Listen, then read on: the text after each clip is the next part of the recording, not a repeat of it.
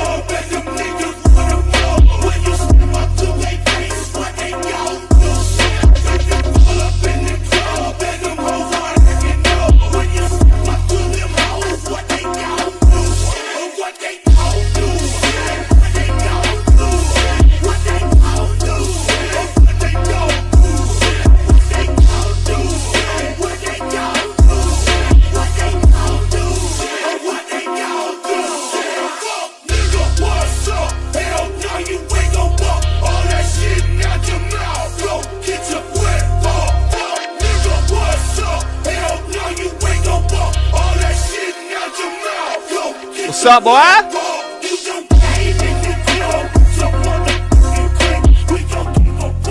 Let me do that so there's not double music.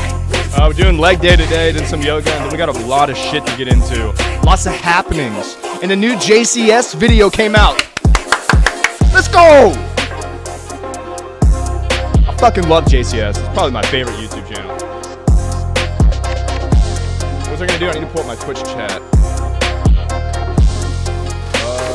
Twitch, my stream. Let me pop out the chat. Pop out the chat.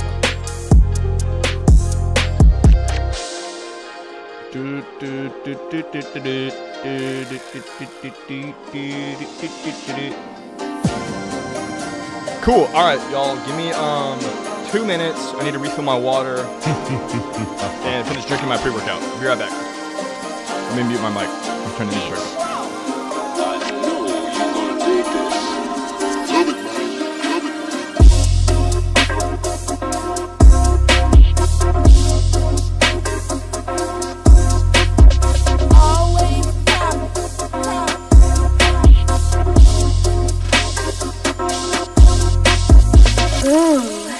Texas heat.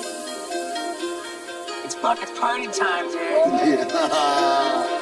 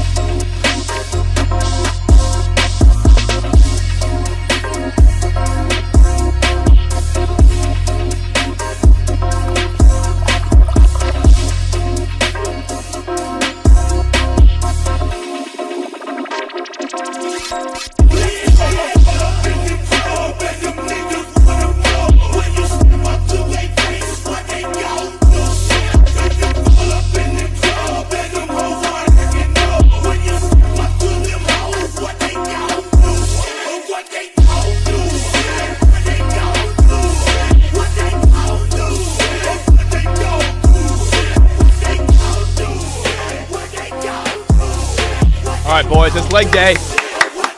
Fuck. Whatever, let's just get through it.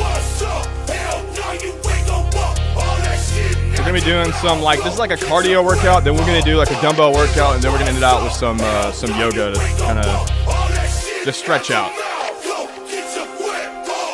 Let's fucking do it.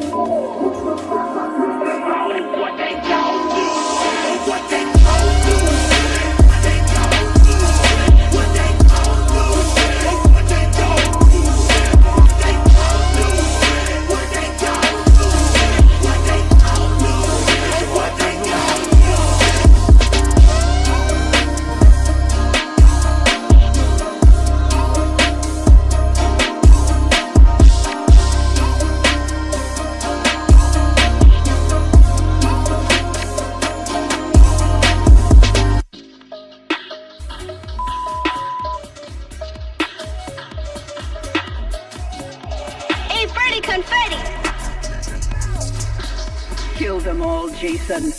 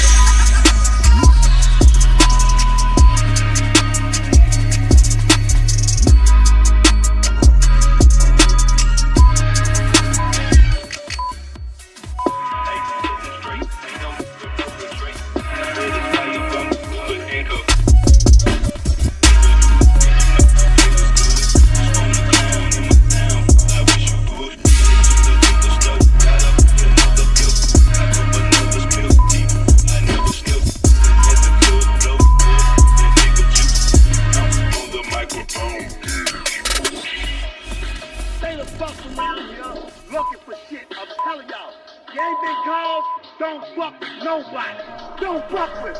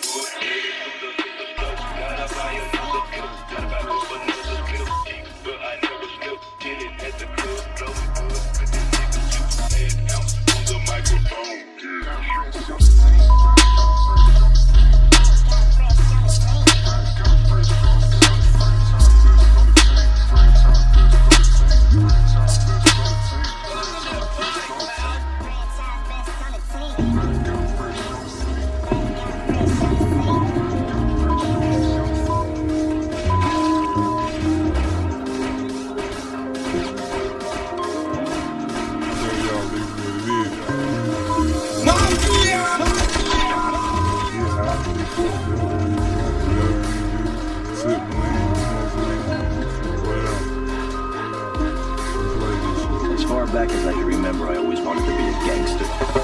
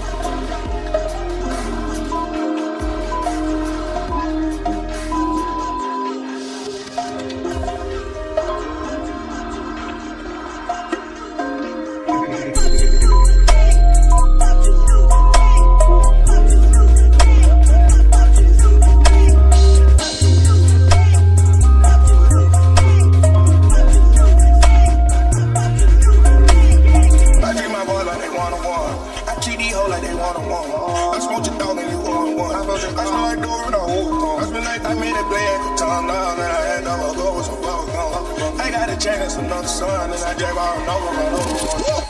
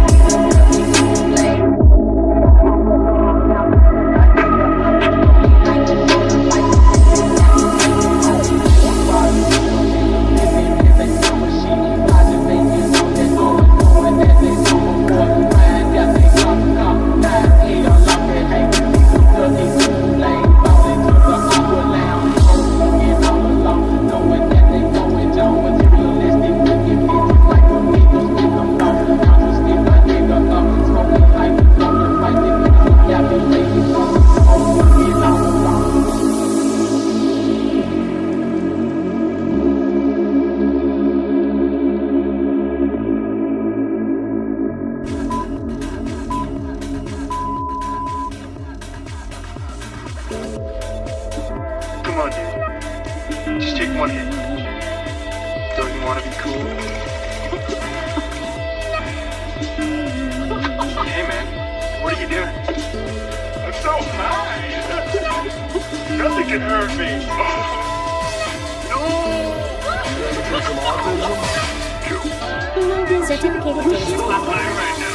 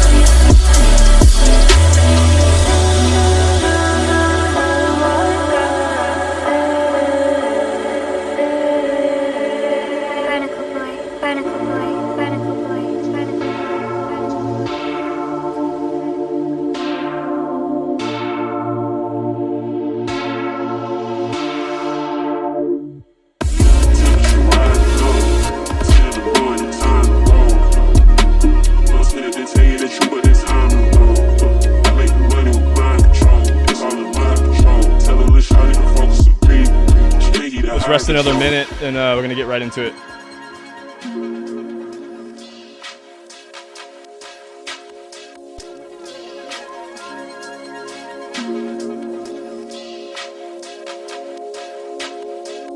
Temperature rising up, 10 in the morning, time to roll.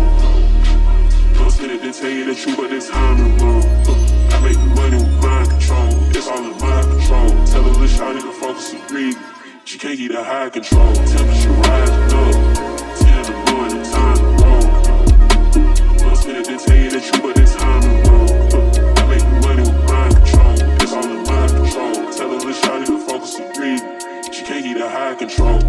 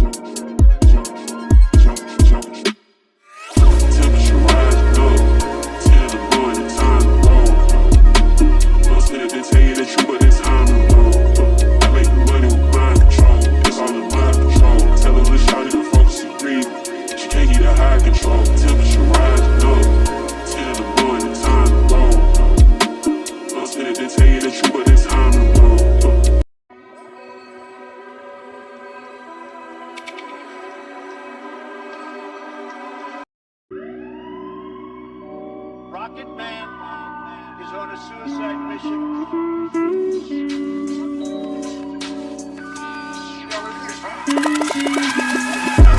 Damn near every day. Asking me a question like, Jock, where you stay? Tell her Hollywood, where the chop call. Eat 20 grand, spend a grand at the bar. This is August home, days on my feet. I'm holding at the triple, so get like me. 69 cut, yes, with the bucket seats. Feet in my trunk, bought it just for the freaks. Catch me in the hood,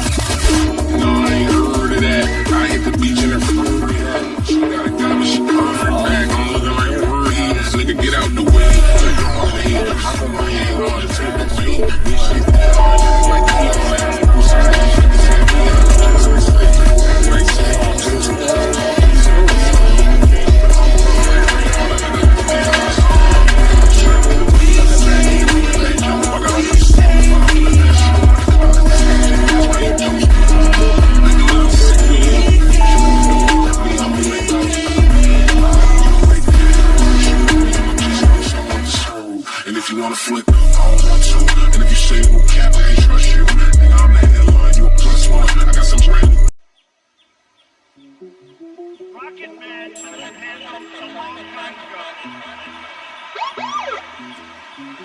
Oh shit! Little Rocket Man. Fat boy, watch out. Fat boy, look at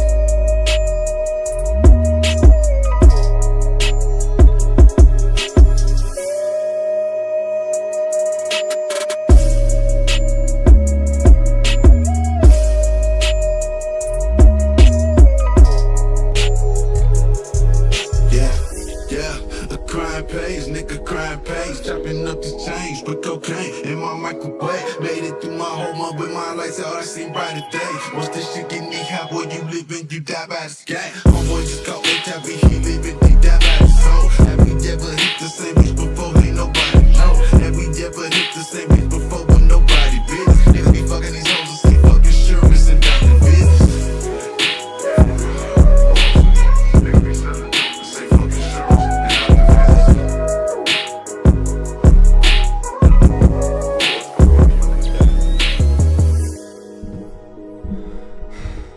Ain't nobody balling like me, really. I'm gonna have to call the leg work out there. Something in my left leg feel like it's about to strain. But hey, we did what we could. We got some decent work in. All you really need is about 30 minutes to get a good Rocket workout. Man is on a suicide mission. That pussy pink, so I'm willing butter meat Pete. I was working a trap, but never worked a plan B. Don't forget your scrap, boy, playing in these streets. So I'm gonna do some up downs right now. Probably 2 sets of 10. Pussy pink, so I'm willing butter meat. Pussy, I was working a trap, never worked a plan B. Nigga super cap, boy, can never link. That's wrong. With my young crew, bitches we gon' run through. What your trap do? Is it cap proof? Make it clap proof. Money gon' slap the roof. Here, pop it. Bad little bitch keep popping that pussy on the hood of the car outside. Took another piece in the club before I walked in the cane and fried. In the back of the color, she sucking me up, but she don't get tired. Sending out shots for all of the guys. Why the fuck you typing on Twitter? You ain't gon' slide. I can make a whole brick hang, Mary J. Blige. I can tell the whole too thick, just look at her thighs. Pull up in the Rari, shawty brought them horses out. Put her Amber Guard, Amber gets me going out. Linked up with a twin, now I got a horn out. Twin bottles by the 10, everything we pouring out. Walk inside the club, bet I go and shut it down. Shout that pussy whole pink and a booty brown. Shout it going young jock, yeah it's going down. I can make that pistol pop, nigga in the crowd. I can make that pistol pop, nigga in the crowd. She gon' make that pussy pop, bring no ringside. That pussy pink, so I'm that wanna be. Pussy, I'm gon' bring a trap, never put a plan B. Get your strap,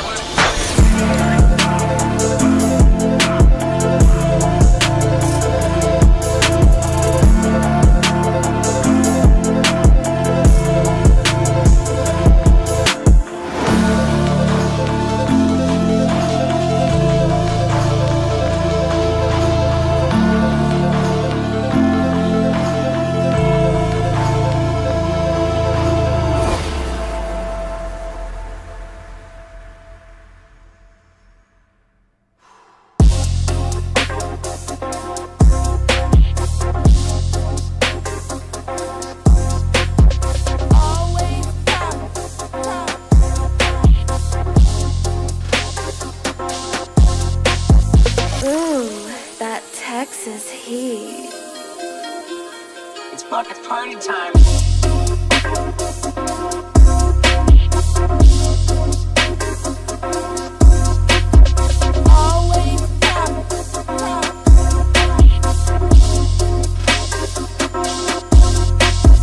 Ooh, that Texas heat.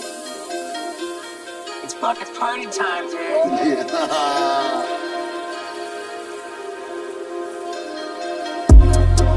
Hey, Freddy Confetti, pop off! Pop off!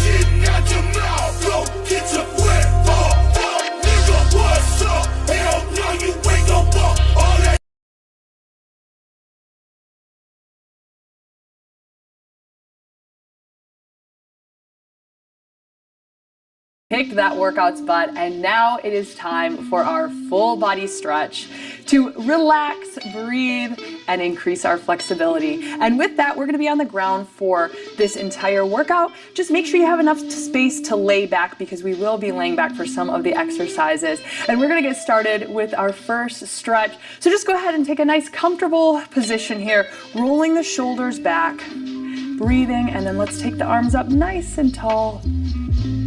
And then exhale. I get some water, y'all. I'm gonna drink some protein. Probably run my head under some cold water. And yeah, I just need to hit this yoga pretty hard. It's the last thing we're gonna do.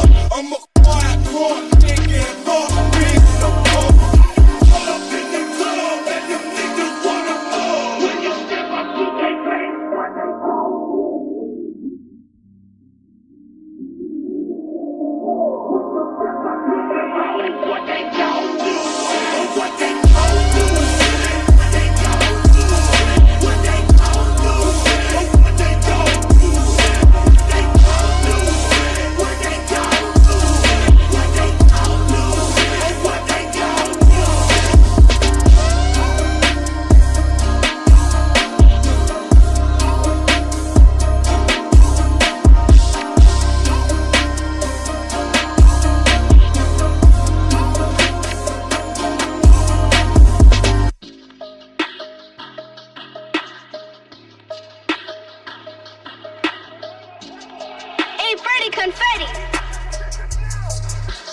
Kill them all, Jason.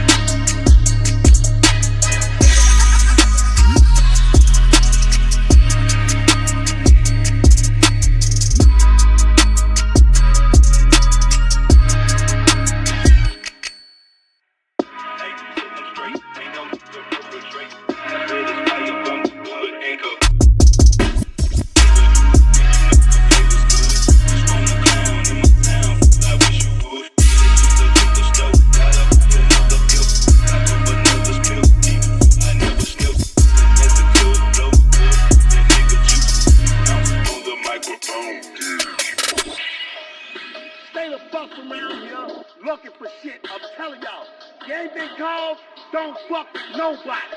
Don't fuck with. Welcome to the party, pal.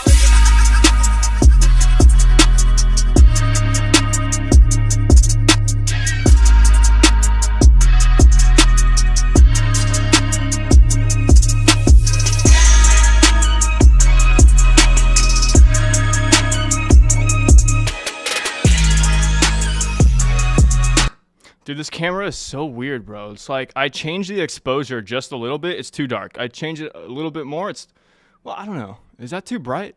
Let me turn this down one. How's that? I don't know. Like, bro, you got all this or all this. Let me try and change the exposure again.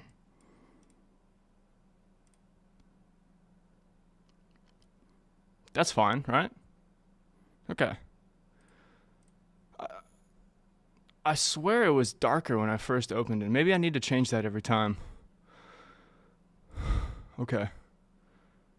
It's just on my, when I'm looking at my OBS, it looks really dark, but I guess it's not that dark.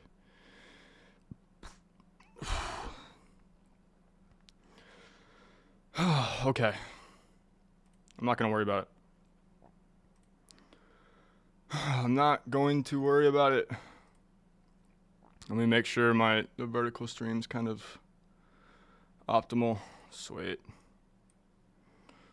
By the way, if you're like me and you have really tight hips, sitting like this is like damn near impossible. So what I do is I get a couple of towels and I put it underneath my butt, and it makes sitting up straight in this cross-legged position a lot easier. Oh my goodness. All right, I'm going back on mute. You just kicked that workout's butt, and now it is time for our full body stretch to relax, breathe, and increase our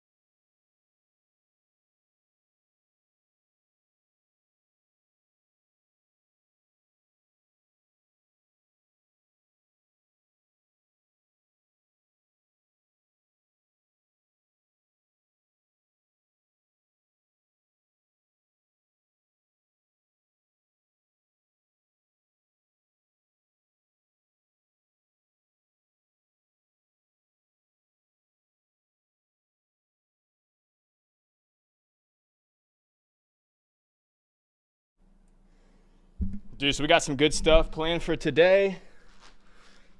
Oh my God. I think there was something that went down in, fuck, where was it? What?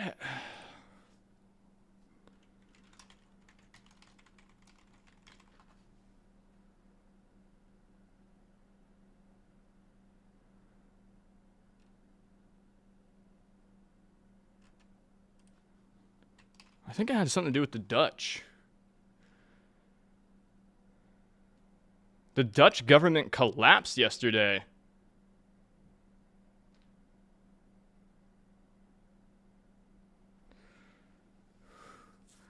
I don't know what that means. I mean, did it just shut down?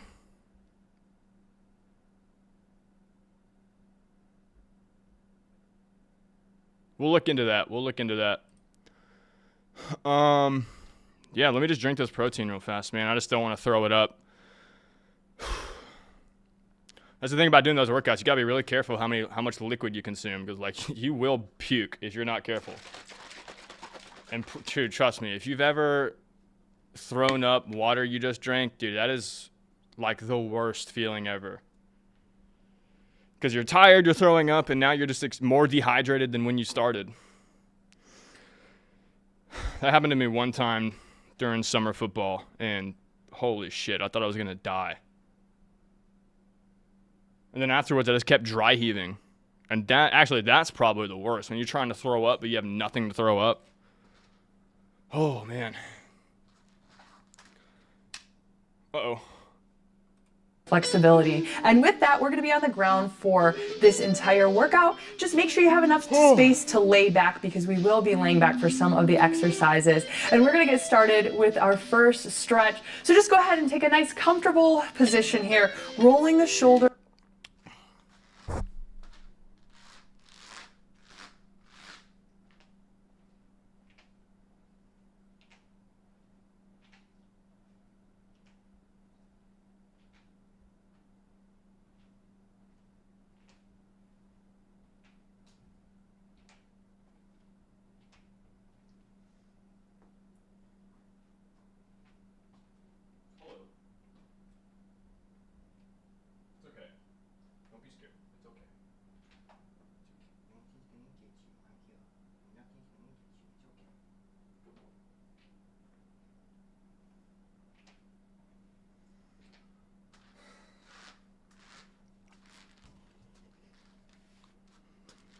Oh my goodness. Anyways, hope everyone's having a good day so far. Whatever you've done.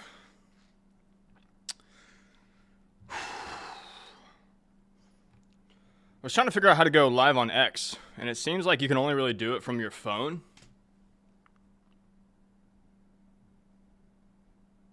I was trying to do it on my iPad, but it wasn't working.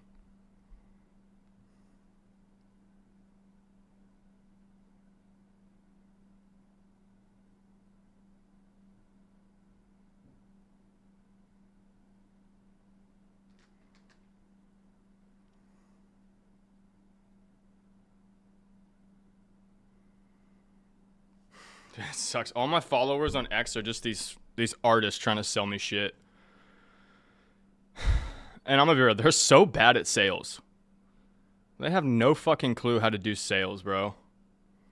They all just try to warm up to you for like a day, and then they give their pitch. And it's like, bro, don't you understand like how disingenuous that comes off as? Like, even if I wanted what you have to offer me, just because you did that, I'm gonna be less likely to buy from you. Because it feels like I'm being manipulated into doing so. Jesus, man. It's like, read a sales book, bro. I even talked to one girl, and she's like, no, I'm not a salesperson. I'm just an artist. I'm like, no, you do sales. That's part of your business model. There's no getting around that. Like, you got to learn how to do it. It's gotten to the point where I've even thought about creating my own agency. Just so I can do the sales. They don't have to do any of that. And then I can just send them clients and get a commission. I'm still thinking about doing that. I don't know how I would do it. It's just something I need to put a little more time and thought into. Because, oh my God, dude, they suck at sales and they waste so much time. Shoulders back, breathing, and then let's take the arms up. Oh, goodness. Oh.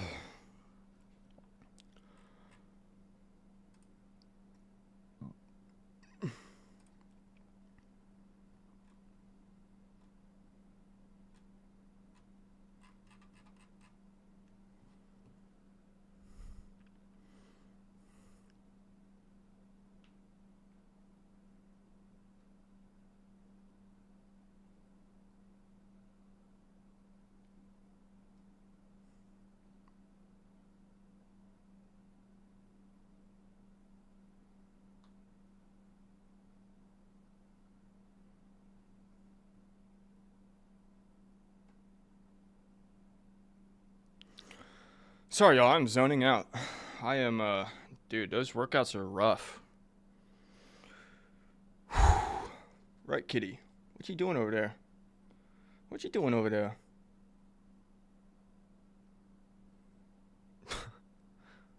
My cat always, like, hides behind stuff, then, like, pokes his head out looking at me like he's planning to attack me. So funny. You trying to ambush me? It's not gonna work. I see you. Oh. No way. What the hell? Oh, y'all can't see this.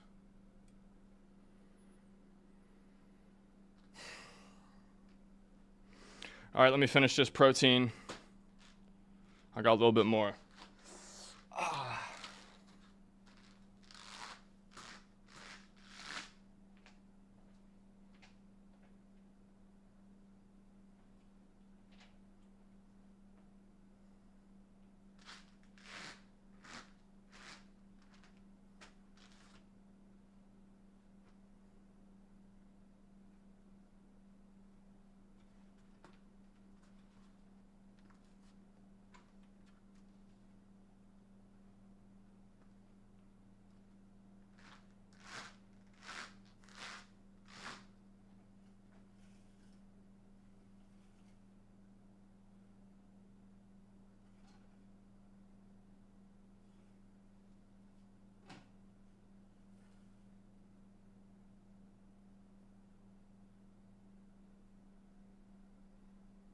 Why would I, dude?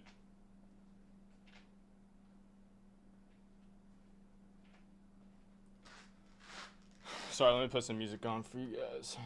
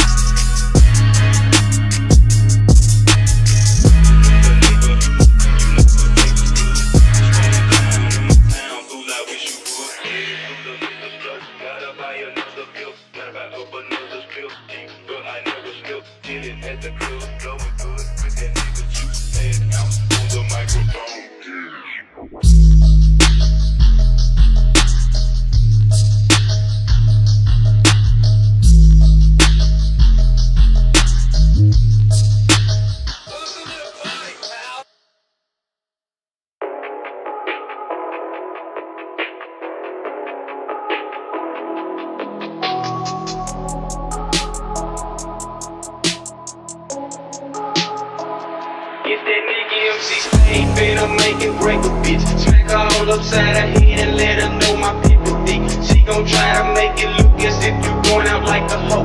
Never think twice by the bitch, cause when you tip it, then you know. Don't get caught up with no bullet bitches. Try to get your head, make it break it, take that hoe and have that hoe get your bread. Rearrange the situation, clock your door and think before. Always stay a step ahead and make her make your cash flow.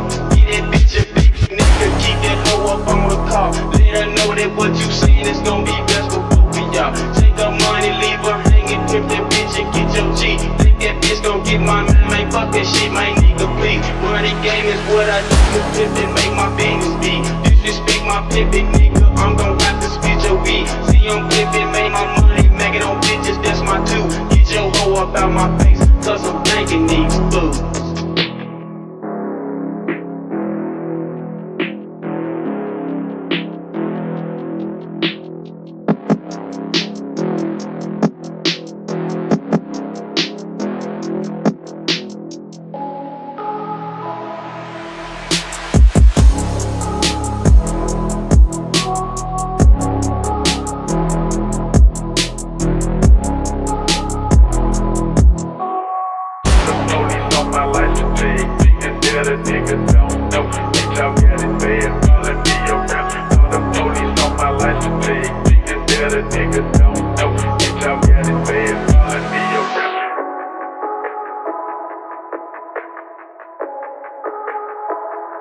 Spade finna make and break a bitch. Smack her all upside her head and let her know my people dick. She gon' try to make it look as if you going out like a hoe. Never think twice about a bitch, cause when you give it, then you know. Don't get caught up with no bitches. Try to get your head, make it break it. Take that hoe and have that hoe sleep in your bread. Rearrange the situation, clock your door and think before.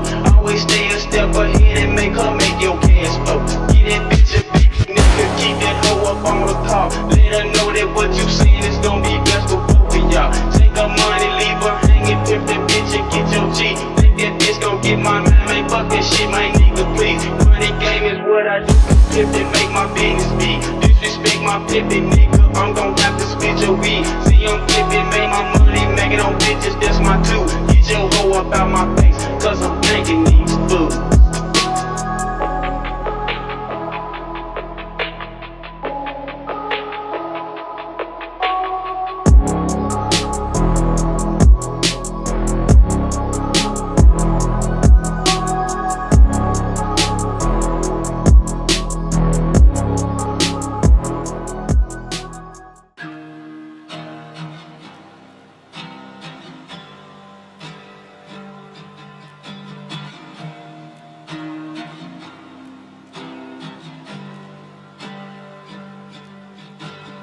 Once upon a time, when a fool without a fight, put his life on the way.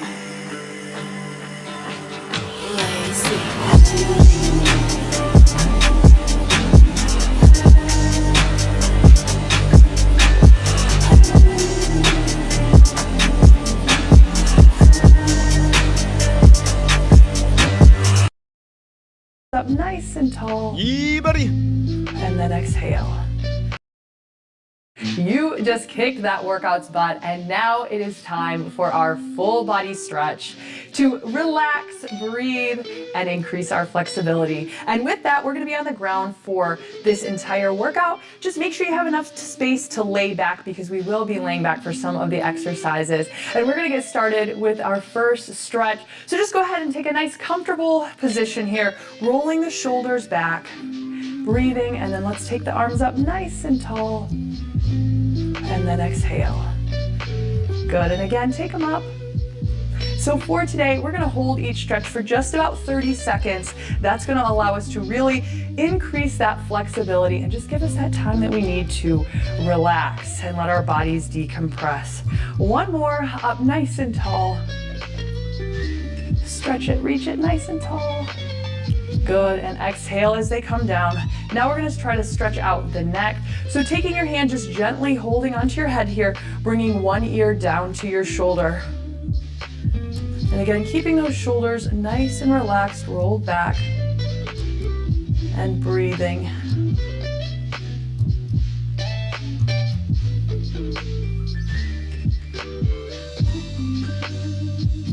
Good, and let's take it center, other side, holding on here. You can stretch away with that other hand, taking a little bit of a deeper stretch down that neck.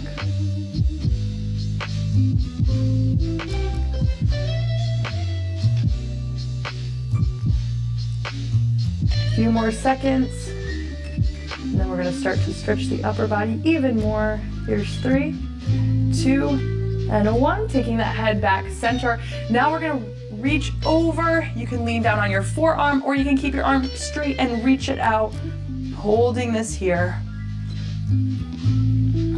So you'll feel this down through your side. You'll feel your ribs getting a nice stretch. Good, and hold it. Don't forget to breathe as we go through our stretches. And as we're leaned over here, try not to let your bum come off. You want to think about keeping your sit bones down into the mat. Holding it about 5 more seconds, and then we'll switch.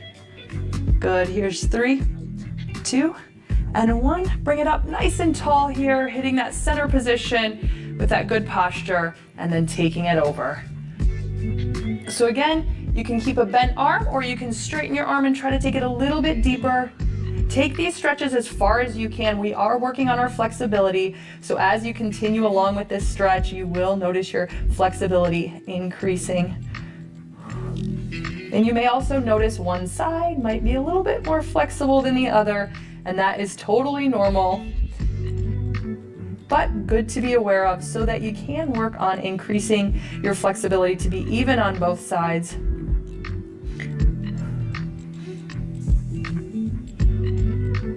All right, almost there. Good, and let's bring it back center. Now we're gonna bring the soles of our feet together. We're really gonna open up the hips here and the inner thighs. I love this stretch. So you can hold onto your feet. You can take your elbows and just gently press out on your knees, giving yourself a slight lean forward here. And breathing. You can do a little bit of rocking side to side to open up those hips even more. Sometimes with our seated position, depending on maybe if you're at work and you have to sit a lot or whatever you may do, sitting can really tighten up the hips, leading to back pain. So this is such a good stretch right here. Almost there. I don't really want to come out of this one. This one feels so good, but we got to move on here. So here's 3, 2, and 1. Nice. Now we're gonna bring just one leg forward, take that other leg, cross over. We're gonna get a nice stretch through the lower back, twisting here, keeping that head and chest up, breathing. So that hand behind you, you can walk it back farther behind your back to get a deeper stretch.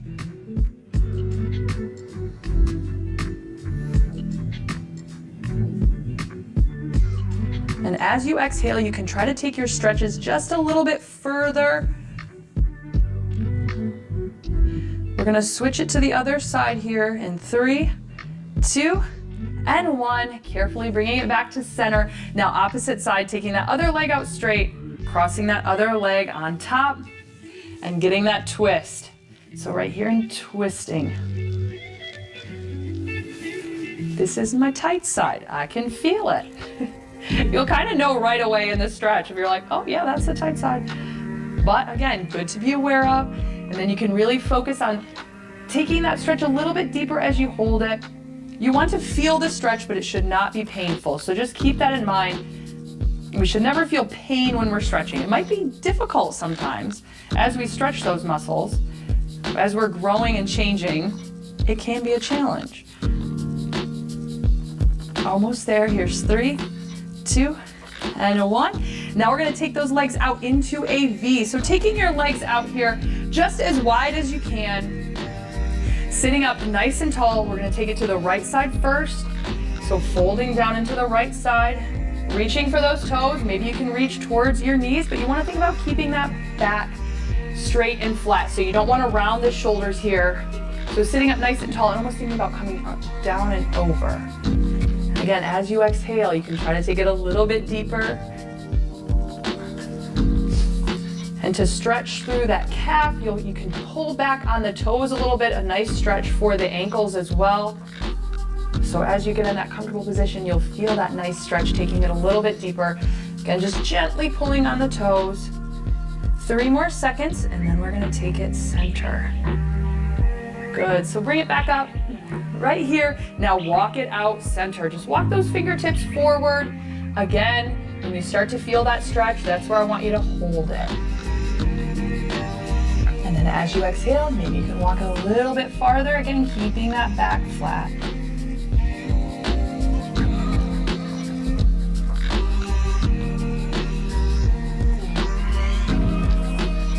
Good. Nice deep breaths as we go. This is really where we can just decompress, enjoy the hard work that we just put into that workout, and now here we just get to enjoy it. Good, we're gonna walk it back center. So bringing it up nice and slow now to the other side. So again, walking it over, walking down that leg. Again, let your flexibility lead you here. You don't have to try to force anything. If you are consistent with this, your flexibility will definitely increase. So consistency is key throughout your training. And I also want to really emphasize this because I don't think stretching considered part of your training, but I want you to consider stretching as part of your training and really add it in after your workouts, add it in after your rest days, because you are only as strong as your weakest link. And if you are being held back by tight muscles, that is going to affect your strength workouts. Hold it here for 3 more. Here's 2 and 1. Bring it up. We're gonna roll it onto our backs now. So bringing those legs together, again, this is where you're gonna need a little bit more space. Roll it onto your back. We're gonna hug our knees into our chest. So both knees up here and just hugging them in, loosening that back up. So holding this, and then from here with both legs in, we're gonna start working one leg. So from here, let's take those legs both back out. Now taking your right leg, holding onto it with your right hand right below your knee, we're gonna open up the hips here. So let that leg drop off to the side. Now if you want an even deeper stretch with this one, you can take and straighten that leg out and stretch. If not, just keep that knee bent, holding onto that knee, feeling that stretch through the inner thigh again, opening up the hips. Here as well, keep your bum down on the ground so you don't want to let one side roll up.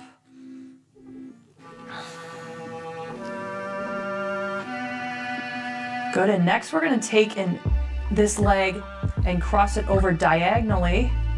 I love this stretch that's coming up next.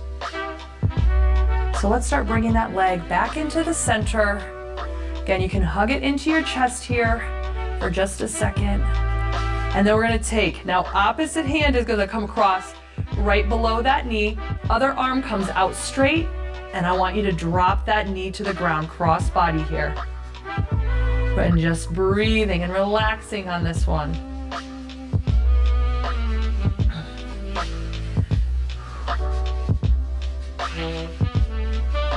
Good, exhale, and maybe you can drop that leg a little bit farther over. Feeling this down the spine, it feels so good.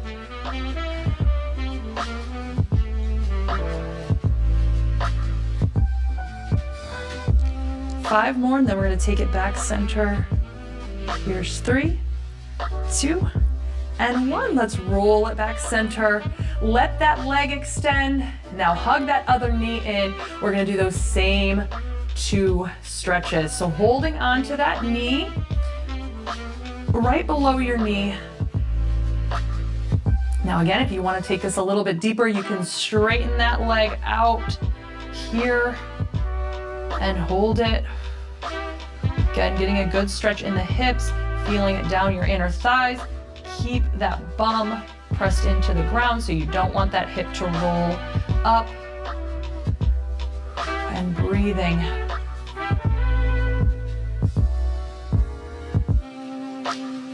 Three seconds, and we're going to take it across. Here's 2 and 1. Hug that knee in for just a second. Now we're going to go cross body.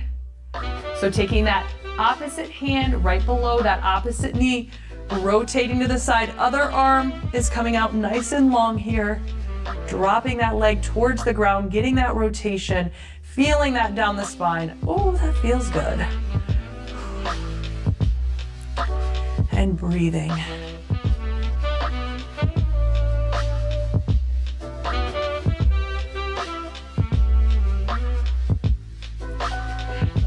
Just about 5 more seconds and we'll take it back center. Here we are, here's 3, 2, and 1. Roll it back onto your back. Now from here, we're gonna roll it onto our belly. So just carefully moving onto your belly, we're gonna get that quad now, or our quads, I should say. So arms out, we're gonna reach back for that ankle and just holding it here. Feeling the stretch down the front of your leg. And breathing.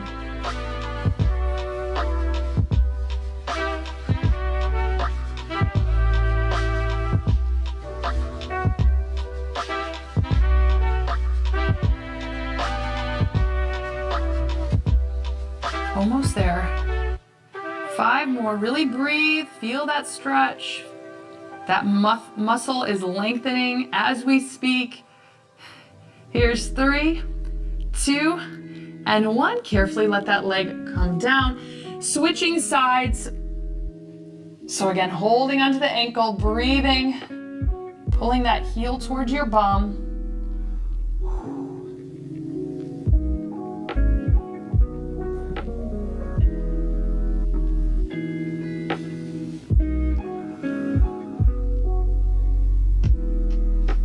Breathing in through the nose and out through the mouth. Almost there. 5 more. Here's 3, 2, and 1. Gently letting that leg come back to neutral. Now next stretch, we're gonna keep those toes down and we're just gonna press up. So bring those hands back towards your chest. Keep those arms in tight and press up. So pushing through the heels of your hands here. Stretching through the hip flexors. Breathing, shoulders are relaxed, roll down and back, elbows tucked in.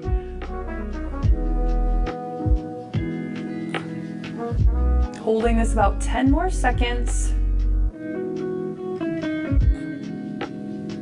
5 more. 3, 2, gently bring yourself back down. From here, we're gonna bring it back up to our seated position where we started. And I've got one more stretch for you. So just taking this nice seated position, let's make sure we're nice and relaxed in the shoulders. We're gonna take those hands, clasp them behind, and we're gonna finish out with our chest opener. So opening up that chest, sitting up nice and tall, breathing. Oh, this should feel so good. Your workout feels complete when you add a stretch. Oh, I love it. So really think about squeezing, opening it up here. And you should feel nice and relaxed, just ready to go. Have an amazing day. Let the like button know how awesome you feel, by the way. And that is it. You did awesome. If you enjoyed stretching with me and you are looking for a training friend, do not forget to subscribe to the channel. I would love to work out with you. We're all about getting strong here and just being our best selves. So I hope that you have an amazing day. I love you so much and I will see you very soon. You just kicked that workout.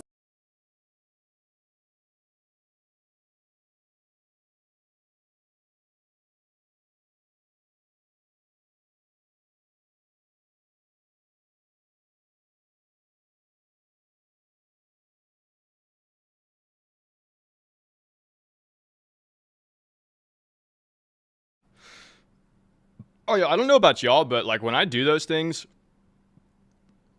especially that one where we pulled our knee to our chest, I feel a lot of pinching in my hip flexors. So we're gonna do some hip flexor exercise, yoga. Yeah, we'll just do hip flexors, hamstrings. Let's just do this one. Hi everyone, thank you for joining me. My name is Cassandra and I'm going to take you through this. Didn't we just do yoga with Cassandra? Am I tripping? Yeah. Wait, this is the same room that Yoga with Adrian does her stuff in. I swear. I guess they all use the same studio to record. Kind of smart, okay? I'll fucks with it.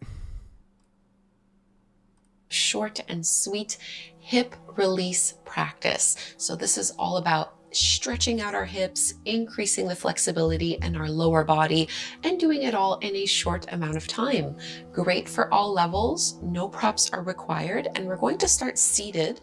Just sit up cross-legged with your right shin stacked slightly in front of your left one. And sitting up so that you have both sit bones anchored on the mat, lift up tall through your spine and rotate a little bit over towards your left leg and left knee. Start to crawl and reach your fingertips out towards that left diagonal and extend through that right arm and through the right fingertips. And you might not be folding all the way down. This really just depends on your range of motion, but we're looking to target right away into that right hip and right glute. You might get a nice stretch through the right side of your waist at the same time. And even though we're folding and kind of leaning to one side, think of pushing down even more into that right sit bone so it doesn't lift off of the mat.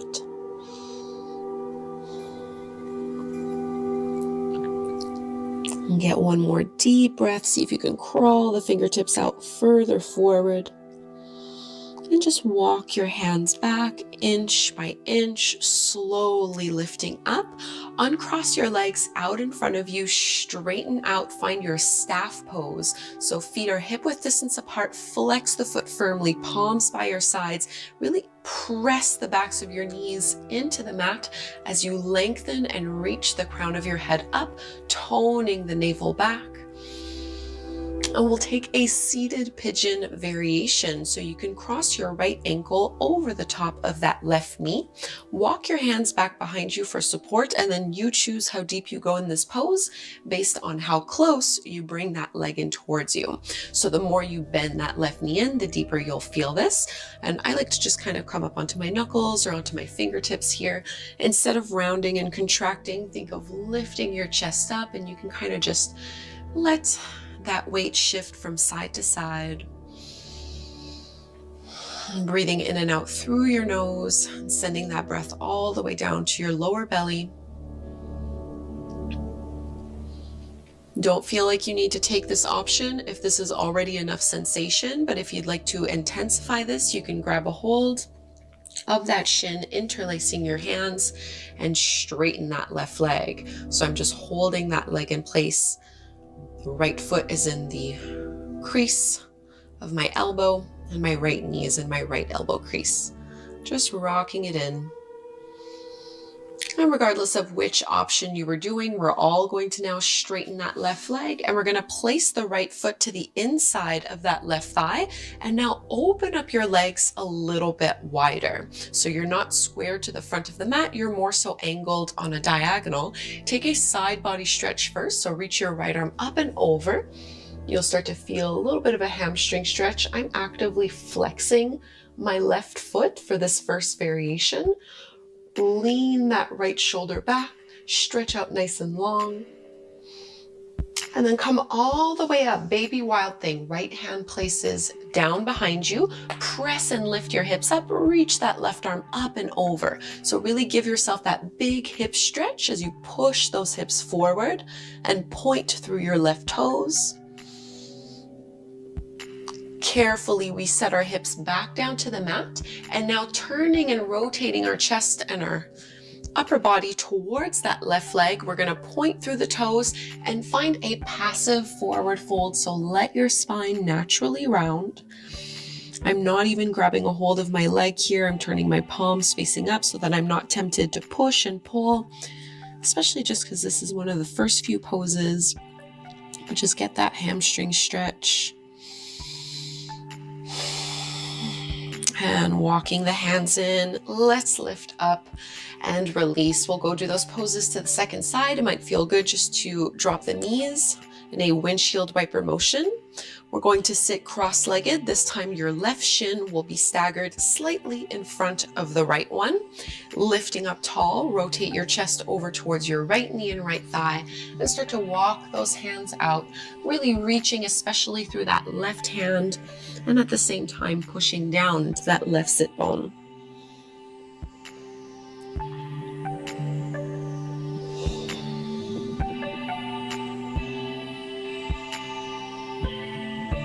Find even more space here, reaching in opposition. And we'll walk the hands in, come up, finding seated pigeon pose.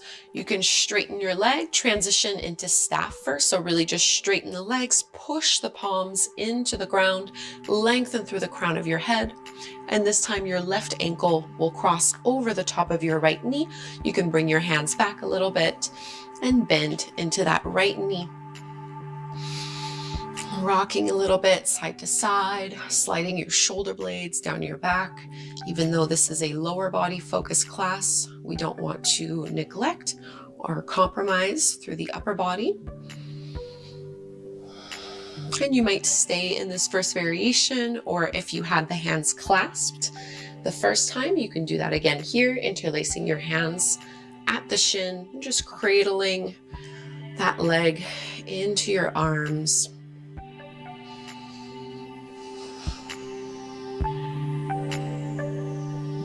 Transitioning into a head to knee variation, we're all going to have our right leg straight, and we're going to place the left foot to the inside of the right thigh. Instead of staying square to the top of the mat, go ahead and widen your stance. So open the knee, flex through that right foot, reach your left arm up and over, find a side bend first. So I'm not leaning forward here. In fact, I'm almost imagining I could lean a little bit further back. Pressing the back of that right knee into the floor. Come all the way up, baby wild thing. Left hand is down for support. Reach your right arm up and over and stretch out. Really pushing those hips forward, pointing through your right toes. And setting the hips back down, let's find head to knee from here. So keep those right toes pointed, rotate yourself over towards that right leg and fold on down. I'm really mostly letting gravity do this forward fold for me. Not pushing, not forcing it. I'm not even really going to my full end range of motion.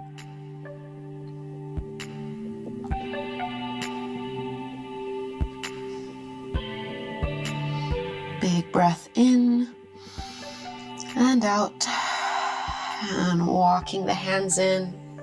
Let's bend into the knees. We're going to find our downward facing dog. So crossing at the ankles, palms are shoulder width distance apart, feet are hip width distance apart as you lift your hips up and back. First downward dog, bend your knees as much as you would like here. Keep reaching your chest towards your thighs.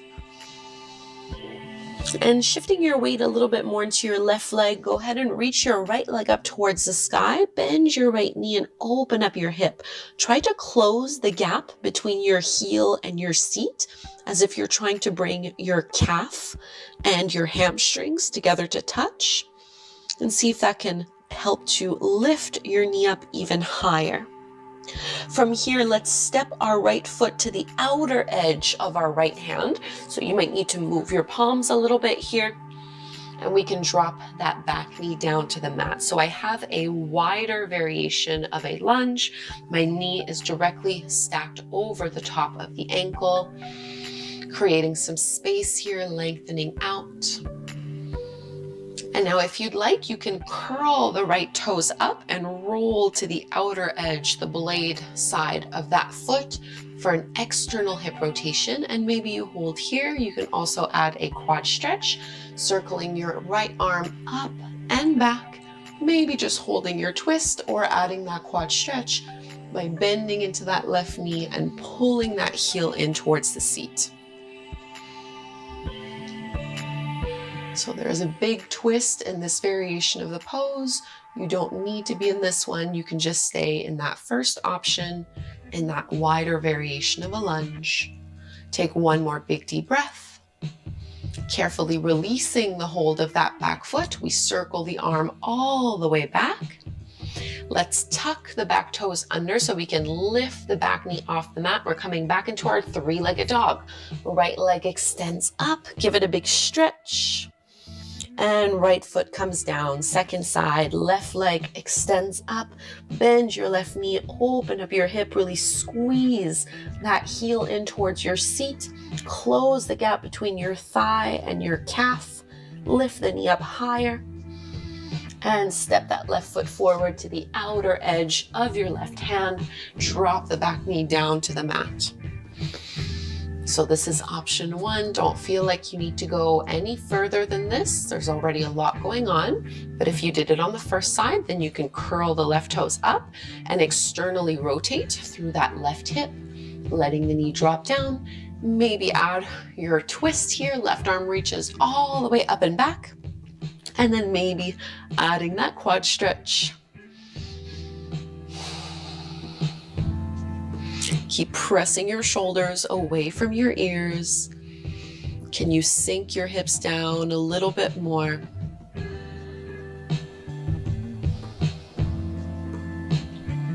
Let's release the hold of that foot. Circle the arm all the way back. We're coming back to our three-legged dog. So left toes point forward, tuck the back toes under, lift the knee up and reach that left leg to the sky. Back into our downward facing dog. We're setting ourselves up for pigeon pose. Right leg extends up and then bring your right knee behind your right wrist. Extend that left leg further back behind you. Try to even out your weight so you're not leaning on one hip more than the other. Find a little bit of a back bend here as you stretch and extend. And then exhale, we fold down. And maybe you're just going to hang out here, up onto your forearms or up onto your palms. Only going as is appropriate to you. We'll take 5 slow, steady breaths in our pigeon pose.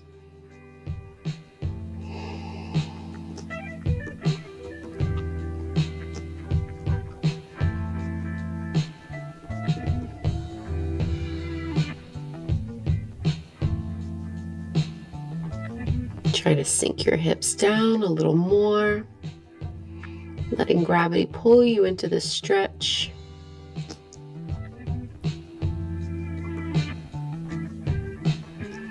And we can walk our hands in. We slowly transition out, back into our downward facing dog. Take your time to get there, tucking the back toes under. And the right foot steps back to meet the left, hip width distance apart. And we'll go to the second side. So left leg rises, inhale. And exhale, bring your left knee behind your left wrist, squaring off the hips so we're not leaning again here on one side more than the other.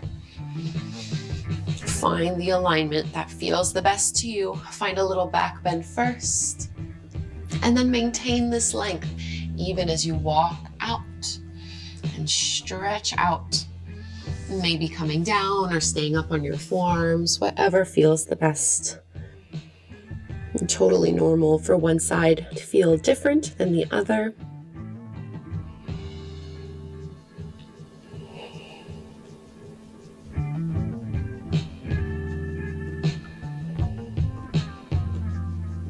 If you find it hard to breathe deeply, it's usually a pretty good indication that you're going too far into a pose and need to ease your way out. Sometimes it just means that you're distracted and need to come back to the present moment, to the experience you're having right now in your body.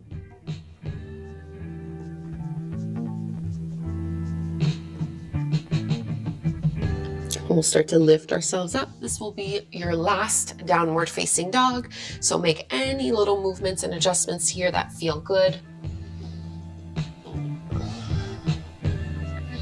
Stretching it all out. And let's come down.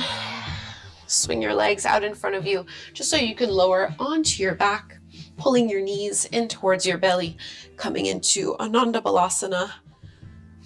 So you can either just widen your knees towards your shoulders if this is enough sensation, maybe rocking a little bit side to side, or Ananda Balasana, your happy baby pose. You can grab a hold of the big toes or the ankles, stacking them over the knees. And keep your tailbone anchored on the mat here.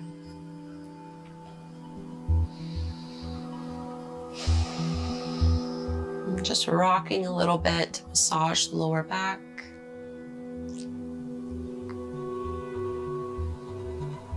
And let's release, take up some space. We'll do just a short Shavasana because this was a short practice, but I want you to feel this length and the space that we've created through those hip sockets. and into our lower body. So taking 10 deep breaths here, feeling the effects of your practice, noticing what has changed and shifted.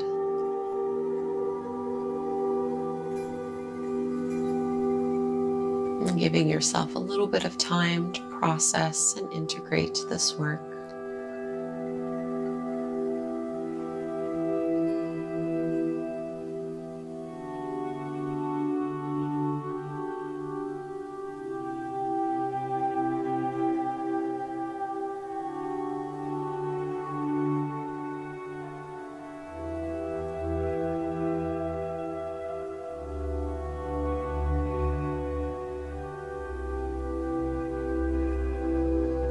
And we can extend our arms up overhead, take a big stretch as if you're just waking up in the morning. And turn over to one side. Let's lift up, come to take a seat. And you can sit any way that is comfortable here.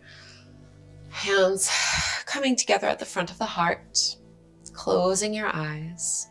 Let's close by chanting Om together one time. Inhale to chant, breathe in deep. Om. Not doing that. If that's your thing, good for you. I ain't doing no ohms. But thank you, Cassandra. That was good. That was good. Cool, guys. Let me go take a shower. I'll make something to eat real quick, and we're gonna jump into a bunch of like world news, stuff like that. And there's also a new JCS psychology. I'm so fucking excited. All right, be right back.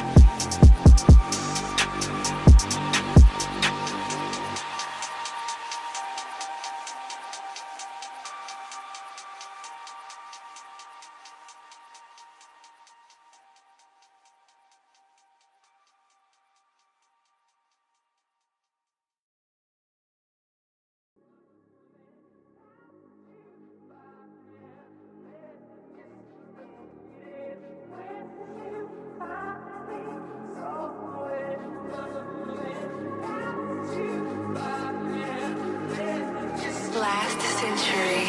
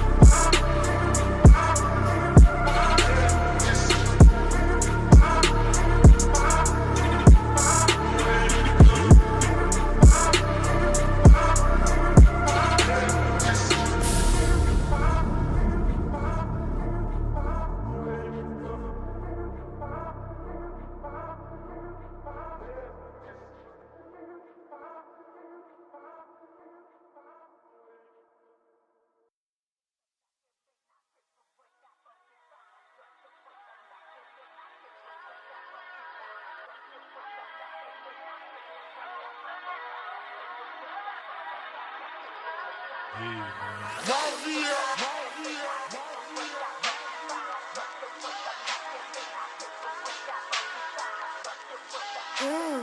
that Texas heat. Hey, Freddy Confetti, pop off!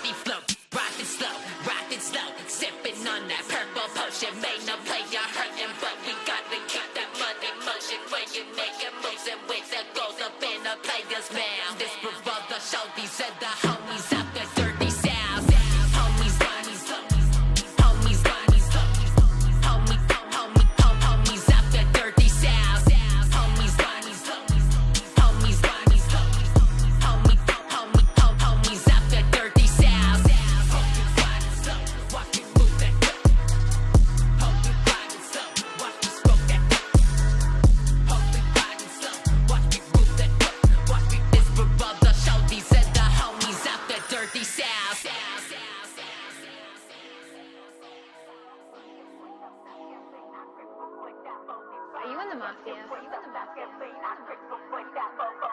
Yeah, you're in the mafia.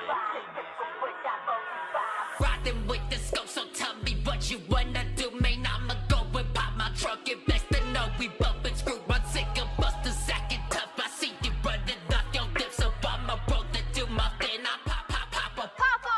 Down I go and catch that project, crash that whip, and I'ma swerve. Dropping busters on the curb and give them hoes what they deserve. Ain't no way you can relate because I keep my business stirred. See you looking at my moves, I have you dead with no return. Yeah. Homies, homies, homies, homies, homies, homies, homies out the dirt.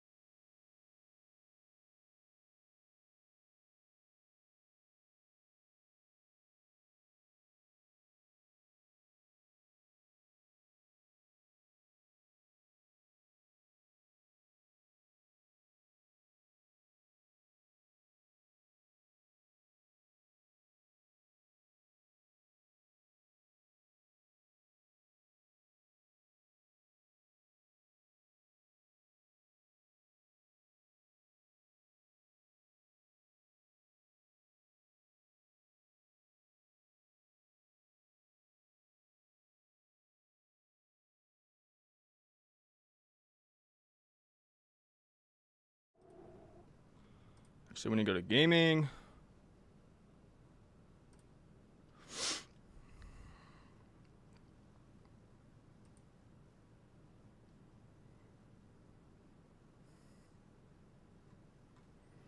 All right, we're back. We got a lot of shit to go through today, so let's just get straight into it. Let me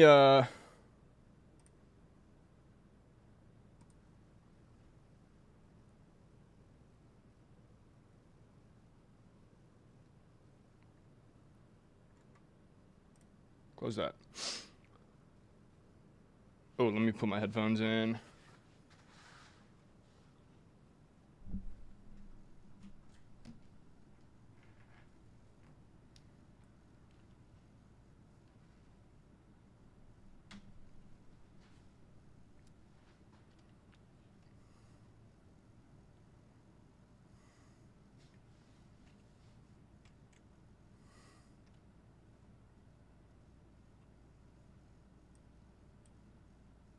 Yes, I wanted to start out by trying to understand this Israel-Palestine conflict a little more. I kind of did some research on my own last night about Judaism, Christianity, and Islam. And they're all pretty similar. It all depends on who they thought the last prophet was, essentially, as far as that's what I got from it. But let's listen to Mr. Shapiro talk about what's going on over there and the entire history of it. Alrighty, so today we're going to talk about the history of the Israeli-Palestinian-Arab conflict. In order to discuss that history, we have to go back in time, like way, way back in time. First, this particular video is sponsored by our friends over at ExpressVPN. The Jewish homeland has always been the dream in Israel. Okay, to understand how tiny this slot of land is, you kind of have to look at this map. Okay, so this tiny area right here covers Israel and actually some other countries. Okay, the entire map, if you were to zoom out and take a look at the Arab world, what you would see is this enormous swath of the globe, and then you would see like this tiny pinprick about half the size of New Jersey, and that constitutes modern-day Israel. It's a very, very small plot of land, and if you were to look at this area, like the narrowest part of the land is currently constituted, you'd be looking at about 9 miles wide right here. The Jewish history with regard to the land of Israel begins approximately 1300 BCE, before the birth of Christ. Moses leaves Egypt somewhere around 1300 BCE. There are various sort of attempts to date this. A little bit later in the century, Joshua enters the land. He crosses the Jordan River, right? So the Jewish people go out here. They pass through the Red Sea. They end up wandering around in the desert, and then they enter the land of Canaan, right, which is this whole area. By about 1000 BCE, the kingdom of David is established. Jerusalem. Just so y'all know, like pretty much like all of this, I would say like all of this area right here used to known as Canaan, and that's where Abraham was. He essentially, I think, before Syria and Jordan were there was a city of Ur, and that's where Abram, first his name was Abram, he was later given the name Abraham by God himself, but he traveled from Ur, which was by Babylon, and then essentially, settled down around here by, I forget what this lake is called. I can't recall, but yeah, this all used to be called Canaan. Or I thought it was Canaan, but I guess it's Canaan. He would know. Is the capital, right? This is the first that Jerusalem matters sort of in world history. Remember, still 1,000 years before Christ. By 957 BCE, the first temple of Solomon is built. It is built. Damn, that looks crazy, dude. Dude, it's amazing they used to be able to build these structures way back then. In Jerusalem. And it had arches? Oh, I wonder if that's actually accurate, because that's a pretty complex piece of engineering. Now remember, this is still a good 1,600 years before the rise of Islam. There's a lot of infighting among the Jews. There's a separation between the kingdom of Judah and the kingdom of Israel. Those are two separate kingdoms. And you end up with ancient maps that look sort of like this. Right? This ancient map is the kingdom of Israel, which was 10 of the tribes. And then you have the kingdom of Judah, which is the one that was governed by.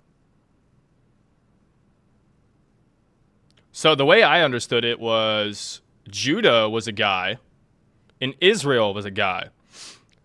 And I think Israel had, this may not be completely accurate. I could be misrecalling this, but I think Israel had 12 12 sons. And those were the original Israelites. And by the way, Israel is the son of Abraham. The Davidic line. The first exile that happens to the Jews happens in 722 BCE when the Assyrians rush in from the north. You can see the Assyrian Empire at the top of this map. They rush in from the north. Then there's another exile that takes place in 586 BCE. This is the Babylonian exile. So from way the hell out here on this map, the Babylonian. Here's Ur. This is where Abram/Abraham was born. Then he and his family came all the way over here to Haran. And then that's where God spoke to him and was like, yo, you need to leave your family, all your brothers, to go to the place that I'm going to give. I don't know if this was called the Promised Land. I'm not sure.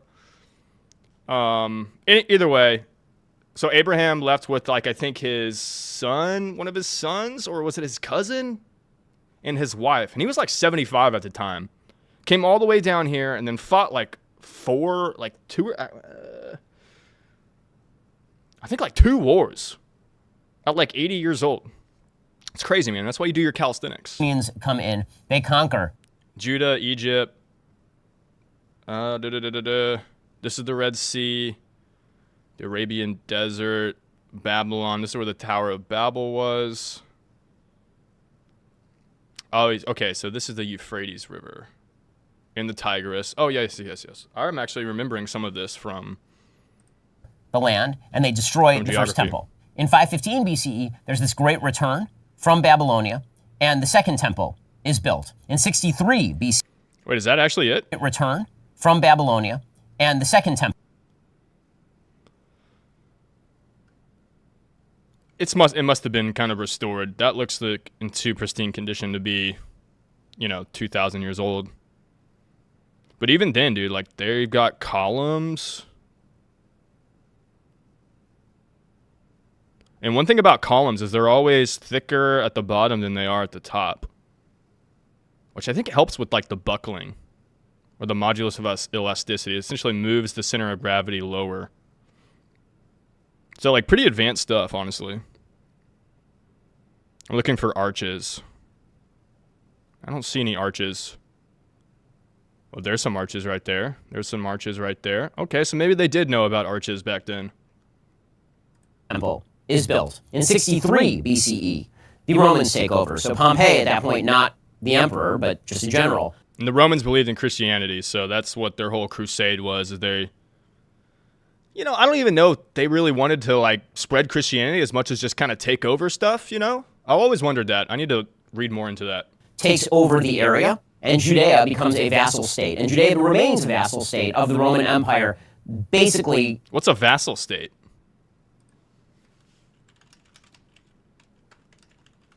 What is a vassal state? A vassal state is a subordinate state to a more powerful state, similar to a vassal in the feudal system. It implies a relationship where the vassal state is obligated to provide support, such as military assistance or tribute, to the dominant state in exchange for protection or certain benefits. Okay. Through the end of an independent Jewish kingdom. It's called Judea at this point. It is not called Israel. 70 CE is the destruction of Jerusalem. There's a Jewish revolt against the Roman government because of bad administrative practices and because of infighting and because of a crackdown on religious practice, and Jerusalem is destroyed. And not only is Jerusalem destroyed, the Second Temple is destroyed at the time as well. 130 to 136 CE, there is a massive revolt by the Jews under a general named Simon Bar Kokhba. The Bar Kokhba revolt was extremely damaging to the Roman Empire. They had to expend extraordinary resources in order to stop the Bar Kokhba revolt, which is why it was almost an independent kingdom for a solid 4 or 5 years there. They renamed the area Palestine as an insult to the Jews. That's why it was named Palestine. So when people say historic Palestine, understand that the existence of Palestine was meant as a name, as an insult to the Jews, who are considered the historic inhabitants of the land, and it is first used in 136 CE, a solid 1,200 years after the Jews first enter the land at a minimum. Now, why is that an insult, though? Just so they can't call it Judea anymore? So this was the Romans who did this? That's why it was used in Bar Kokhba. The Bar Kokhba revolt was extremely damaging to the Roman Empire. They had to expend extraordinary resources in order to stop the Bar Kokhba revolt, which is why it was almost an independent kingdom for a solid 4 or 5 years there, they renamed the area Palestine as an insult to the Jews. That's why it was named Palestine. So when people say historic... Wait, why was the name Palestine an insult? The name Palestine became an insult because it was used by the Roman Empire as a way to erase the Jewish connection to the land and punish them for the rebellions. Specifically, in 135 CE, the Romans renamed the province of Judea to Syria Palestina after the Philistines, a rival people in the region, to obliterate any association with the Jewish people and their history. This renaming was seen as a deliberate attempt to diminish Jewish identity and their claim to the land. Okay.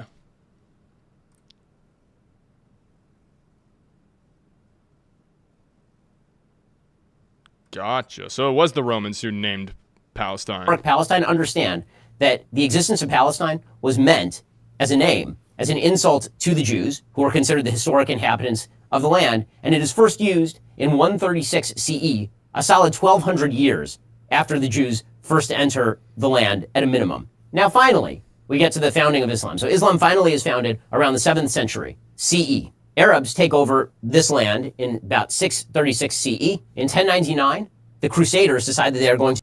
And so basically what I know about Islam is that Islam does accept Jesus and Muhammad as prophets, but Muhammad is the last prophet. Obviously, Christianity believes that Jesus was the last prophet. Muhammad was not a prophet. That's what they believe. And obviously, Judaism, I forget who the last prophet was in Judaism. I think it was the last of the original 12 Israelites. I think. The family tree is kind of confusing. There was a lot. But yeah, Judaism does not recognize Jesus or Muhammad as prophets. And they have a whole rule system about that. Like, how do you prove someone's a prophet? I'm not going to get into that. But they do have a system. They weren't just like, yeah. To take back the land. And from 1099 to 1291, the Crusaders are fighting battles with the Islamic world and establish rule inside Jerusalem and inside Israel. In 1291, the Crusaders are defeated, and a Muslim group called the Mamluks take over. They rule for a couple of hundred years. In 1517, the Ottoman Empire, another Muslim empire, takes over the entire area. Now, understand, since the destruction of the Kingdom of Judea, there has not been a single independent state called Palestine set up anytime in here. It has always just been a territory of an outlying empire, and pretty sparsely populated, actually, because there wasn't a lot there, as it turns out. The Ottoman Empire, this entire time from 1517 to 1918, till the end of World War I, during that time, they really didn't want Jews settling in the land, and so they had barred Jewish land purchase. You actually could not buy land in this area if you were Jewish. Jews started to make sort of backdoor deals with local Arabs to buy their land, and so you start seeing Jews trying to escape various places from which they've been exiled for, thousands of years. Sorry, give me 1 sec. I need to send out a tweet. Let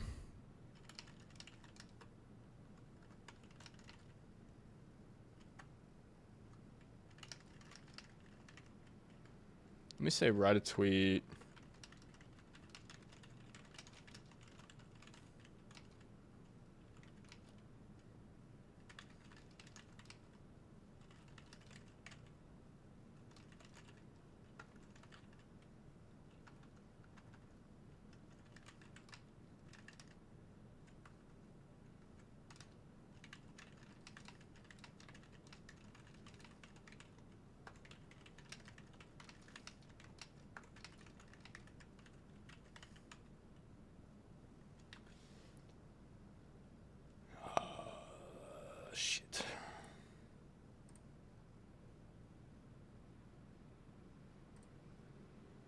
Back to the Holy Land. There was a constant Jewish presence here. Throughout all of these exiles, there's never no presence of Jews in, for example, Hebron or in Jerusalem or in various areas of the Holy Land. But the first major aliyah, which is termed the aliyah in Hebrew, that means to go up, right? Because there's a spiritual rising that takes place when you go to the Holy Land. The first aliyah is around 1882. It's late 19th century, and it's mostly Russians attempting to escape pogroms that are happening in Russia. I kind of zoned out. Let me rewind. 1200 years after the Jews first to enter the land at a volt, which is why it was almost an independent kingdom for a solid 4 or 5 years there. They renamed the area Palestine as an insult to the Jews. That's why it was named Palestine. So when people say historic Palestine, understand that the existence of Palestine was meant as a name, as an insult to the Jews, who were considered the historic inhabitants of the land, and it is first used in 136 CE, a solid 1,200 years after the Jews first enter the land at a minimum. Now, finally, we get to the founding of Islam. So Islam finally is founded around the 7th century CE. Arabs take over this land in about 636 CE. In 1099, the Crusaders decide that they are going to take back the land. And from 1099 to 1291, the Crusaders are fighting battles with the Islamic world and establish rule inside Jerusalem and inside Israel. In 1291, the Crusaders are defeated and a Muslim group called the Mamluks take over. They rule for a couple of hundred years.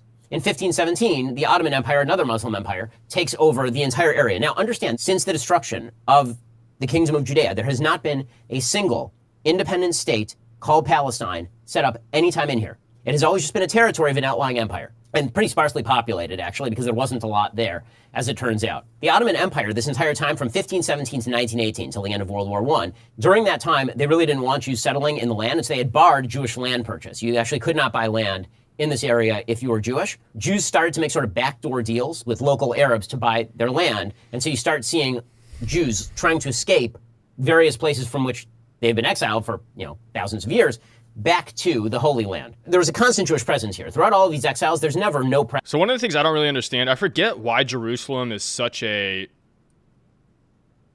Well, first of all, this is supposed to be the land that God promised Abraham for his descendants, right? I think that's why they call it the Holy Land. What is the significance? I definitely fucked that up. Significance of Jerusalem.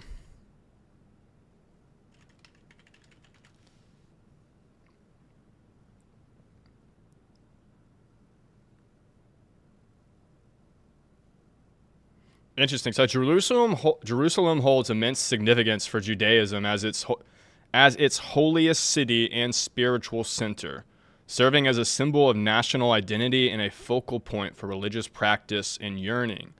It's considered the site of the Garden of Eden and the location where Abraham nearly sacrificed his son Isaac. Is that true? I thought that was, he did it on a mountain.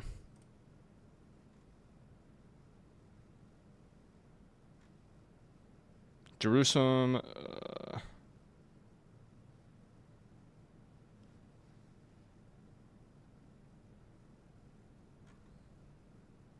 King David established Jerusalem as the capital of the Jewish state around 1000 BCE, and his son Solomon built the temple there.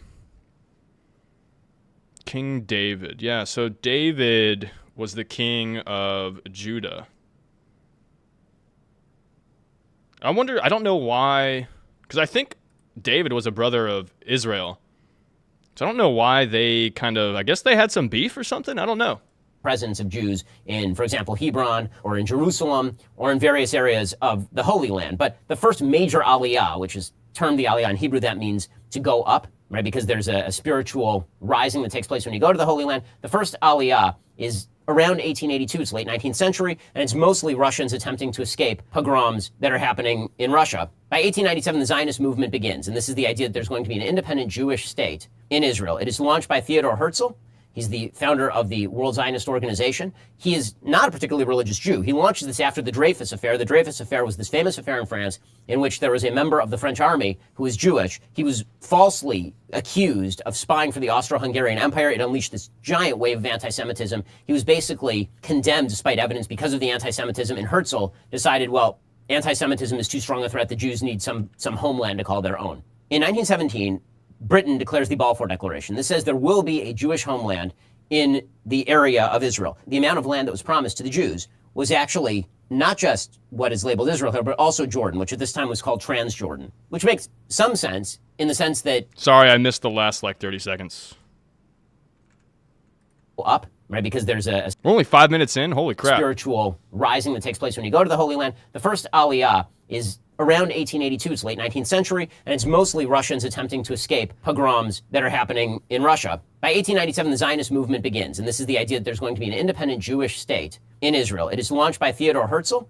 He's the founder of the World Zionist Organization. He is not a particularly religious Jew. He launches this after the Dreyfus Affair. The Dreyfus Affair was this famous affair in France in which there was a member of the French army who was Jewish. He was falsely accused of spying for the Austro-Hungarian Empire. It unleashed this giant wave of anti-Semitism. He was basically condemned despite evidence because of the anti-Semitism, and Herzl decided, well, anti-Semitism is too strong a threat. The Jews need some homeland to call their own. In 1917, Britain declares the Balfour Declaration. This says there will be a Jewish homeland in the area of Israel. The amount of land that was promised to the Jews was actually not just what is labeled Israel here, but also Jordan, which at this time was called Transjordan, which makes some sense in the sense that the Arab states around it were going to be Egypt, it was going to be Saudi Arabia, it was going to be Syria, it was going to be Lebanon. There are a bevy of Arab states that surround this entire region. In 1920, there are Arab pogroms against Jews in Jerusalem. So when people say that there was no conflict between Arabs and Jews until the creation of the state of Israel, that's just a lie. It's not true. What's a pogrom? No in the sense that Britain declares the Balfour Declaration. This says, Dear Lord Rothschild, November 2nd, 1917. Dear Lord Rothschild, I have much pleasure in conveying to you, on behalf of His Majesty's government, the following declaration of sympathy with Jewish Zionist aspirations, which has been submitted to and approved by the Cabinet. His Majesty's government view with favor the establishment in Palestine of a national home for the Jewish people, and will use their best endeavors to facilitate the achievement of this object. It being clearly understood that nothing shall be done which may prejudice the civil and religious rights of existing non-Jewish communities in Palestine, or the rights and political status enjoyed by Jews in any other country. Jesus Christ, that was all one sentence, dude? Break it up!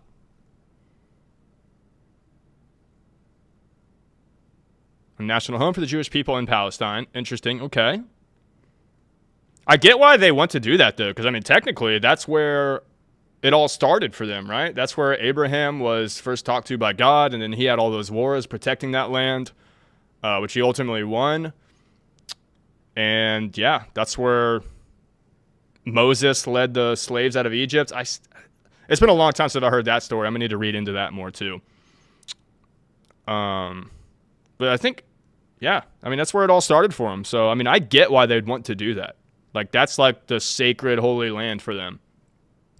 And to be honest, should be for all Abrahamic religions, right? I should be grateful. Wait. So what was the last part?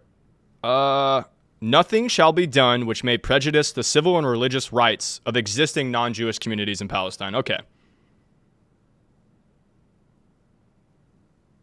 I should be grateful if you would bring this declaration to the knowledge of the Zionist Federation. Why is he writing this to the Rothschild family?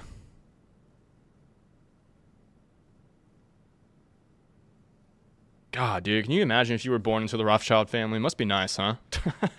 Must be nice, bro. There will be a Jewish homeland in the area of Israel. The amount of land that was promised to the Jews was actually not just what is labeled Israel. When he says promise to the Jews, I'm assuming he means by God, right? Because that's, God said to Abram, leave Haran, go to Canaan, and this is where this is the land I'm going to give to your descendants. But also Jordan, which at this time was called Transjordan, which makes some sense in the sense that the Arab states around it were going to be Egypt, it was going to be Saudi Arabia, it was going to be Syria, it was going to be Lebanon. There are a bevy of Arab states that surround this entire region. In 1920, there are Arab pogroms against Jews in Jerusalem. So another thing I don't really understand, like, does Arab mean, like, you practice Islam? Or does it just mean, like, that's in the Arabian part of the world? What does it mean to be Arabian? No, not an Arabian horse. Although I'll be real, those are some damn good looking horses, man.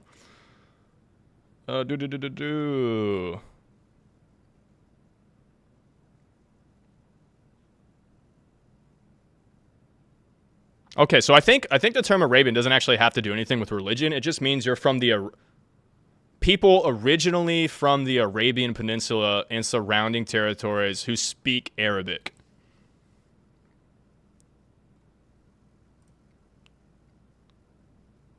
Okay, Arab is an ethno-linguistic category, identifying people who speak the Arabic language as their mother tongue.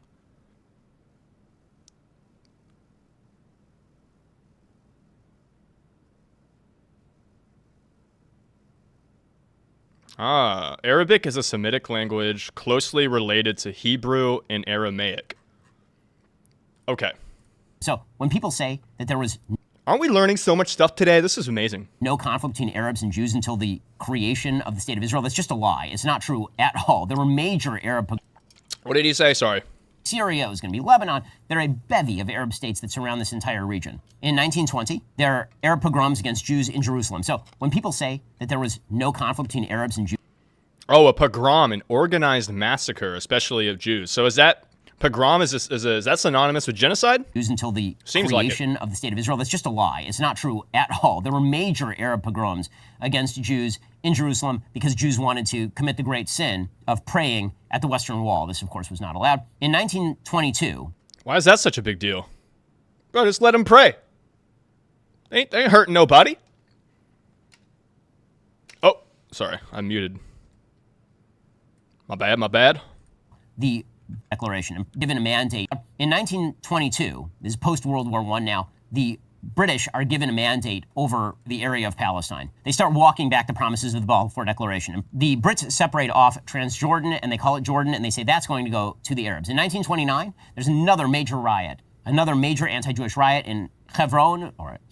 The British, in response to all of this violence and all of this rioting, they decide they're going to just continually attempt to appease the Arab population in British Mandate Palestine. So they begin restricting land transfers to Jews. In 1937, the Peel Commission suggests a partition plan with control by the British retained of Tel Aviv and Jaffa and Jerusalem. And there would be like a small sliver of land Israel would get, but it would be pretty divided. It'd be like this little land here, maybe a little bit up here, and then most of the Negev, which is basically just an empty desert.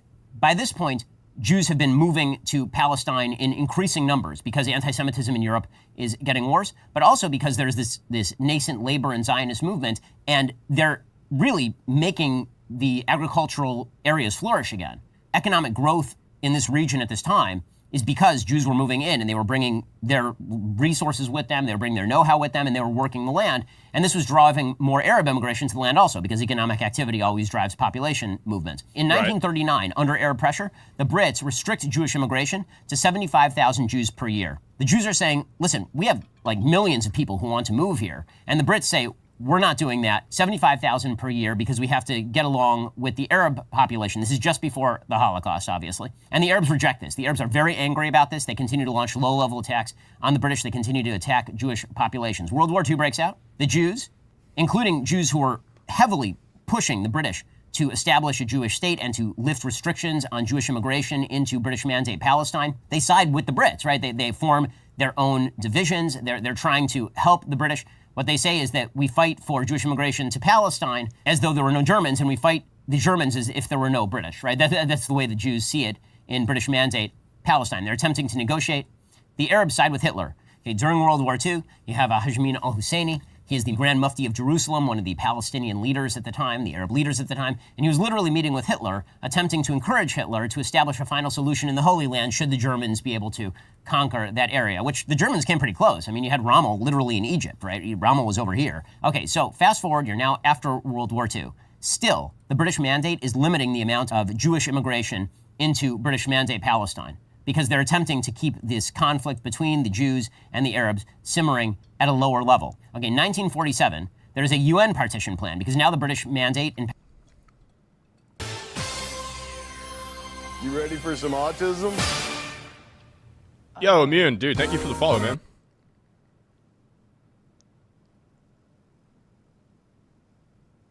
Okay. Palestine, they want to end it. They want to withdraw. They don't want to be there anymore. Wait, what is this? The Jewish state. See, but this is also the whole, because you got Jerusalem right there. So the Arabs control the Holy Land as I understand it, but it looks like, I mean, I think all of this is considered the Holy Land anymore. So the UN says, okay, we're going to vote on a partition plan. It retains Jerusalem as internationally governed. Okay, so it would not have been Jewish territory or Arab territory. It would have been internationally governed. It's just this fragmented, ridiculous state. Okay, the state for the Jews would have been like a slice here, a little bit of a slice of the coastal area here, and then the Negev desert down here. The Jews are like, give us whatever you got, right? Whatever you're going to give us, we will take. The Arabs instead decide that they're going to launch a bunch of low-level conflicts. So there's this kind of low-level, quiet war that's going on for about a year, with Arabs attacking Jewish settlements and attempting to kill Jews, and Jews attempting to defend themselves. May 14th, 1948, the British Mandate officially ends. Israel declares its independence, right? This is Yom HaAtzmaut, or as the Arabs like to call it, the Nakba, right? They call it a disaster that Israel was established. The leader of Israel at this time is David Ben-Gurion. Ben-Gurion is no right-winger. He's no hardcore right-winger. Ben-Gurion was a labor socialist. Ben-Gurion was very much in favor of a wide variety of negotiations. He was quite anti-religious in sort of his own persona. Why is Homie rocking the Hitler stash? I guess that's not... I don't know. It's a little close. Is very much in favor of a wide variety of negotiations. He was quite anti-religious in sort of his own persona, but he understood the necessity of there being a Jewish state. In their founding documents, they ask the Arabs to stay. If you read the Declaration of Independence of the State of Israel, they explicitly say, we want to be a state for all of our citizens. Yes, we're a Jewish state, but we want Arabs to stay. We want them to become citizens. Instead, all of the surrounding Arab countries declare war. Israel is surrounded on every side by hostile states. Every single side, right? So you got Lebanon up north, you got Syria here, you got Jordan, you got Saudi Arabia, you got Egypt down here. And then there are a bunch of far-flung states that are also getting involved, right? Morocco was part of the 1948 war. You have a bunch of states that have decided they are going to invade. Syrian attacks, Lebanese probes. I guess, maybe those were spies. I don't know. Jordanian attacks, Egyptian attacks.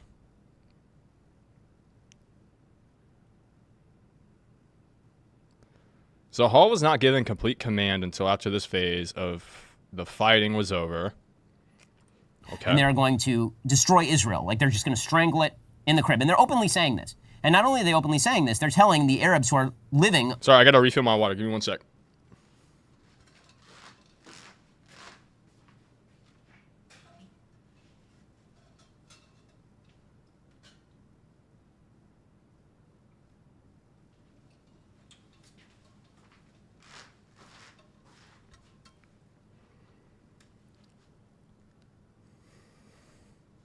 in the Jewish areas, get out and get out of the way so our armies can come in and we can wipe the state. Yo, sorry, I gotta turn this fan off. I'm getting cold.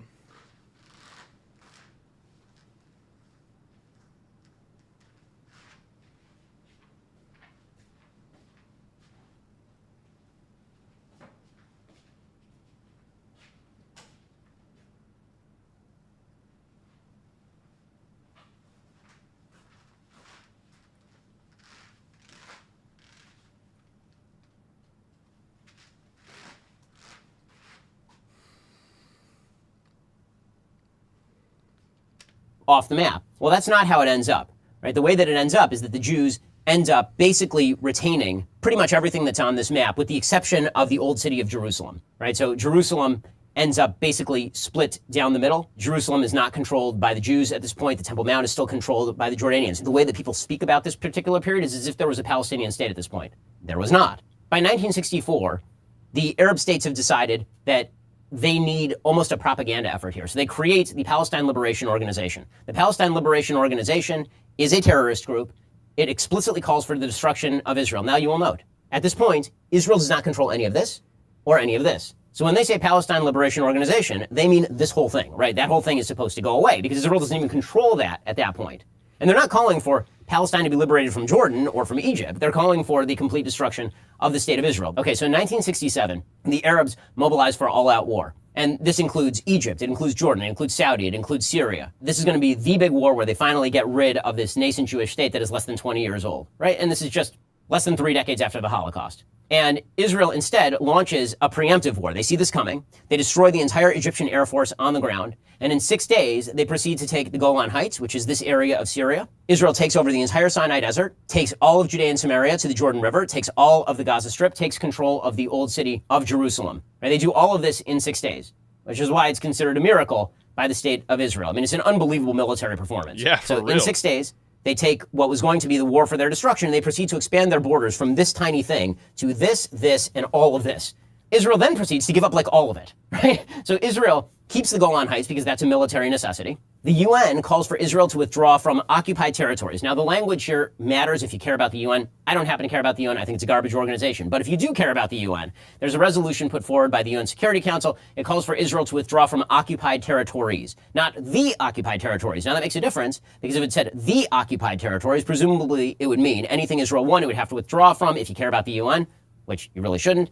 But it says occupied territories, which means subject to negotiations. The 67 Arab League summit happens, and they agree in Khartoum, Sudan, on the 3 no's. No peace, no recognition, no negotiations. And these are the 3 no's that are going to govern the Arabs all the way through. Basically until now, until the Abraham Accords. These were the 3 no's that mattered. And this is all the way in 1967. So whenever people talk about there needs to be a 2-state solution, why couldn't they have come to an agreement? Because literally one side said there will be no peace, no recognition, and no negotiations. One side has accepted every single peace deal provided to it to this point in time. And one side has said we will not accept any peace deal. And yet somehow there's a moral equivalency between the 2 sides. Explain that one. Okay, 73, holiest day of the Jewish calendar, Yom Kippur. Everybody is fasting, everybody is praying, and a surprise attack is launched on the state of Israel.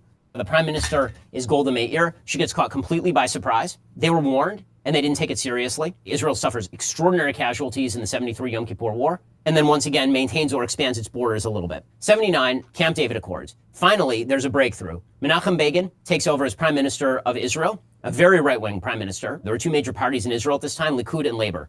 This is the first Likud prime minister. And one of the things that he does is he comes to a peace accord with Anwar Sadat, who is the nationalist leader of Egypt. And in those peace accords, Israel gives up the entire Sinai Desert. Israel gives up the entire thing to Egypt in return for... So, if I remember this correctly, the Sinai Desert is where God first gave Moses the 10 Commandments. So, that's a pretty big thing to give up for Israel, if I'm thinking about that correctly. Basically a cold peace. Anwar Sadat is then assassinated. In 1982, the Jordanian monarchy is deeply afraid that the Palestine Liberation Organization is going to overthrow the monarchy. They expel the Palestinians. The Palestinians end up in Lebanon, tens of thousands of Palestinians. Palestinian terrorist groups begin firing rockets over into Israel from South Lebanon. In 1982, Menachem Begin launches a war in Lebanon. Israel ends up basically going all the way up to the capital of Beirut and nearly occupying the entire country.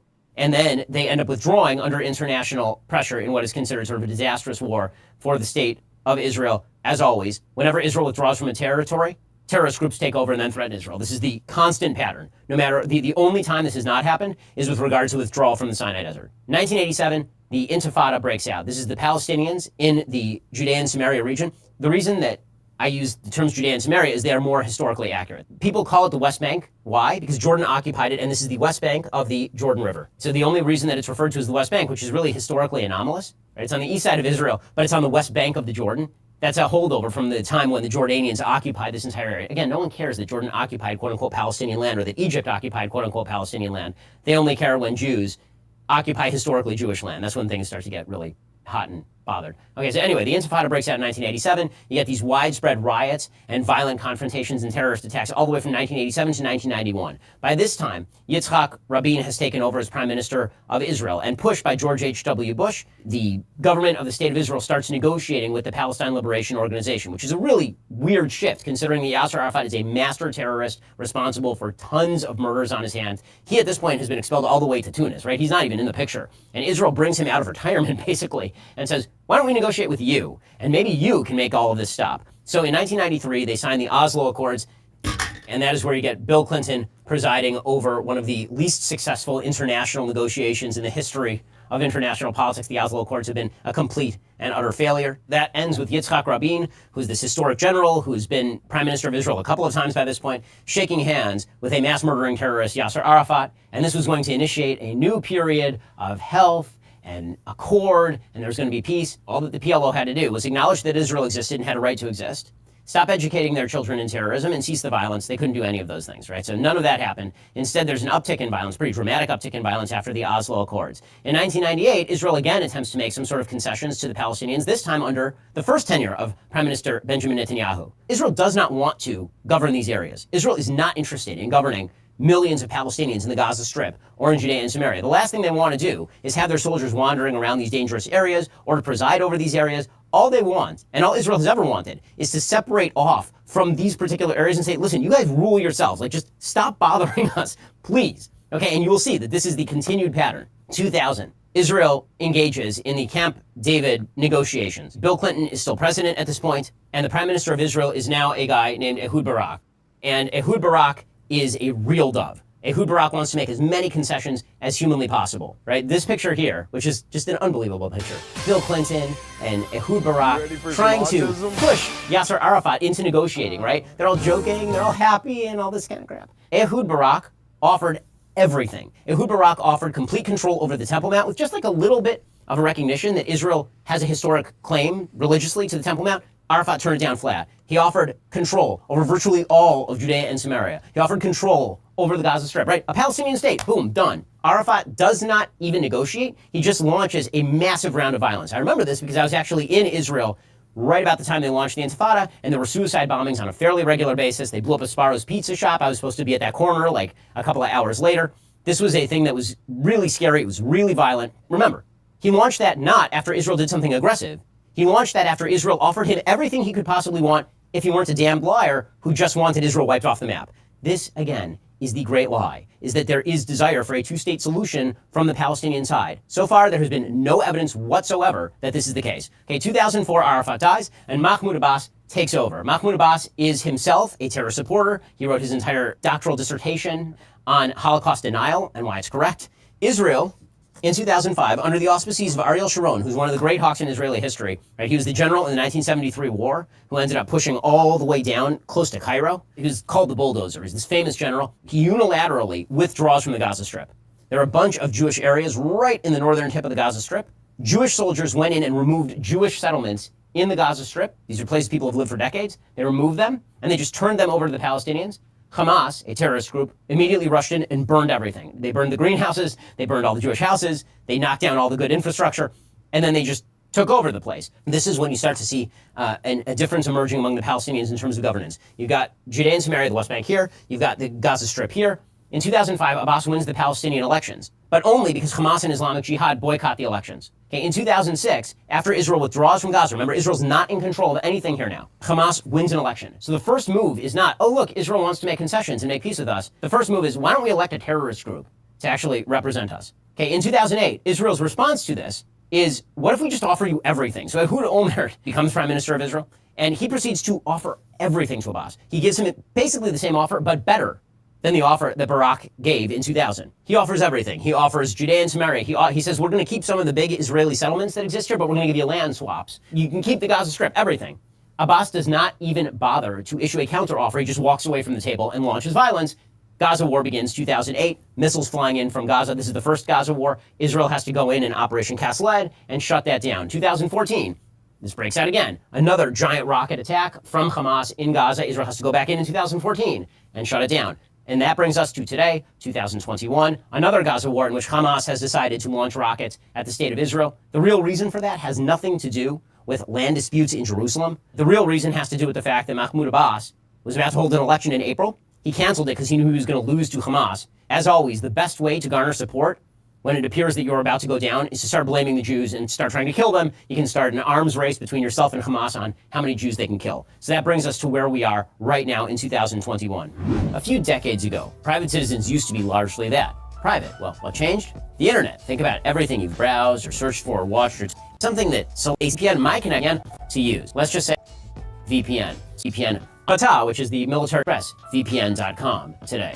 So Hamas is an actual terrorist group. Fatah, which is the military wing of the Palestinian Authority, is a terrorist group as well, and Islamic Jihad. So you have three terrorist groups running this area right here. And again, Israel has no interest in running those areas. It's the last thing that Israel really wants. It's the reason why Israel has not gone and reinvaded these areas or thrown Hamas out. They don't want their soldiers in these particular areas. What Israel has done, because they don't wish to be involved in these full-scale wars, is they've developed the Iron Dome system. So the Iron Dome system is really an incredible piece of technology. Okay, so Hamas has been firing rockets at the center of Israel. Israel is a very, very tiny state. If you were to fire a rocket from the Gaza Strip to Jerusalem, you have about 90 seconds warning before the rocket hits. Tel Aviv, which is up here, if you hit Tel Aviv, that's again a 90-second warning. If you're in Ashdod or Ashkelon, which are down here, you're getting like 15, 30 seconds warning before the rockets hit. So Israel develops this incredible technology called Iron Dome. This is what an Iron Dome battery looks like. You can see that they load up the battery with a bunch of essentially anti-missile missiles. That's what they are. There is an enemy rocket that is fired. Israel has these very precise radar systems that track the rocket launches. Then there's a control system that estimates the impact point where it's going to hit. And then they fire a launcher to intercept the missile. And it doesn't bother defending against rockets that are going to land in the middle of nowhere. They have these batteries that are set up in all of Israel's major cities. Iron Dome is basically a technological miracle. They're hitting a bullet with a bullet. And they're doing so with no time to basically figure out how to do it. It's right now succeeding at about 90% rate, which means, by the way, that Israel gets to be nicer to Hamas than it otherwise would be. Because if all these rockets were actually hitting all the populated areas of Israel, Israel would just eviscerate Hamas. Like any other state, it would have no choice but to go in on the ground and just finish the job, which is why if Hezbollah in the north, and the northern Lebanese border, decides that it wants to launch a war against Israel, they have way more ordnance than Hamas does, and so Israel would be forced to go in full scale and just do what it would have to do. Right? Israel is being incredibly pinpointed about the way that it deals with this conflict. It's dropping knock bombs on top of buildings. They're bombs that basically shake the building and say, get out, and then they bomb the building after everybody gets out. They're calling building managers and telling them to leave. We have tape of them telling building managers, clear the building, and the building managers being like, well, we don't want to. And the Israelis saying, well, yeah, but there are kids inside. And the building manager being like, okay, well, if you kill kids, then it's a good propaganda win for us. It's unbelievable. And yet somehow the world sees some sort of moral equivalence there. Now, there are some international political implications that have changed in the recent past with regard to Israel. I've dealt with just specifically here the Israeli-Palestinian conflict. But one of the things that has happened that is really quite massive is that if you go back there, Israel currently has a cold peace with Egypt. Israel has kind of a cold peace with Jordan. And because the Obama administration really has strengthened Iran, the three no's of Khartoum, which you'll remember were no peace, no recognition, no negotiation, they've completely disappeared for a wide variety of Arab states, which have decided, guess what, the Jews aren't our enemy, Iran is our enemy. And so this is how you ended up with the Abraham Accords, where the UAE and Bahrain and Morocco, all of which have been supportive of these various wars of extinction against the Jewish state, have now decided that they are going to form a quite warm peace with Israel and recognize Israel's existence. That fundamentally changed the math on the ground. Meanwhile, the Biden administration is trying to walk that back by attempting to provide support to the radicalized Palestinian government of Fatah or of the Hamas or of Islamic Jihad. Alrighty, so let's talk about what exactly happened in the last couple of months that resulted in this round of new violence. Why don't we begin with the Abraham Accords? The Abraham Accords were this monumental shift in how people thought about the Middle East. So for decades, the conventional wisdom is there will not be peace between Israel and all these surrounding Arab states. It's the reason they call it the Israeli-Arab conflict as opposed to Israel versus the Palestinians, because it was supposed to implicate all of these various countries because of the three no's of Khartoum. Right? The idea was that until Israel made some sort of deal with the Palestinians, there would never be peace in the region, ever. No one could ever recognize the presence of Israel until Israel made concessions to the Palestinians. And so under that impression, Israel kept being like, okay, we'll make this concession and this concession and this concession. And the Palestinians kept being like, well, okay, we'll take those concessions, and also we're not going to do any of the things that you want us to do. So this was completely exploded by the Trump administration and Prime Minister Benjamin Netanyahu, and mostly, ironically, by Barack Obama. So during the Obama administration, there was a real shift in how the United States treated Iran. So Iran has been threatening Israeli extinction since the Iranian Revolution of '79. They've constantly been shouting death to the Jews, death to America, destroy the Zionist entity. This has been part of their pitch for a very long time. And now they were developing nuclear weapons. And so Barack Obama had this bizarre vision of the Middle East in which the United States would be able to minimize its presence by essentially setting up Iran as a counterbalance to Saudi Arabia. They would create this realpolitik situation in which Iran had been newly moderated in some bizarre way, and they'd pushed off the nuclear agenda just long enough to get those moderates in power, and then it would be welcomed into the family of nations, and there would be this sort of balance of power between the Sunni and the Shia in the Middle East, and this would solve all problems. This was Barack Obama's new idea. It was a terrible idea because, as it turns out, there are no moderates in the government of Iran. It is run by the mullahs. This whole fake notion that the moderates were going to be emboldened by U.S. concessions was complete crap. So the Iranians continue in secret to foster their nuclear development. The Iranians take all the money that the United States is now allowing Iran to receive and spreading terrorism all over the region. So if we had a bigger map of the Middle East, what you would see is that down at the tip of Saudi Arabia is Yemen. And so there's a proxy war going on between Saudi Arabia and Iran in Yemen. The Houthis, which are an Iranian-backed terrorist group, are fighting Saudi-backed groups in Yemen, and it's led to tremendous death. The United States had basically, under Barack Obama, moved away from alliances with both Israel and with Saudi Arabia and had moved toward this sort of bizarre warmth with Iran, which is a state that wishes fully to destroy both Saudi Arabia and Israel. Well, this forced Saudi Arabia into saying, wait a second, our enemies here are not the Jews. The Jews don't care about us, right? The Jews are not bothering us. The Jews don't want anything from us. The Jews just want to live there. And here we have this Iranian state that's actually trying to blow up like our oil resources and destroy our country. And what would be awesome is if we could form some sort of kind of covert alliance. And so all of the Saudi sort of proxy states, including the UAE and Bahrain and all the other Sunni states in the region, decided, wait a second, our enemy is not the Jews. Our enemy is the Iranians. And so they started fostering relations in kind of covert ways with the Israelis, to the point where even during the Obama administration, there was talk about how Israel might use Saudi Arabian airspace in order to strike at Iran, which is located over here on the map. There's all this kind of new ties that are being forged. The new Egyptian regime, which is a regime that had been Muslim Brotherhood, the Muslim Brotherhood took over after the Arab Spring. That was much vaunted. It was supposed to heal the world in all of this. Really didn't. The Muslim Brotherhood was ousted. General al-Sisi took over in Egypt. He's been much friendlier with Israel. The Saudis have been much friendlier with Israel. Then along comes the Trump administration, and they decide they're going to turn decades of conventional wisdom about the Israeli-Palestinian issue and its centrality on their head. So the idea was, if you can force Israel into making enough concessions, and if you can just stop them from saying that they like Jerusalem and they want to keep Jerusalem, if you can just stop them from doing all this, maybe you will wheedle the entire Muslim world into accepting Israel's presence.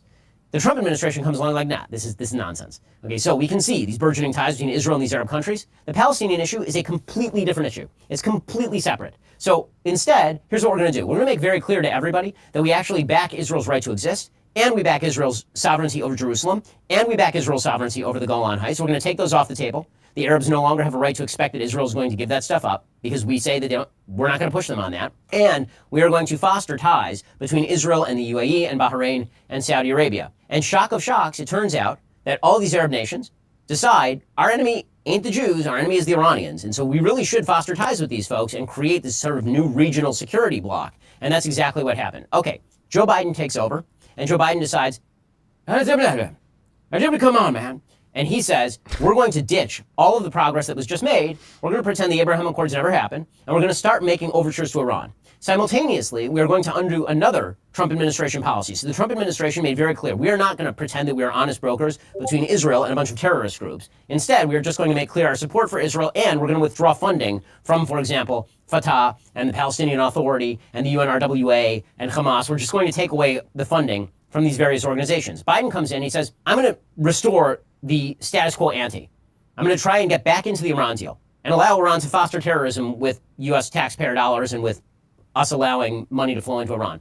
I'm going to restore aid to all of these Palestinian terror groups. And so the Palestinians are like, okay, I guess now's a good time to push. And the Iranians are saying, okay, now's a good time for us to push, because we have an administration in power that obviously is not pro-Saudi, that is obviously not pro-Israel. So if we push a little bit, we'll see kind of how far we can push here. Factor number 2 is that the Palestinian Authority has not held an election since 2006. Mahmoud Abbas was last elected in 2005. He is now in the 16th year of a 4-year term. So when people talk about Israel's undemocratic and apartheid, 20% of Israel is Arab. There are Arabs who sit on the Supreme Court. There's a major Arab party called Ra'am, which is part of the Israeli Knesset. It's just a lie that Israel is an apartheid state. The true apartheid state is the Palestinian Authority and Hamas. 0 Jews live there, and they've not held an election in any of these areas for nearly 2 decades. So Abbas, in an attempt to appease the Biden administration and the incoming Democratic power base in the United States and the international community, he wants to show that he's legit. We're going to hold an election, says Mahmoud Abbas, who's I believe 80 years old. It turns out nobody likes Mahmoud Abbas. So Hamas looked like it was about to take over not just the Gaza Strip, but also the West Bank, Judea and Samaria. And so like a couple of weeks before the election, Abbas is like, you know what? Bad idea, no elections. And knowing that this was going to set off a conflagration, Abbas starts pushing violence against Israel. The Fatah, who control all television in the West Bank, they start putting out videos about how it's good if you can kill a Jew. They start really ramping up a lot of the anti-Israel rhetoric. There are a bunch of incidents in which TikTok videos are taken of Palestinian youths in Jerusalem beating up Jews, and these are being celebrated. So there are a couple of pretexts that are used in order to redirect from I'm canceling the election to it's all the Israelis' fault. So in the it's all the Israelis' fault category, there are particularly 2 issues that they've been pushing. One is that the Palestinians were barred from entry via the Damascus Gate, which is a gate into Jerusalem, entry to the Temple Mount. Now, there were some roadblocks placed there because Israel was afraid that people were going to congregate and riot. which they promptly did as soon as Israel removed the roadblocks. So Israel removed the roadblocks, people congregated, they rioted, they did violence. Okay, this was used as a pretext to say that Israel was restricting access to the Temple Mount. I've been to the Temple Mount. Muslims have full and free reign over the Temple Mount. The Islamic Waqf controls the Temple Mount. They have since 1967. Israel won back all of the old city of Jerusalem, including the Temple Mount, and Moshe Dayan, who was the general of the Israeli army at the time, he handed over the keys to the Temple Mount to the Islamic Waqf. And so Jews are not allowed to pray openly on the Temple Mount right now, which is insane. The Muslims complained that, on the one hand, worship wasn't being allowed there. Not true. 100% not true. During the middle of this chaos, by the way, 100,000 Muslims went up there during Ramadan, at the end of Ramadan, to pray on the Temple Mount. That doesn't sound like very good restriction of religious rights there. Okay, so a bunch of Fatah and Hamas members take over Al-Aqsa Mosque. They bring in rocks from the surrounding area. They bring in projectiles. They start throwing them at police. They put Hamas flags on the top of the Al-Aqsa Mosque. It's a terrorist group, a genocidal terrorist group. They start attacking the Israeli police. When the Israeli police go and shut it down, then they say, oh, Israel is being aggressive in the Al-Aqsa Mosque. That's why we need to start firing missiles. Okay, that is reason number one. It's a pretext and it's a lie. Reason number two is this long-standing legal dispute over an area of Jerusalem known as Sheikh Jarrah. Sheikh Jarrah is sort of an outskirt of Jerusalem. It's a little suburb. It's known by Jews as Shimon HaTzadik. It's known by Arabs as Sheikh Jarrah. Okay, so in the 1870s, there were a bunch of Jews who arrived in this area of Jerusalem, and they bought up a bunch of plots of land in Shimon HaTzadik. Shimon HaTzadik is a Talmudic era sage, and so his grave is supposed to be there. So Jews bought a lot of the territory that are right around. They have all the legal land bills and all of that. Heavy Jewish population in Sheikh Jarrah up until the 1948 war. The 1948 war happens, and as mentioned, Jordan takes over this entire arena, including the old city of Jerusalem. And they proceed to put barbed wire there, and Jews aren't allowed in, no freedom of worship, the whole deal. During that time, the Jordanian government hands over to some people in Sheikh Jarrah legal title to those homes. So say, we took this over, here's a title, you own the home now. Some people, they didn't give legal title. For whatever reason, it got caught up in the bureaucracy, or these people they didn't particularly like. For whatever reason, they don't have the legal title to those homes. Israel in the 67 war wins back Sheikh Jarrah, Shimon HaTzadik, and all the people who had the legal title, they're like, okay, well, I guess you live there now. All the people who didn't have legal title, the people who were the previous landowners came with the legal title, and they said, okay, this is our land, we want our house back. And the Israeli courts came up with a solution, and their solution was, you can continue to live in the house, but you have to pay rent to the people who own the legal title, which frankly is not a bad solution. For 50 years, the Palestinians who are living there don't pay rent. For 50 years. So the heirs and assigns of these particular land titles decide, you know what? We actually would like to knock down these 4 houses, and we want to build an apartment complex there. This is what this whole thing is about, supposedly, which it isn't. It's just a normal real estate dispute over eviction and terms of rent and all of this. And the Israeli court finds, okay, well, they haven't paid rent, so they're going to be evicted. This is held up, right? The Israeli government says, we're not going to implement this right now. We want this to go all the way to the Supreme Court. It'll be adjudicated there. This is used as a pretext by the Palestinians to riot. It is used as a pretext by Hamas to fire rockets into the area. And the suggestion is this is Israel being aggressive and engaging in ethnic cleansing, which is weird because there are plenty of Arab families living in Sheikh Jarrah who are not being evicted because either A, they paid their rent, or B, they actually had the legal land titles to the homes in which they were living. East Jerusalem is still extremely heavily Arab. For a country that's being accused of ethnic cleansing, Israel is markedly incompetent at ethnic cleansing, considering that the population of Palestinians in the West Bank, Gaza Strip, and Jerusalem has vastly and exponentially increased over the course of the last 50-odd years. Those are the pretexts for the conflict. The actual reason for the conflict is Abbas canceled the elections, he ramped up the violence, and Hamas, in competition, said, okay, well, if Fatah's going to ramp up the violence, we can't be left out, man. A party's a party. And so they start firing rockets into Israel at civilian centers. Now, what Hamas does, because they're a terrorist group, is they put all of their rockets in civilian areas to try and stop Israel from attacking them, because they know that Israel actually cares about civilians,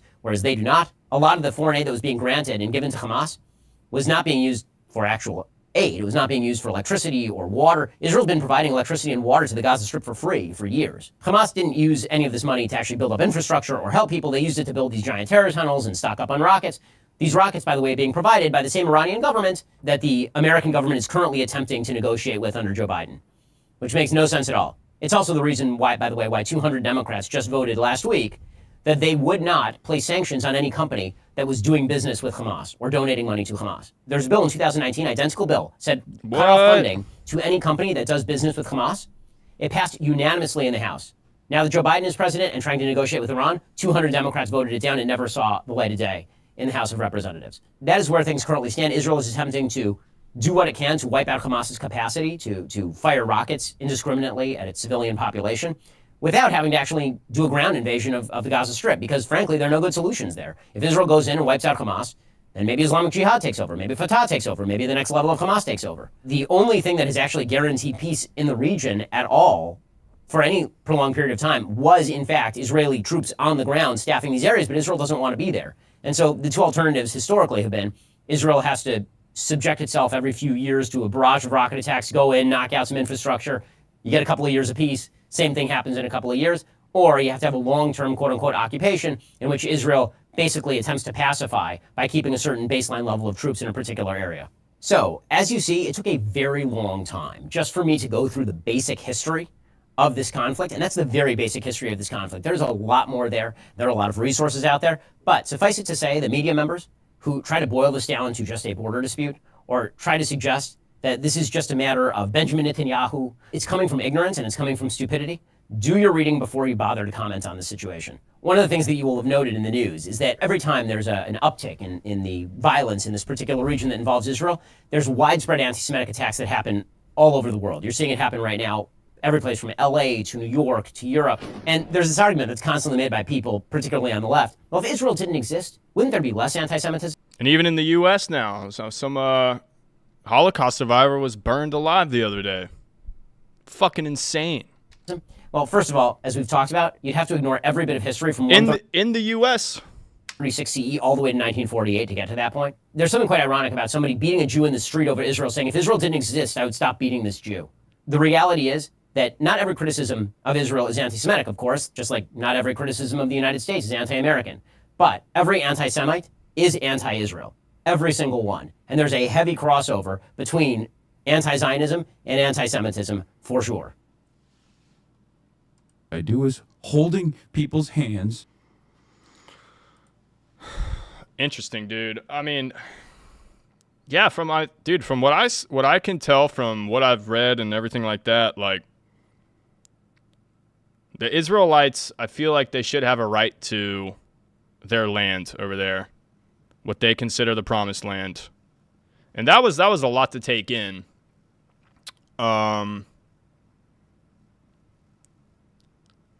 Yeah, so I just don't really understand. Like, why do people hate the Jews so much? Is it literally just because they have a different religion and they're like,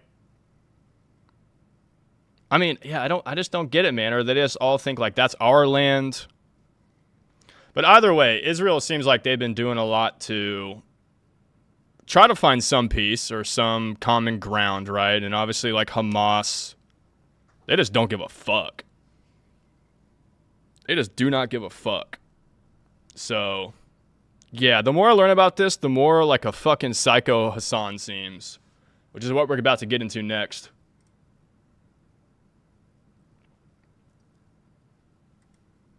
Hello, kitty. Hello, kitty.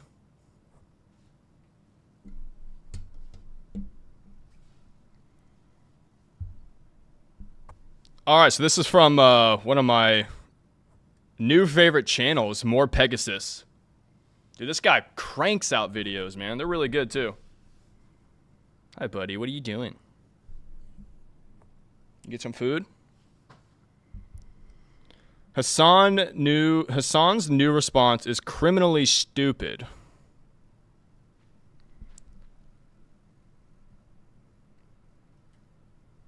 Ah, my foot's cramping. Welcome back, everybody, to your daily dose of drama. Now, Thank turns you. out Hassan has released a new video responding to his 24-hour ban, and this might be the single stupidest response I've ever seen. Like, I need whatever he's smoking, man. He's in another universe. Now, we got a bunch of updates. Both Hassan and Asmongold are considering multi-streaming, potentially even on Twitter, which is interesting. Asmongold also reveals a secret about Hassan's agency, Night Media. Ethan from Ace3 continues dunking on Anissa Jomha and continues his beef with Taylor Lorenz, the disgraced hack journalist. Even more fighters from Creator Clash 3 are speaking out, and the event is in shambles. Alrighty, subscribe for 700k. Check out the Legendary series if you want to catch up with all the drama in case you're lost. Now grab your snacks and let's begin. Yeah, we probably really should start like at the beginning, just so I can really get a clear understanding of what's going on.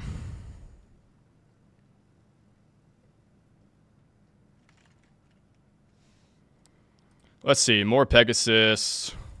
So he's got a playlist just about this. Holy shit. 32 videos. Okay, iDubbbz is back with a new Content Cop video. Now, if you didn't know, iDubbbz used to be one of the biggest commentary creators. He used to have this series called Content Cop, where he would make these really well thought out videos about a certain creator, and it would be this massive event on the internet. They would all get over 10 to 20 million views, and basically everybody loved the series. The skits were hilarious, iDubbbz was respected as a smart and talented guy, and generally he would call out people that were pretty controversial and oftentimes deserved the criticism, whether it be Tana Mongu or Keemstar or Leafy. But that was several years ago. Since then, iDubbbz has had a massive identity crisis, and he basically just disavowed all of his old content. He basically said that, oh, I was a bad person, I shouldn't have made those videos, and he made a video talking about it and essentially ended up losing most of his audience. And he basically did an entire 180. He became quote-unquote woke or whatever, and he transitioned his content to fit that ideology. And that brings us to today. iDubbbz has dropped a Content Cop on H3H3 Productions, someone he was actually really good friends with. If you were there like a decade ago, they did a bunch of videos in the past that were absolutely hilarious. I would say like the golden era of YouTube. But it's sad to see that they actually drifted apart,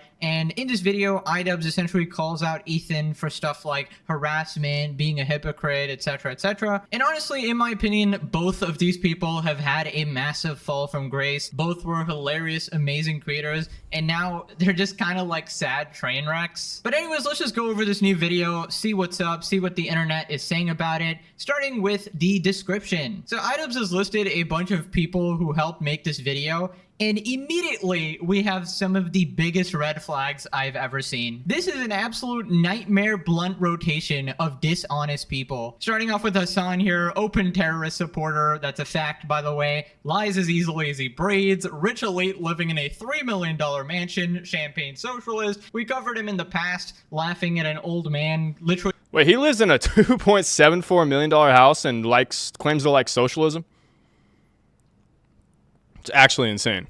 Getting beaten and robbed, laughing at dead babies, saying stuff like it's okay for women to get essayed as long as they're from rich colleges. Basically a bunch of like horrid stuff. Then we got Denims, who is just female Hassan, someone who literally put out a bounty on someone offering 30K to her fans to go and kill them. Listen, I'll up the number, okay?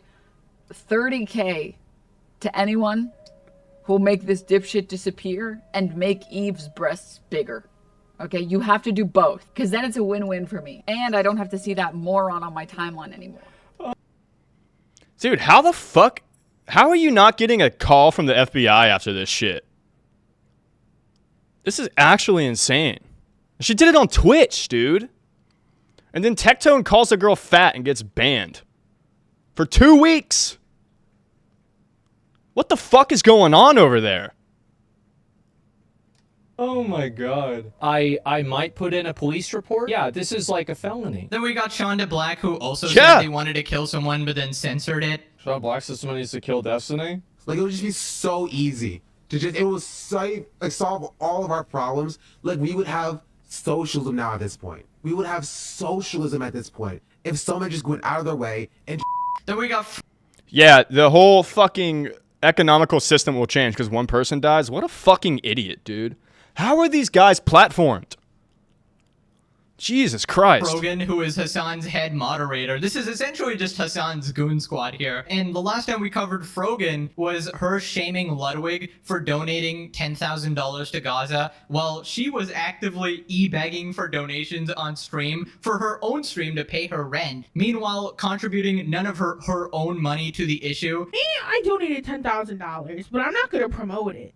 Just don't say you donated $10,000 then. Keep your fucking money. Keep your $10,000. Keep your little chump change, like. Then we got Noah. She also called him a cracker too, which is like, I mean, I'm gonna be real. Like, as a white person like you call me a cracker, I really don't give a fuck. Like, that doesn't hurt my feelings at all. But it is a slur, right? Fucking insane, Twitch. What are y'all doing, bro? Like, what the fuck is wrong with y'all? Noah Samson, someone who's literally being sued for blatantly lying in his videos. We've covered him before as well when he was lying about another YouTuber, completely taking him out of context. One more credit that he didn't actually put here was his wife Anissa, obviously, who has called out the commentary community in the past, had this Look at the doggy. Look at the doggy. complete unhinged meltdown, which we've covered as well. We've pretty much had experience with pretty much all these people. Commentary YouTubers have no idea what it is to work a Oh shit, I thought that was a dude, not gonna lie. normal job. You do OnlyFans. How are you possibly gonna call out anyone about not working a real job when you sell your body online? That is irony already insane. So regardless fuck's of who buying actually that? wins this beef, we don't care. We are the real winner. It's just a bunch of people we don't like fighting each other. But yeah, sorry for the long backstory. Let's get this started. Actually, accusing Ethan of killing his dog is maybe too far, because they have mobilized such an insane harassment group. What we do here is go back.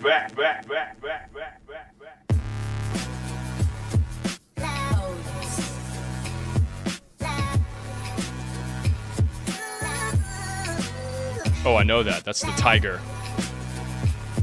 Okay, I gotta say, when I saw this intro, a wave of nostalgia definitely hit me. The skits in iDubbbz's previous Content Cops were actually pretty funny. The music is pretty iconic, and I really thought that we were gonna get something special here. But spoilers, this video is incredibly unfunny. There is no sort of like joy in it, unlike the other videos. Give me a sec. I'm cold still. I gotta raise the temp.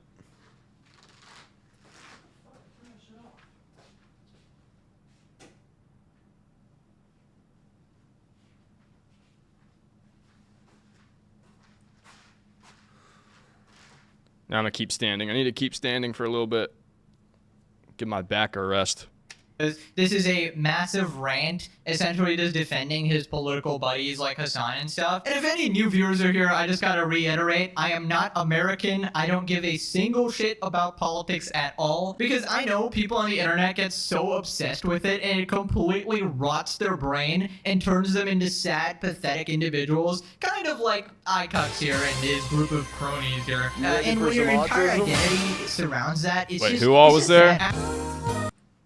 Not a political creator. I actively avoid the news. Otherwise, what am I gonna do? Just look at every depressing news in the world and start crying about that all the time? Like, I'm a goofball drama creator, alright? This is not my job, and I probably haven't done enough research to comment on those type of situations. So if you wanna get those news, go to the political creators or whatever. I'm just here to call out stupid people in general using general common sense. So it starts off with Hassan taking over. I watched Ethan Klein's Content Nuke, and I'm not going to call it Context Puke as I normally do, because the reality of the matter is it was brilliant. Nothing was out of context.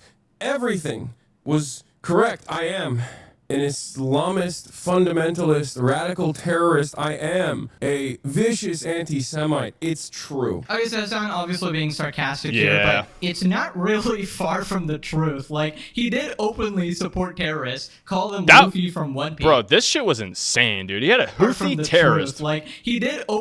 This guy is like a known Houthi terrorist. He had him on stream and is like, haha, giggling with him like, dude, that's so sick. No ban. What?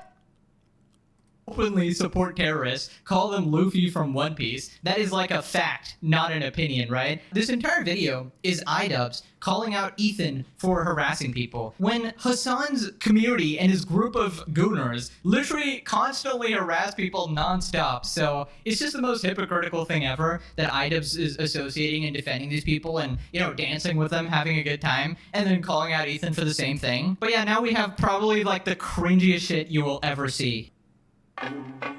Wake up, Ethan. Wake up, Ethan. Ethan, wake up.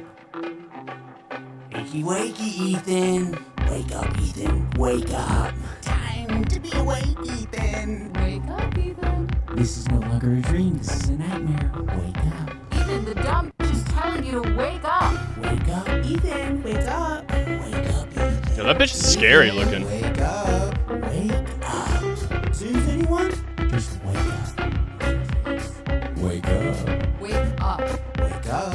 Wake up, Ethan. My not gonna do a react content yet. Guys, what the hell happened? What timeline are we actually in where I have to sit here and watch a bunch of moron streamers do Fortnite L dances? And this is supposed to be a content cop. Like, look at, like, the degradation of quality is absolutely insane. And I feel like that quote never gets old, you know? You either die a hero or live long enough to see yourself become a villain, and that's definitely iDubbbz right now. I didn't plan on making a content cop on H3. I have no idea who iDubbbz is, by the way. I'd never heard of him before this, so I don't know, but they all seem unhinged, if I'm being real.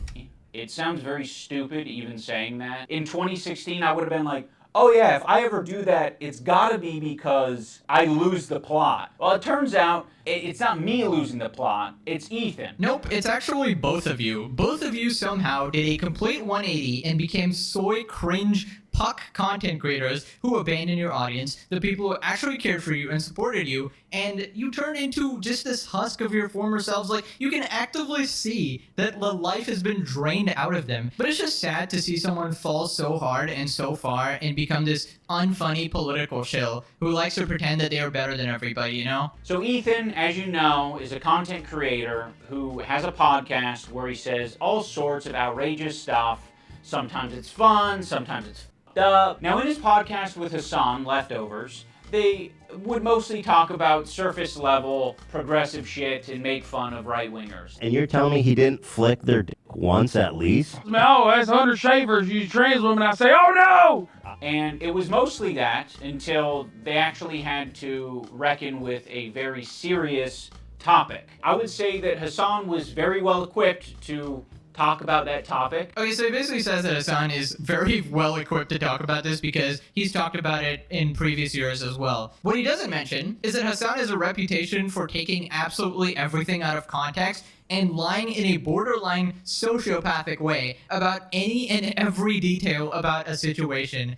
In my opinion, one of the most disingenuous creators to ever exist, and his popularity just indicates like the sheer decline in general intelligence for a lot of people. You can tell how fucking unsettled he is, or just feeling like, why the fuck am I being exposed to this right now? If you don't know, like, Hassan invited him over, put on a Hamas or some sort of terrorist propaganda music video, and told him it was a music video. It was not a music video. It was fucking straight up like, let's kill everybody. Let's kill all the Jews. Poor Nick, bro. Because if you know Nick at all, he's like probably one of the chillest guys. I want to know what the text Hassan sent was like. Yo, you just want to come over, react to some political stuff? I'll order some Chinese food or something for us. It's like, yeah, that sounds good. And then just got dragged into all this. He is not your friend, buddy. Watching streamers. In any sane society, Hassan would be in prison a long time ago, alright? He has cryptically tweeted about killing people as well, but he continues to get away with it for, we'll see how long, you know? Karma is a way of catching up to these people. But yeah, for iDubbbz to say Hassan is equipped to talk about this, after seeing how he covers any situation and twists it to fit his narrative, is just completely insane to me. Then iDubbbz says he wants to be neutral, but Ethan forced his hand. It's finding new people every day, basically, to get in fights with. Of all people, this guy Matt Lieb, Frogan and Denims and all these dipshits, and everybody thinks this guy's awesome, apparently. Even though he looks like Millhouse and dork. Denims, by the way, he does look like Millhouse. Evil, hateful. Yo, if you don't know who Millhouse is, he's from The Simpsons. Oh my god, dude, he even has the nose.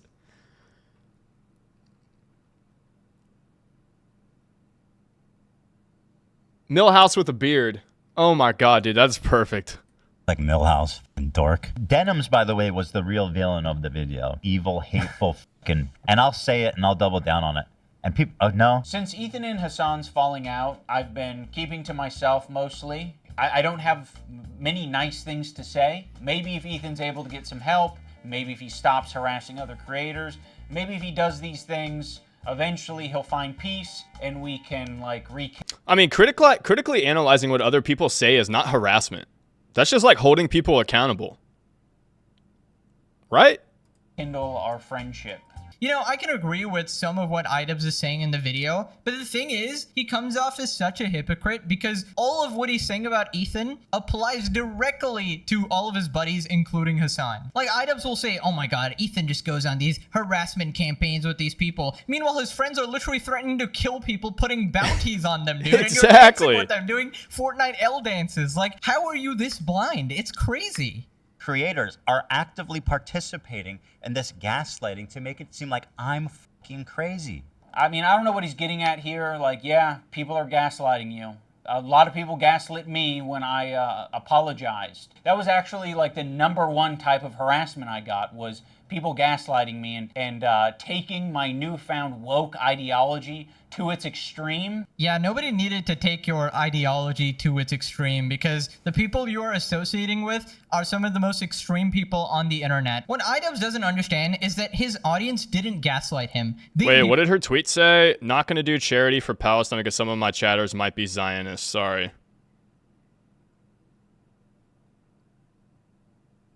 People on the internet.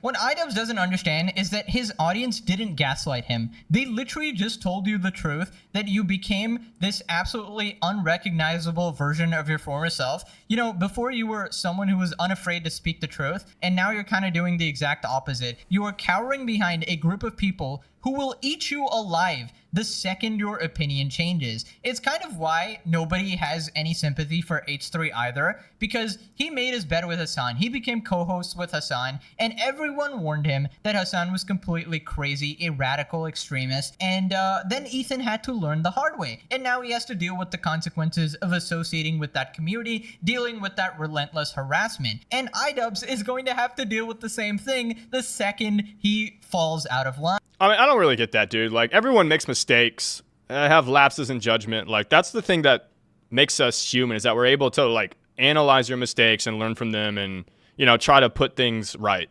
So, but that's the internet, right? They're going to give you shit for whatever they can.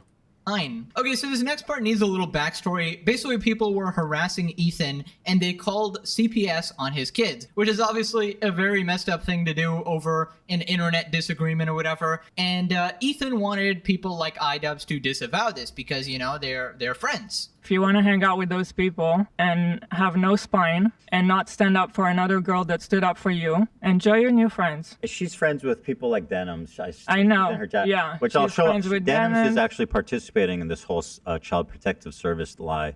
Yeah, which I'll and if show you're you guys friends with instead. them, then you're saying what they're saying. Now, I'm not going to sugarcoat it. We are friends with Denims, but I would say it's the same level of friendship that we had with Ethan and Hila. It's like kind of an internet friendship. We think that she's a good person like we think Ethan and Hila are good people. Here's a tweet by Think Before You Sleep. Idubbbz, I think Denims is a good person. Denims offers audience $30,000 to fans to kill a person she doesn't like. Defends a child thing named Keffals. Says America and the innocent civilians deserve 9/11. Says it was okay for people to call the CPS and political opponents to try and alienate them from their kids. Don't worry, the kids won't remember it. Idubbbz calling Denims a good person was wild. I checked out of this video after I heard him say 5 minutes in that Hassan viewers are politically savvy. This isn't Content Cop. This is the creator of Content Cop hanging out dirty laundry with all his rich criminal friends. It's just insane to see Idubbbz take the moral high ground, saying that he's changed for the better and he's a good person now because he doesn't say slurs, but now he's best buddies with people who literally put bounties on other people who disagree with them. I just don't see how you can be my friend and also be friends with someone like that. Well, you can't. So I already forgot about you. Yeah, I'm gonna say, dude, if you like actually seriously or like were serious about that and put a bounty on someone, like, dude, you're fucking insane. Like, that is antisocial behavior on the next level. Like, what the fuck? Like, I just do not get it. I don't get it. How does Twitch not fucking do something about that? I actually have a lot of friendships that are kind of that way, where it's like, you know, one of the friends doesn't fuck with the other friend, but there is someone in the middle who kind of fucks with both of them, but separately. Yeah, this would make sense if both parties were disagreeing over a minor issue or something, but this is way more extreme. Your friends want to take away your other friend's children. How do you not realize why Ethan would be mad at this? That is completely unforgivable. It's not... Yeah, especially because, like, dude, the kids have nothing to fucking do with this. Like, this is like the most childish shit to do something like that. And I'm gonna be real, bro. Like, if it was a false report, like, they should go to jail for that. Not like guilt by association, it's more like, how the hell are you okay with this, you know? It's the same reason Trash Taste got a bunch of backlash for hanging out with Hassan and stuff, because you can't ignore the stuff he's done. It is completely radical extremism. It's like if you have Diddy on your podcast and be like, well, we're just mutual friends. This is what I'm talking about. This aggression that you're putting out into the world. What the f do you think we're gonna do?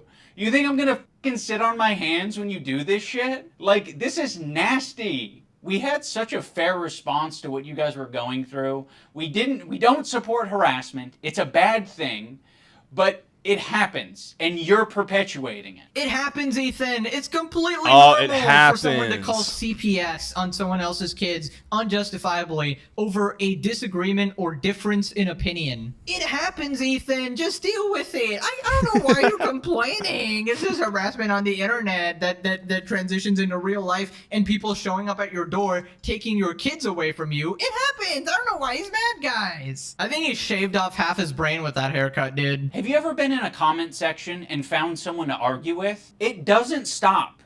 It can literally go on forever if you don't want to touch grass. This man is telling someone to touch grass. Buddy, you have an OnlyFans wife. Buddy, you spent months on a video collaborating with political extremists like Hassan that 99% of the world disagree with, other than the minority of loud screeching banshees. I'll say this. I don't, like, disagree with girls doing OnlyFans. In my opinion, they're just, like, taking advantage of an opportunity they have. But, yeah, I would never date or marry an OnlyFans chick. And that's just my personal preference. In America, not a single soul agrees with his ideology. You don't need to touch grass. You need a year-long vacation in a forest. And it was after this, iDubbbz basically slips and admits that he's making this video because of Hassan and his friends. There was a way to approach us to say, like, yeah, we feel hurt by you guys not saying something.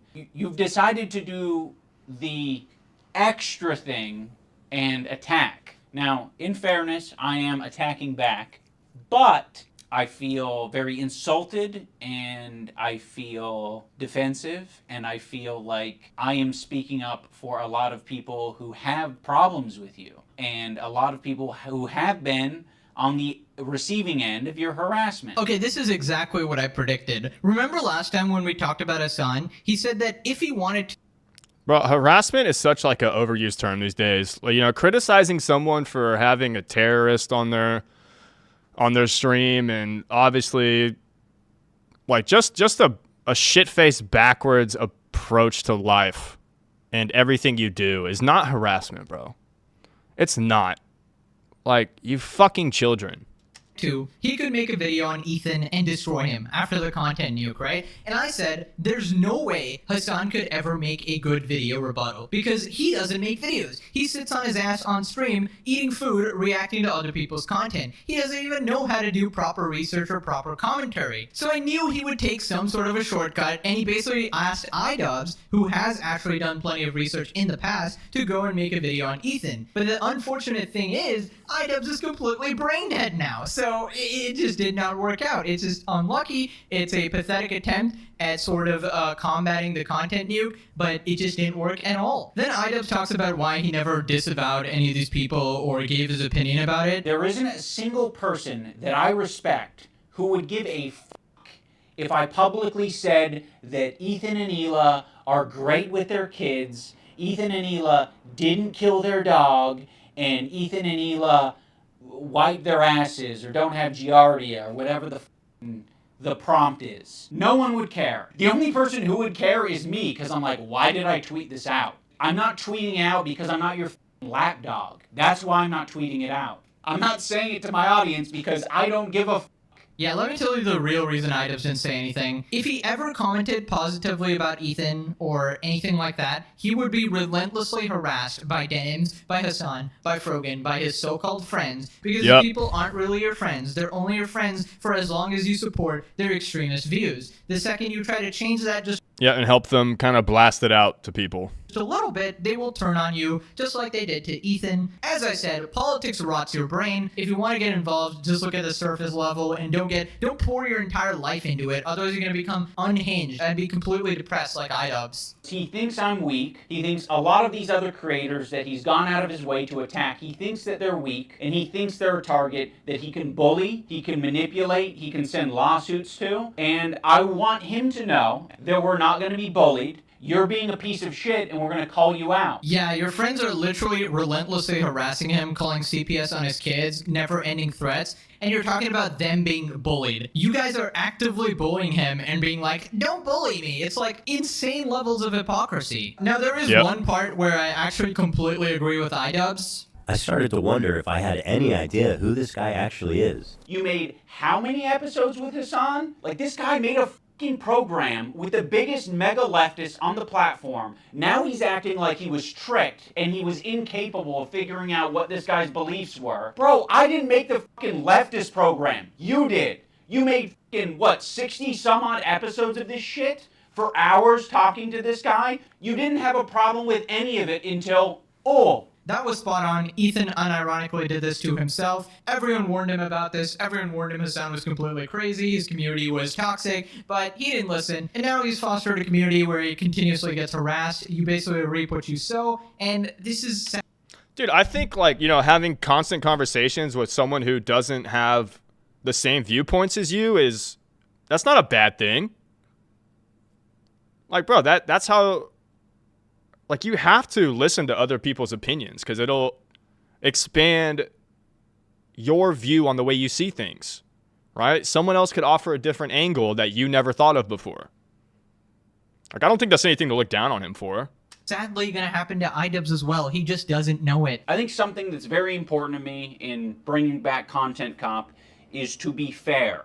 I think that was something that was not illustrated in previous Content Cops. Does this guy hear himself? This has got to be satire. Ethan is a bad person, guys. Let me be fair and not mention how bad literally everyone else I credited in the description is. Anyways, next part, Ian tries to pretend he's a good guy and tells people to say nice things about Ethan, the same people who wanted his kids taken away. I have challenged some of his most powerful haters to put down the haterade and just say something nice and charitable about him because I think he deserves it. I just wanted to say that I respect that you are genuinely yourself on the internet.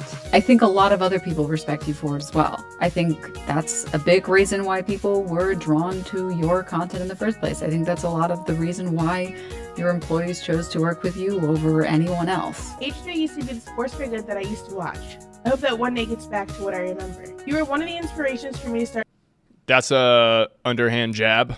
creating content, so all of this has stunk. I hope you really hear this, and I wish you the best. I think Ethan Klein rocks a buzz cut pretty good, and I think he's got a good choice of facial hair. I think it's really cool what he did 8 years ago, fighting that frivolous lawsuit. That was pretty fucked up, and fighting it, he changed YouTube for the better, and I thought that was cool because I thought it was he was fighting for free speech. Dude, if any of these people ever complimented me, I would wonder what I did wrong. These people should all hate your guts, and that...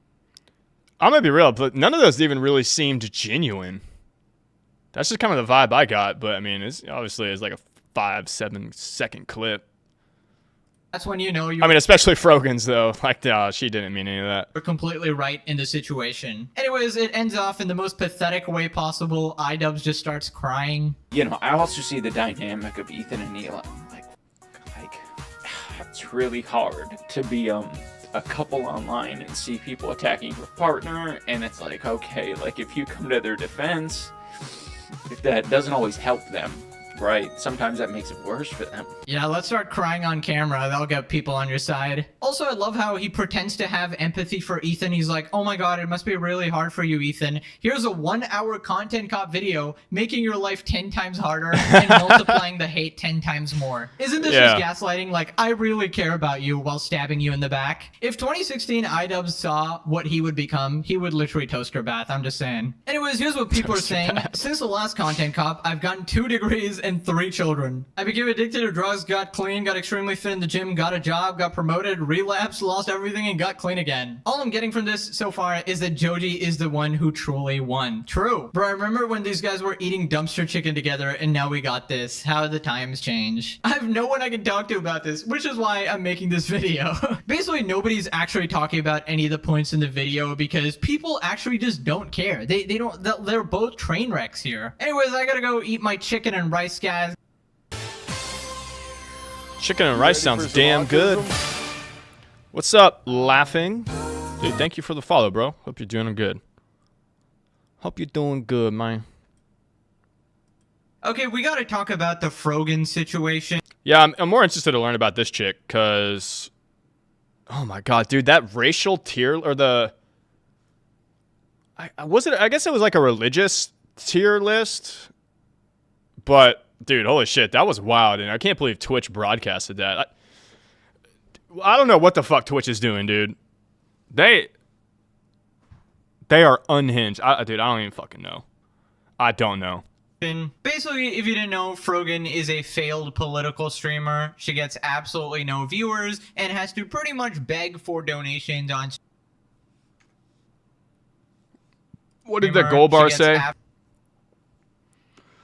Every $5 equals 1 spin. What the fuck does that mean? Absolutely no viewers and has to pretty much beg for donations on stream to pay her rent. Now, this is despite constantly being promoted by Twitch and other big streamers like Hassan and being offered Rising Star Awards for multiple years. Somehow she still has no career and is completely broke. And the only reason anybody talks about her is because the stuff she says is so outrageous that everybody just wonders why she hasn't been permabanned and potentially deported. Now, whoa, wait. I just noticed something. I don't know, but does she practice Islam? Can they have piercings? I mean, like, I'm ignorant to all that still. I'm just trying to learn about it. But I think it is it not? I don't know. As the stuff she says is so outrageous that everybody just wonders why she hasn't been permabanned and potentially deported. Now, recently we've seen a clip going around of her crying, melting down on stream, and essentially just playing victim after getting backlash for the things she says. You know, stuff like she hopes that all American veterans get PTSD. U.S. military? Who fucking who? I hope you get PTSD. So yeah, we're just gonna go over some... That was crazy, but I don't really know the context behind it. Still fucking crazy, though, dude. Like, I don't know how you don't get banned for that, too. I mean, it's obviously in the Twitch's terms of service, like, you can't just talk about veterans like that, I think, right? But plus, it's just a fucked up thing to say. Like, what the fuck is wrong with you? Some of her clips, and then look at Hassan's White Knight response somehow defending her, and then we'll look at a bunch of clips where Hassan just calls XQC racist for even criticizing Frogan for anything. So it all starts with this tweet here. Frogan cries on stream and ponders if karma is real, says that she's okay with losing her career over Ethan's bullshit because she stayed true to her morals. Over here, she's talking about the response to iDubbbz's Content Cop. Basically, Frogan was featured in that video, and clearly some of the hate is going towards her as well because that video is horrible. Karma will make its way. Hard to believe. I've been consistently against the war, uplifted the Palestinian people. Right off the bat, she's not against anything. She's a disgusting person who takes advantage of an ongoing war to get donations and stuff her face. And to be quite honest, it's very hard to look at, you know, like, you know, karma will make its way. To me, it's very hard to look at it that way. I wish I had that point of view. You know what I mean? It's like, you know, you see the shittiest fucking people at the top. I don't know if I believe in karma. You know what I mean? And I'm like, if I had to lose my career over this bullshit, at least I can say I was consistent in my views. Okay, first off, what career? You have no career. You're a pathetic broke loser who sits in your room cosplaying Jabba the Hutt from Star Wars, literally eating pizzas and burgers all day, stuffing your face, begging for donations to pay your rent. You say you care about the war, but then when a big streamer like Ludwig raises awareness for the issue and donates $10,000 to the Palestinians, you tell him it's chump change and you tell him to keep his money. So you actively block donations to the Palestinians, and you have... I think she called him a cracker too. Like, that's huge too. Like, morals? What morals? Have the audacity to say that you are against this war. Also, you better pray to God karma isn't real, because you would be burning in hell for eternity. And we'll get to your boyfriend Hassan as well. And I have been consistently against side and consistently uplifted the Palestinian people. But you said America deserved 9/11. Huh?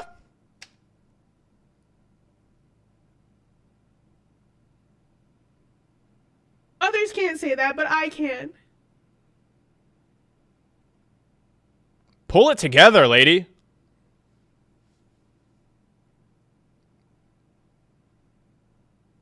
Sim for Frogan. And I feel like such a bitch for crying, but it's just like you sit and reflect, and it's just like, what the f, dude?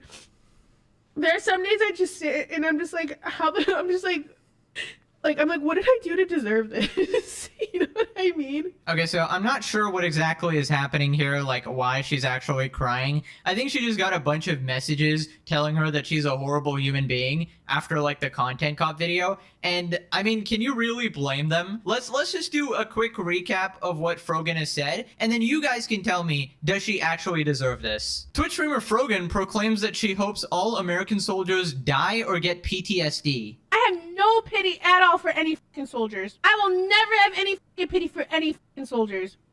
U.S. military? Who fucking who? I hope you get PTSD. But like any other motherfucker, you're joining them, you're like, oh my god, I want my Camaro, no student loans. Fuck you. I hope you get PTSD. And I hope you get no health insurance when you get back into America. I still don't get the context. And I hope you get no health insurance when you get back into America. And they posted it in my head, I'm like, base? Based? Like, am I supposed to be like, I'm not walking back on it. I still fucking agree with it. Based? Yeah, what a wonderful person, honestly. Just no hate in her heart at all. Yeah, because you say based, it just like makes it okay. What the fuck? I feel like this is the peak of privilege, you know? Sitting in your comfy, safe room while other people literally die. Doesn't she live in California? It's like, bro, you enjoy what like people go out there and like get their legs blown off for you and shit. What the I don't, dude, I obviously didn't really matter what the context is. It just fucked up. Fighting to protect you, and you wish them PTSD. You wish that they just die. Exactly. You wish they are denied health insurance. What an ungrateful wretch, honestly. Not to mention, she actually doubled down. In the clip we saw, that was a separate clip where she saw the previous clip, she saw what she said, she replayed it, and she said based, the meaning like I stand by it, right? And she doesn't take it back. She actually means it. So you can't say that, oh, it was just a slip up or anything like that. She had a chance to correct the record as well, but she continues choosing to be a vile person. And then she has the audacity to say, like, what did I do to deserve this? If we get to this goal by 9/11, Capri, Raph, and I will make the Twin Towers out of a stacked cake. Why do people hate me, guys? I want to recreate 9/11 I forgot about that. cake, but why do people hate me, guys? I guess this is a pretty expected take from Hassan's former head moderator, right? Hassan being the guy that literally said America deserved 9/11. America deserved 9/11, dude. I'm saying it. So this is just on brand for these literal goblins here, right? It's like a master and his Padawan. Why do they think that, Hassan though? And Frogan, and he's been like training this little demon here Sorry, I mean, little is just not the right word there, anything but little, but I think this guy put it best. Uplifted, you just yap at a freaking mic all day. She's done absolutely nothing but endlessly annoy people and grandstand over oppression against other people across the globe, just like our master Hassan. F these LARPers, and this content era needs to end now. This is exactly what they're doing. They're using the war as content to get more donations for their stream. They don't give a single shit about the cause. Anyways, after seeing Frogan cry on stream, Hassan had to step in like a white knight, and basically instead of addressing any points anyone made, he just calls everybody racist for criticizing her. The reaction to Frogan by everyone, including XQC, is so fucking gross, dude. Straight up, you're gross. That's all it is. Everybody acts like Frogan is the fucking Antichrist, okay? And it's so transparent what these fucking losers are doing. Like, you can have disagreements with Frogan if you want, but god damn, everyone is immediately, like, their reaction is so visceral. Huh? It's so goddamn visceral. Like, give me a fucking break, dude. This shit is so fucking normalized. Like, Asmongold, XQC, I saw some of them go fucking viral too. It's like, yeah, bro, she's hijabi. I know. Hassan has got to be the top 10 stupidest No people one gives on a the fuck planet, I about gotta that. say. I mean, what does a hijab have anything to do with this? Like, of course Hassan would make it some sort of a race thing, a racist issue, or a religious thing. Like, when people are mad at her for being a vile, disgusting human being, wishing PTSD on veterans, why would you make it into... And supporting a terrorist attack? Enough to, like, make a cake, to make a joke out of it? Dude, like, yeah, what the fuck? or race thing, unless of course you couldn't defend anything that she said. And the reason I know it's nothing to do with race is that people say the same shit to you when you say some absolutely unhinged take as well. You are equally as disgusting as her, and you ain't wearing a hijab or anything like that. So it's like, what excuse do you have when people criticize you? Are they racist point. too? This is just a classic Hassan Piker tactic where you just make false equivalencies when you can't actually fight on logic. And don't even fucking for a moment act like that does not contribute to this. They will say, oh, it's because we hate her opinions. Like, no, you reacted that way specifically for a very specific purpose, bro. I hate this. I hate this shit so much. But it's not necessarily that I hate the reaction, and I think it's more so that it's so normalized to behave this way. It really grosses me out. Yeah, we should all listen to Hassan, the moral compass of our generation. Like, this level of complete idiocy. I don't know, like, how does this guy have a following? Is anybody else confused? And I know people will try to fucking do the, wow, you're so ruthless for calling out the Islamophobia here and calling out the racism here. I wasn't being racist, and then fucking fight tooth and nail. But it's gross as okay?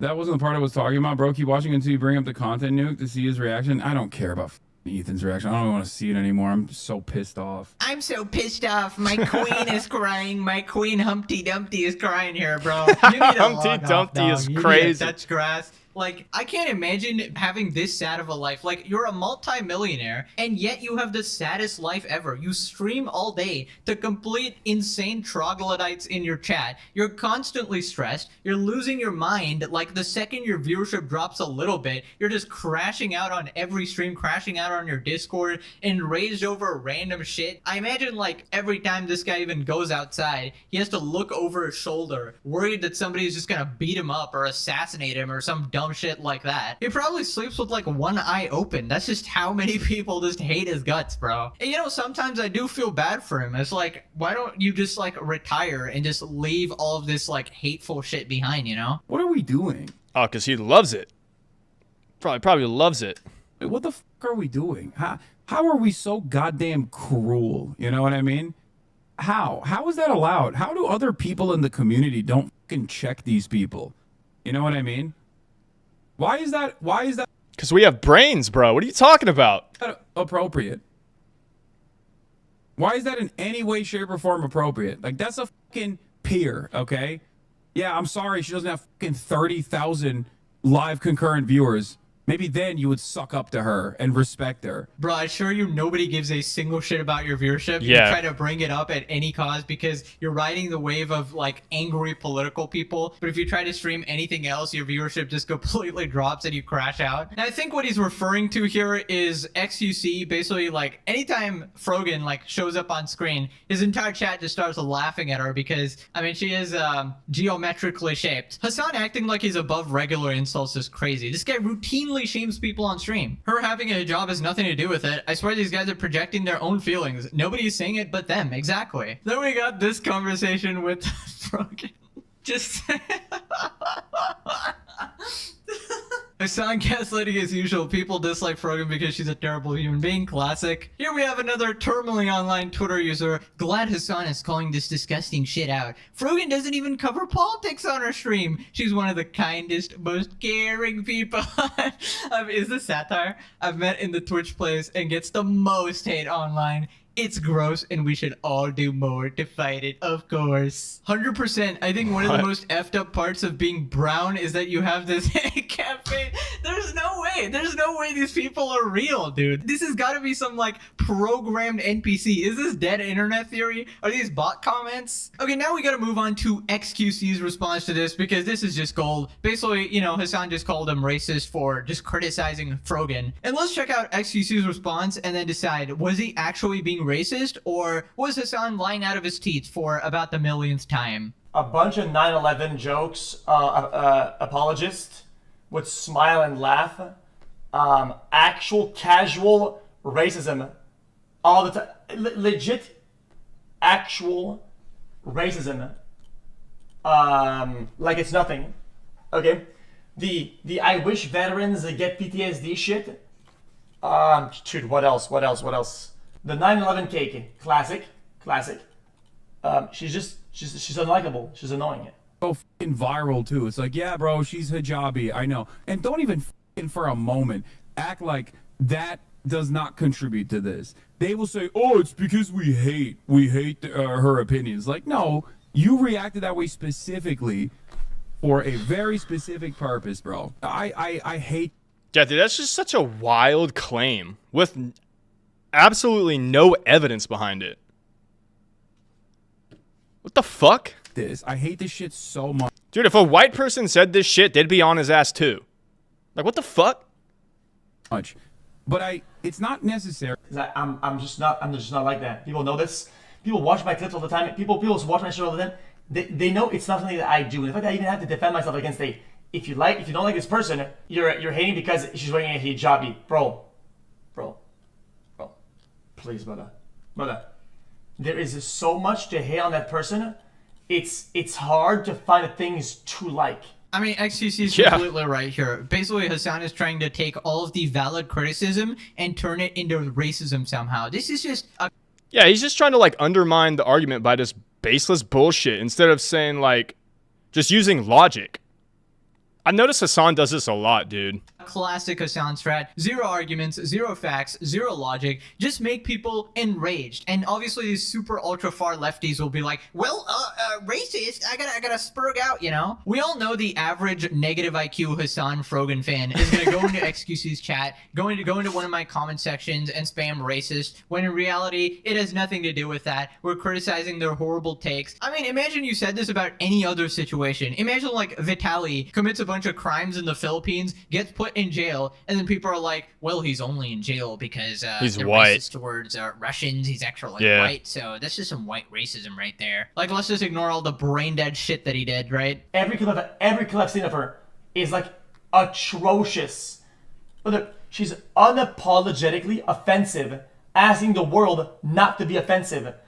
When you pick and choose what groups, what style that people can be offensive to, you're already lost in my mind. Well, white people aren't just, but these guys, but Jewish people, but what? Like, I'm not, you're just annoying. Like, you're unlikable, lady. Like, so when I see a clip, my body, I go into defensive mode. My brain tries to protect itself from its image that's being broadcasted to it. It's a defensive mechanism. I don't like her. She says something, my brain has to push decibels away so I don't intake some of the shit she's... Plus, you're basically supporting the thousands of deaths of innocent people just trying to do their job. Like, what the fuck? That's why we hate you. Not because of your religion, not because of what you wear, because you fucking suck. She says it's off the rails. It's not that hard. When XQC is making sense, you know the world has gone absolutely crazy. Anyways, this next part, XQC points out how Hassan is literally just openly straight up racist, and then he's calling other people racist. Calling out the racism here. I wasn't being racist, and then fucking fight tooth and... So this is actually Rich coming from this guy and everybody around that's been kind of doing the whole like dog whistle of like Jewish equals bad. But guys, hold on. What I mean by that is the people that are Zionists, but you know what I'm talking about though. You know what I'm talking about though. Guys, oh, the Jews this, the Jews that. Oh shit. No, I meant the Jews that are Zionists that do war and do all that. You know what I'm talking about. That. Don't be weird. Don't be weird. Okay. Don't give me this shit where you don't think that there's underlying hate for Jews in general, and especially in some of these guys' chat. And so they know what's going on. The thing is, it's not just Jews. It's just a blatant hate of Jews, by the way. Blatant. Literally anybody. If you've seen Hassan ever talk about black people or Asian people in general, it's like, unless you're on his side, you are completely subhuman to him. It is completely ridiculous. Everything he says is just projection. It's like, let me call the other side racist so that they don't point out how I am just explicitly racist all of the time. Then he talks about Hassan bringing up views again, and by the way, this is just like a spit in the face to Frogan. It's like, you're trying to defend her, but you're also humble bragging that, oh, I got more views than you. It's like, I don't know if she's even your friend, bro. How are we so goddamn cruel? You know what I mean? Bro, how? Bro, says him, yo, what? Bro, he has been incredibly cruel though, what? Bro, he has been cruel though. Yeah, I'm sorry she doesn't have 30,000 live concurrent viewers. Maybe then you would suck up to her and yeah, then we'd agree that America deserved 9/11 and innocent people deserve to die. Like, what the fuck is this guy even on about? How does he have a platform? Respect her. He brings up views again. It's like the only talking point. It's like the only arguments. Anytime that it's back against the wall, it has to be about some view count, like schizo thing. Like every San thinks like your brain every is functional enough goddamn to dislike time, dude, anyone like- based on race or religion. He's lost the plot. Let's pray for him, chat. Yeah, so this is the thing that Hassan constantly I ain't praying does. for that the shit. sad thing is, his entire worldview completely revolves around views, right? So when his views even drop a little bit, which is just natural as a streamer, he completely melts down in his Discord and he starts crying to his viewers, which is why, partly, that he tries to radicalize his audience so much, that he maintains that, like, cult-like following, right? And if you notice, these big streamers are so jealous and hateful of XQC all the time that XQC is doing infinitely better than him without even trying. Like, XQC got that $100 million contract, and when Hassan saw that, he was so salty, so jealous. Meanwhile, Hassan is forced into his narrow corner of radical politics, and he's forced to just give the most insane takes over and over and over, or his own audience will eat him alive. At this point, he's a hostage to his own audience, because imagine one day Hassan grows common sense, right? And he becomes a normal person. He's completely screwed. Imagine he goes up on stream and he's like, hey guys, actually, I think I was wrong about some of this stuff. Like, his fan base is so crazy, they will do everything they can to make his life miserable if he ever tries to change his stance on anything. So it's just, he's just trapped. It's completely over for him. I feel like his only option is to leave the internet forever. Now, Frogan also went on some unhinged Twitter rant in reaction to the content cop. Ethan Klein wants to defend Muslims because he's being held accountable in the content cop for continuously being a vile person. iDubbbz has apologized, shows genuine change over the last decade, and is literally married to a Muslim woman, by the way. Yeah, he has a black friend, guys. He can't be racist. Not to mention, here she got community noted, Anissa Joma is no longer a Muslim, as confirmed in a now privated video. Obviously, I mean, mean, she's an OnlyFans creator. That's not very fitting the profile. I don't know. If one of your self-proclaimed exactly. close friends made a YouTube video about how shitty you're being, sit back and reflect on that. Ian was so charitable to Ethan and approached it in ways most don't. Yeah, he was so charitable, he made a 1 hour long video with literally people who are trying to take his kids away. So charitable, man. The Muslim woman in question, and it's literally her naked. She literally made a video called Why I Left Islam. Telling my dad that I'm not Muslim was probably the hardest thing that I've ever done in my whole entire life. Wow, I'm married to... Wow, he can't be racist, guys. He's black. Don't you understand? Like, how... Sorry, Dad. You should see these OnlyFans earnings. I care about that more. How are you so bad? She doesn't even do the smidgen of research. My God. This is diabolical. We got pot of green! Anyways, hopefully you're finished with your breakfast right now, or Frogan is gonna come and eat it. She should donate some of that money she spends on food. Mods. I found Mods. the prime button pog. Mods. Mods. Denims, Gremlow. Give this guy VIP. Click this video for more content. Go touch grass. Stay awesome. Take care. And I'll see you guys next. That's just so wild. Yeah. I don't know who the hell could ever side with those people, bro. They have no brain cells. Fucking none. I mean, I guarantee you it's just a bunch of fucking racist people themselves. Oh my God. Yo, I need to go make something to eat real fast. I'll be back pretty soon.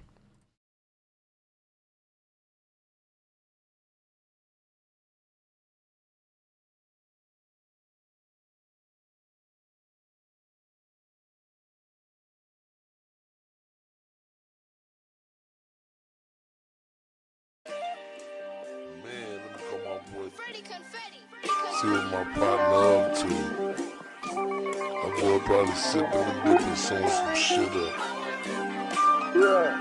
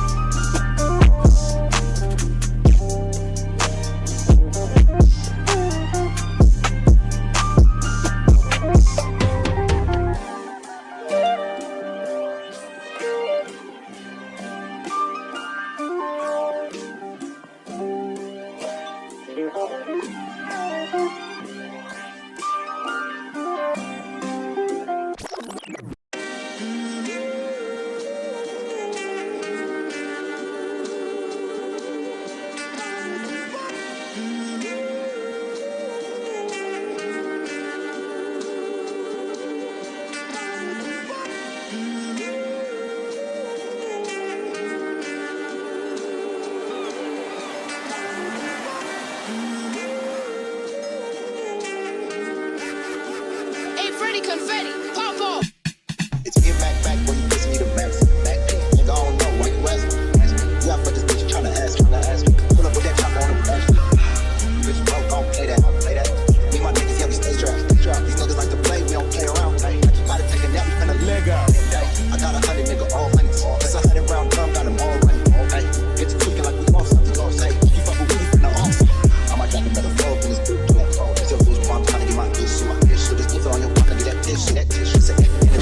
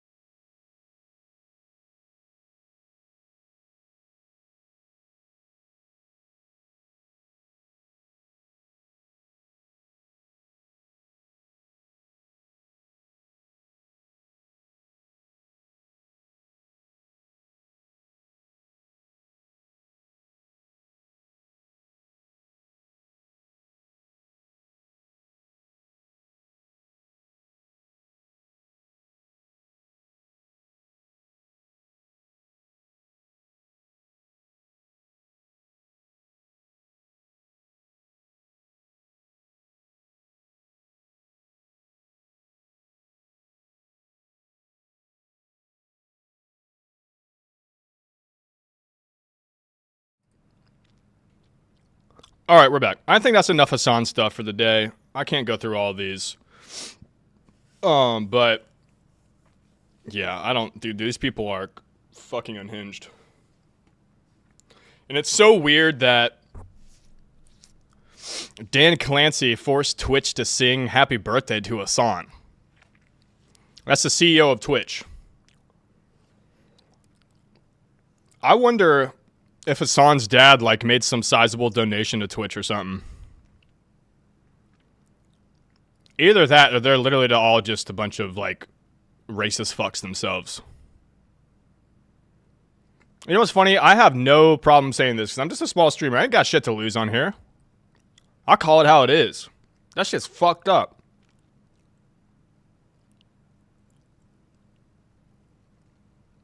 What else did I want to watch? So I think we had... something happened in the Netherlands yesterday that I wanted to look at, but I think, let me go to my account, and I need to go to my playlists. Alright, so today we're going to talk about This fake alpha male coach basically just lost.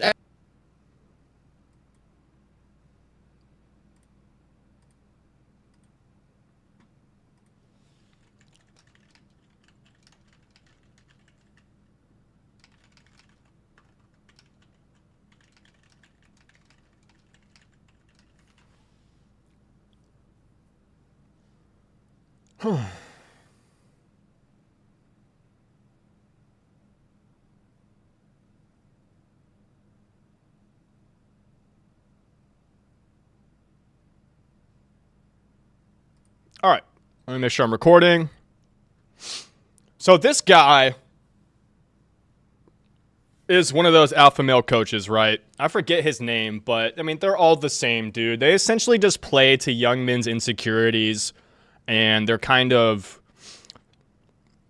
I don't want to say like hardships, but things that guys go through in contemporary society. You know, a lack of fulfillment, whether that, you know, that be with like dating or career goals or just, you know, a sense that a lot of people besides them have opportunities that they just will never have. Like, think about it. Like, I used to think this way too, but I've learned to get over it. OnlyFans chicks. Dude, if I was a girl, I would do OnlyFans. Why? I don't give a fuck. There is no dignity in starving to death. Give me the fucking bag. Right? And if that's the meta, I think you're kind of a fool not to do it. But everybody has their own personal preferences, right? So, I mean, essentially, that's how these guys got so popular, right? They essentially just say, hey, I'm going to offer you a solution. Follow me, give me money, join my training program, and you won't have these problems anymore, and you will get the respect that you feel you deserve. This fake, at least that's my take on it, alpha male coach basically just lost everything. As his main platform and way of reaching his audience, Instagram has now been taken down. Then he had a public breakdown on YouTube and is desperately clinging on to the last sheds of his alpha male empire. Yeah, being angry is actually a blessing. Because what a lot of people don't realize is anger is the highest of low frequencies. You can stop yourself at anger. You can just get angry about a situation and then notice the anger and then go right into exercise or something positive like helping people like this. Then you can elevate yourself back to a state of neutrality and then you can go into a state of love. What is he even talking about? So I have no fucking clue, but that sounds like some copium to me. Yeah, apparently we're back to the live stream therapy sessions from a man who once said crying was a weakness. And yet, here he is, on stream, spiraling over losing his Instagram account. Wes goes live and starts begging people to ask him questions like it's an Instagram Q&A, even though his Instagram is gone. It's the kind of sad irony that writes itself. So, we're live here, and that's how we'll do it. Start going live here again, and you can ask me anything here that you would want to ask me in the DM on Instagram, anything to help with. Okay, so according to Wes, this isn't even about just losing a social media account, it's about being silenced. You guys, I honestly have to have a connection to my people. And that's what all the lames out there who try to silence a real message don't want to happen. But we'll just always work around it. So that's what you guys got to realize. You guys got to realize that there is always a way around everything. Yeah, sure. West has always found a way around everything, except a felony battery charge, Instagram termination, and his own ego. Well, let's backtrack a little bit for anyone who's still catching up to this saga. So this is like my 4th video on this guy, but if you don't know, Wes Watson, he's a former convict who turned a self-help influencer. He did 10 years in prison, got jacked, got out, started yelling on his phone, and somehow convinced thousands of people that shouting and steroid-fueled rants were a viable business strategy. He sells personal coaching, but according to his Reddit threads and reviews, half the time he ghosts the clients, reschedules endlessly, and just doesn't deliver what he promises, even though he claims his clients have a ton of success. I had someone sign up yesterday to become a coach, and then he signed his first right after our call, 2 hours after, he signed his first $750 client for 3 months. I mean, he paid $7,500 for 3 months of the program. The rest of his life he'll have this knowledge and he'll kill it. How could a guy sign up for a course and 2 hours later sign a client because of the course? It just doesn't seem like these two things have anything to do with each other. Wait, is that what he said? And naturally, that's just assuming that the story even happened to begin. I mean, it's not really even, I don't even think it's really about that. It's just like, are you good at sales? Like, did you find an insecure young man looking for like a mentor figure? Like, people will pay a lot of money for that shit, dude. Half the time he goes to clients, reschedules endlessly, and just doesn't deliver what he promises, even though he claims his clients have a ton of success. I had someone sign up yesterday to become a coach, and then he signed his first right after our call, 2 hours after, he signed his first $750 client for 3 months. I mean, he paid $70. Yeah, I'm gonna be real. If you find a desperate enough individual, that's got to be an easy sell. Like, you're essentially selling them hope. You find people who feel hopeless, and you sell them the solution that will give them hope. It's honestly like the most easy sale. $7,500 for 3 months of the program. The rest of his life, he'll have this knowledge and he'll kill it. How could a guy sign up for a course and 2 hours later sign a client because of the course? It just doesn't seem like these two things have anything to do with each other. And naturally, that's just assuming that the story even happened to begin with. Wes, he got famous for preaching discipline and accountability, and then got arrested for beating the brakes off of a dude at his own gym in Miami. I came up to him and he said he wanted to fight me.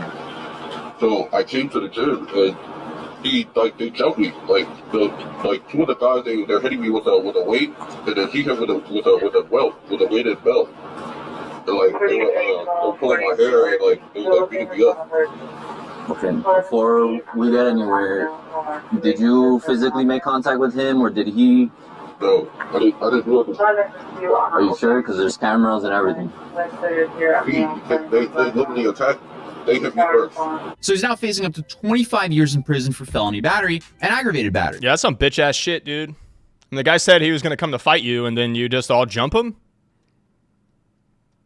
But I guess you gotta remember, this guy was in prison. Like, they don't do one-on-one fights there. Like, they are gonna stab you while you sleep. And the state attorney wants to throw the book at him because of his past convictions, which, I mean, there's not an update on that case right now. It's still pending. But what really surprises me is this guy is more concerned with his Instagram ban and his height. So fast forward to this present day. His Instagram, which was basically the central hub of his entire brand, it's now gone. And I guess he's attempting to rebuild with a new account. It's got around 7,000 followers at the time of this video. If I remember correctly, before he was banned, he was over 1 million followers. So this is a big hit to him. And I do feel like I should disclose that I'm torturing myself for this video, because it just goes to show like how many like young dudes really feel that way, you know? And I'm gonna be real, man. That's just kind of how it is, dude. Like, you just go to work, come home, you don't really feel appreciated. Like, that shit will wear on anybody's psyche.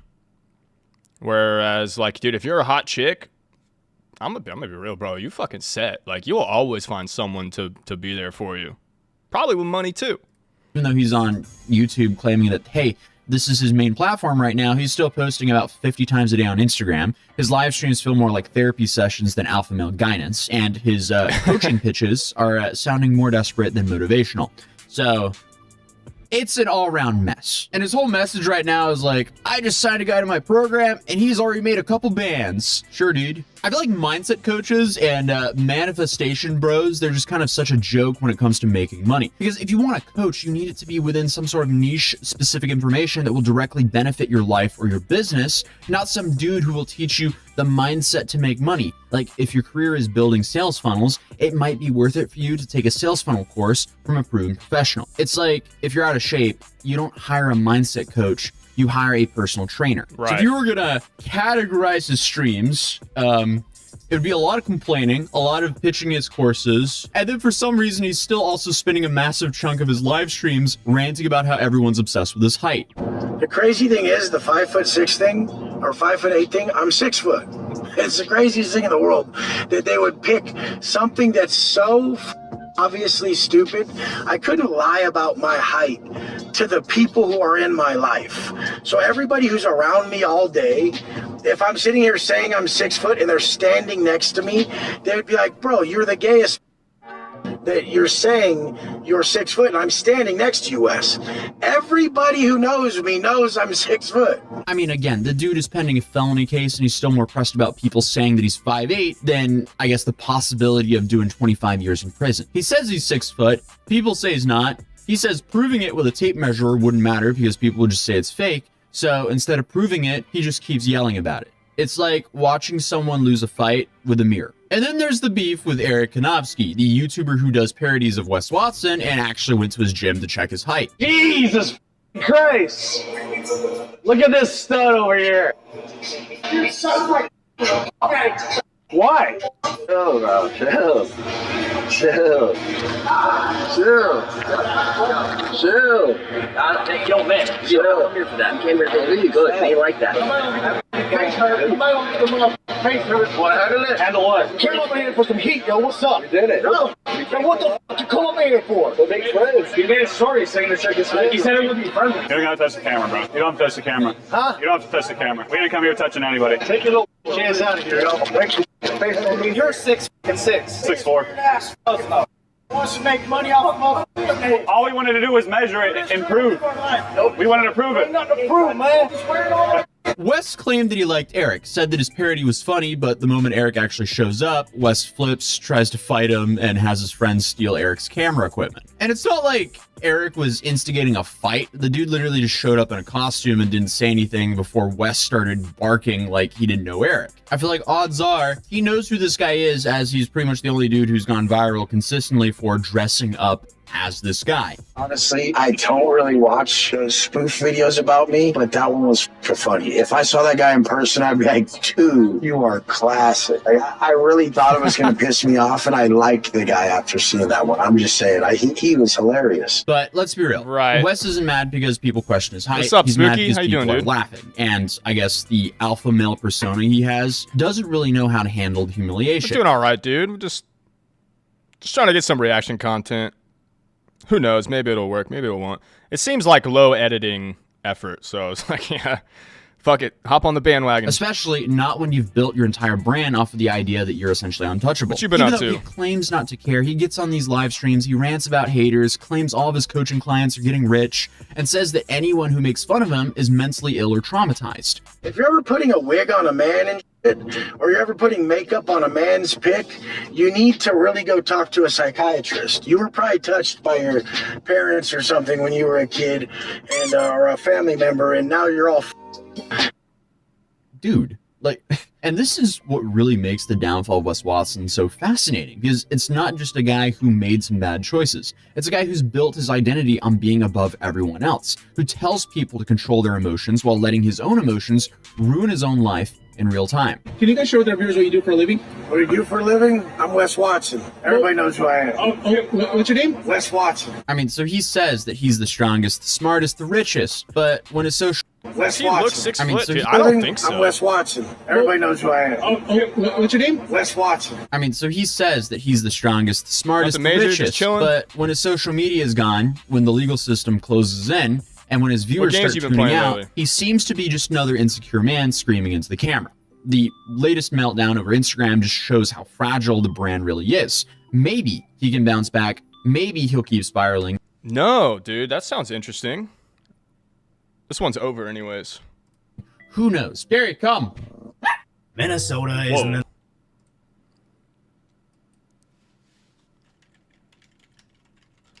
DoorDash driver pulls gun on customer? That's probably, huh?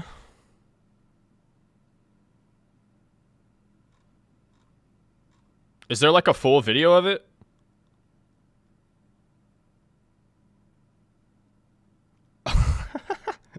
No tip, so I'm gonna fucking kill the guy. Alright.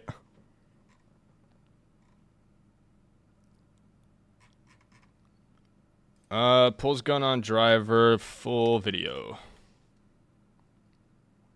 Ah, man, it's been fucking flooded by all these. You ready for some autism? Hey, what's up, Parched?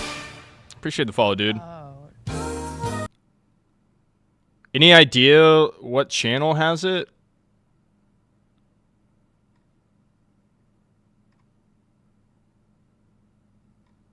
Oh, this happened, looks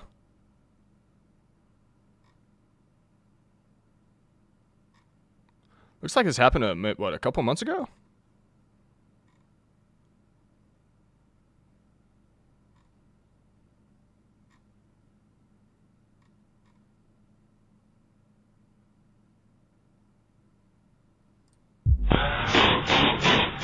What you see there is a very angry DoorDash driver. This motherfucker better have the video in his description. Oh my god.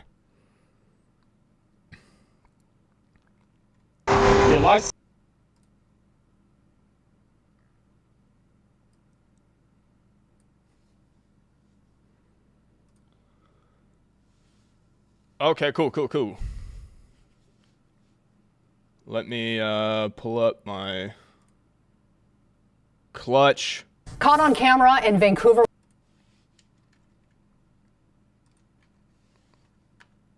Caught on camera in Vancouver, Washington. A man says he had to fight to protect his family when a now former DoorDash driver showed up at his home with a gun. That driver was apparently upset over camera in Vancouver, Washington. A man says he had to fight to protect his family when a now former like he was trying to pull his driver gun. showed up at his home with a gun. That driver was apparently upset over how he was tipped.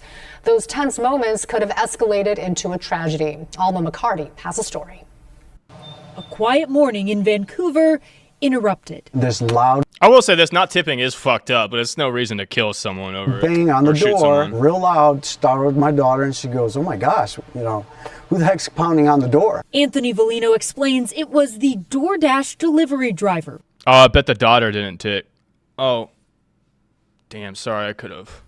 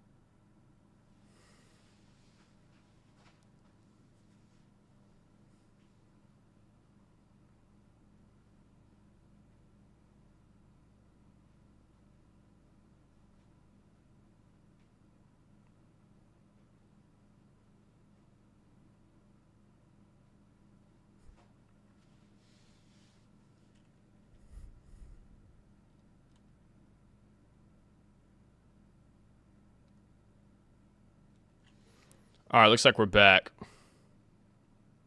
I'll just play it from the beginning. Caught on camera in Vancouver. Yeah, for real, dude. Like, I don't know. You gotta be so unhinged. Yeah. I'd be mad, but I'd just be like, alright, just on to the next fucking delivery. Vancouver, Washington. A man says he had to fight to protect his family when a now former DoorDash driver showed up at his home with a gun. That driver was apparently upset over how he was tipped. Those tense moments could have escalated into a tragedy. Alma McCarty has a story. A quiet morning in Vancouver interrupted. This loud bang on the door, real loud, startled my daughter, and she goes, oh my gosh, who the heck's pounding on the door? Anthony Volino explains it was the DoorDash delivery driver. This guy looks like a cop. Come by the house the night before when his daughter ordered groceries. It was a considerable amount. It was about $100 worth of food. The food was delivered to her. Apparently, she had to give a tip through the online system, which was deducted. But the driver had apparently wanted a cash tip. And for a second, Volino thought about giving him one. When he again said, I want my tip, that's when I said, whoa, whoa, whoa. He leaned in like I didn't hear him. And that's when I put my hand up like a stop sign and I said, hey, hey, hey. And I said, you need to leave now. A scuffle ensued, and that's when Volino realized the man at their door had a gun in his waistband. When I felt the steel, my heart just sank. Oh! My heart just sank. I was like, oh God, help me now. He tripped right here and he tripped up against my wife's car. And as he was on the ground, I came about right here. He's still asking for it. I leaned over and I cleared the handgun. Vancouver police arrived soon after, identifying the suspect as Robert Delahant and arresting him. The spokesperson for DoorDash told KGW that the company has a zero-tolerance policy for harassment of any kind. What happened was unacceptable, and the Dasher involved was immediately deactivated. And my kids were in there. They were at the door. My grandkids were at the door. Is he a robot? My daughter's outside screaming. If he would have drew that gun and missed me and shot one of my kids, it would have been devastating.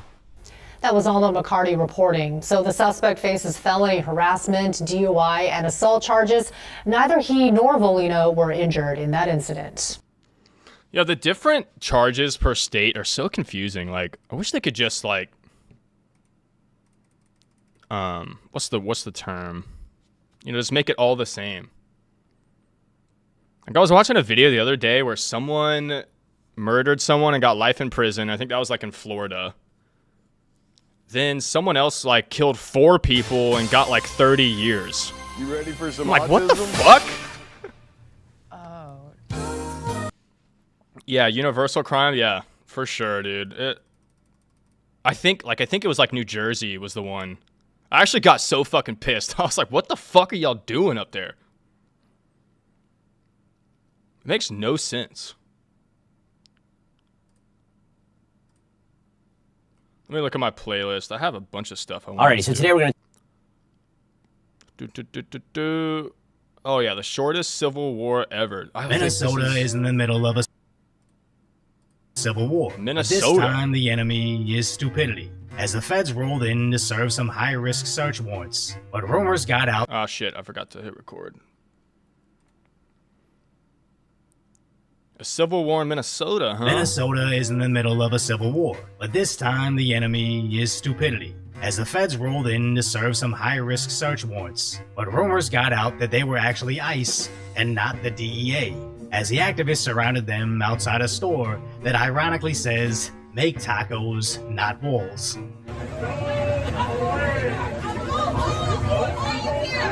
Wait, am I stupid? Wait, so they said they needed to go in and serve some warrants? For what? Do we know? As the feds rolled in to serve some high-risk search warrants, but rumors got out that they were actually ICE. High-risk search warrants. Oh, ATF, so it must be drug-related. Or gun-related. And not the DEA, as the activists surrounded them outside a store that ironically says, "Make tacos, not walls." Wait, what? You got kidnapped? By who?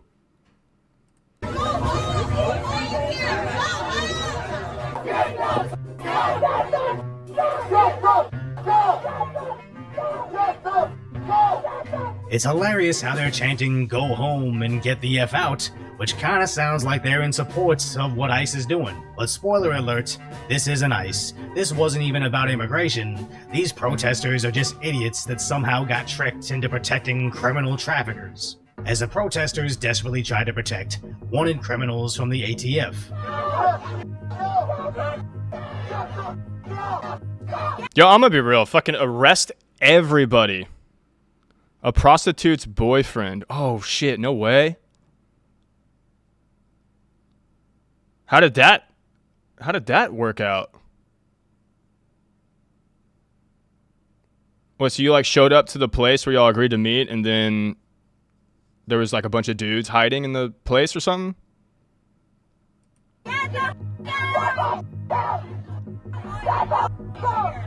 ATF, police, FBI. Like, what are they thinking, bro? They're just making assumptions here.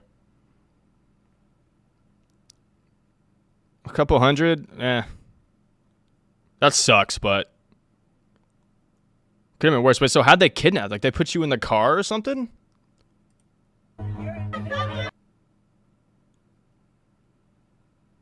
Yo, yeah. That's so weird. Wait, so why'd they make you get in the car? What's the point of that?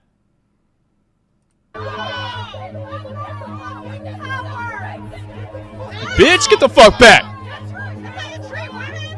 They're literally just the Ralph Wiggum me. I'm helping. Even if this was ice, shrieking on social media means absolutely nothing. Oh, okay. So y'all met in a car?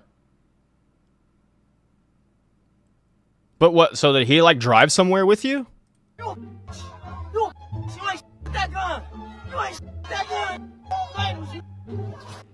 Yeah, I've always wondered what I would do in that situation, like if I could pull my gun and just start blasting the dude. But if he already has his gun out, I feel like, yeah, it's nothing really you can do.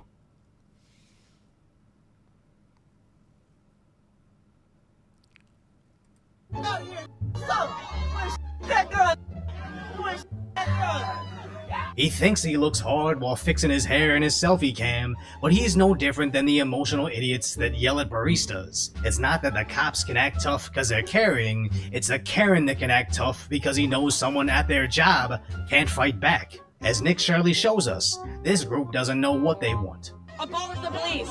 And shortly What? after...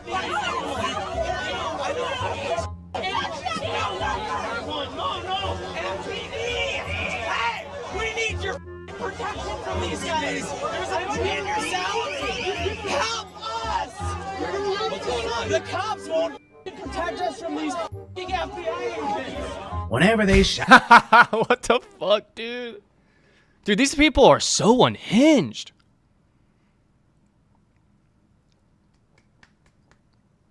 Hey, man, we all were. I think that's... You gotta do, man. You gotta do shit like that when you're young, man. Like, experience life, you know what I mean? I know people that, like, had kids when they were, like, 21, 22. Like, never, like, fucking enjoyed their young years. And, most of them ended up getting divorced, too, if I'm being real. It's like, I don't know, like, why trap yourself into that? You know, you know why I think they do it is because a lot of people see, like, being married as, like, they think, like, oh, if I'm married, people are going to think of me as an adult more, and I'll come off as more mature or some shit. Marriage at a young age almost always ends bad. Yeah, dude, I agree. I think it's just fucking stupid if I'm being real. It's like, you have your whole life to get married. Like, yeah, I don't know. Like I said, I don't even think most people want to get married. I think there's like some egotistical shit about it. Like, they think like, oh, I don't know, people who are married are better than people who aren't or something. I don't know, dude. I think it's just pure narcissism and egotism. Shout abolish the police. What they really mean is, Hello, strong kitty. arm law enforcement hurts my feelings, so please don't police unless you're protecting me. As these people are just emotional infants, throwing fits when they don't understand things. Okay, yeah, what the fuck was that? So get the out!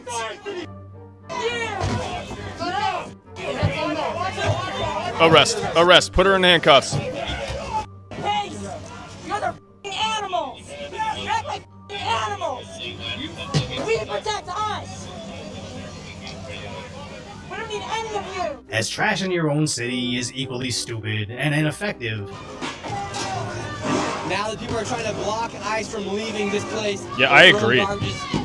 Here on the street. I think me personally, I would never, ever sign a marriage license. Like, I think the idea behind it is like two people come together to live one life, and Like, you don't need a contract to fucking do that. You just need to be both responsible and kind of devoted to that philosophy. Plus, I ain't never letting any bitch get half of my shit. Fuck that. Streets, trashing it. They're not gonna let the police leave here.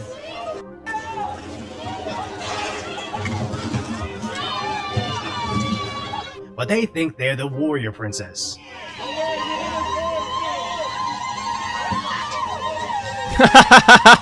Idiot. And I promise I didn't add those sound effects in. These protesters are actually That quoting was Xena, funny. the warrior princess, to get their point across. But at some point, the feds got fed up. All of these people right here are blocking ICE from leaving the street.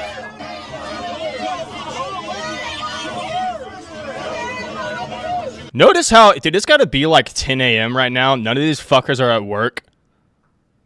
Like, I'm gonna be real, bro. These are fucking idiots of our society, and there's so many of them. That's what's insane. Wait, actually, I haven't checked on the U.S. What is the U.S. population these days? 340.1 million. Wow. Yeah, it makes sense now.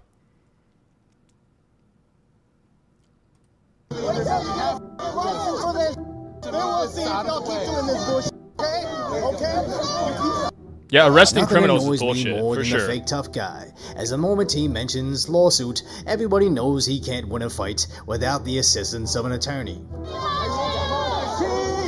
Probably real. Most young guys are wild because that's just how men are. Like, we like to experiment with risk. And so I'm gonna be real, like, I don't really trust like nice guys or guys that always, yeah, dude, it's because like you've probably had the humility to learn from your mistakes and stuff, right? Which is like, that's how you learn as a human, is you fuck shit up, but then you have to have the humility to be like, all right, that was kind of dumb of me. Let's not do that again. But yeah, that's why I don't trust people who are like goody two shoes. Like, I promise, they always have a hidden agenda. They don't want to see anybody do well or better than them. I don't trust the motherfuckers. Like, nice guys, biggest pussies alive, dude. Don't fuck with them.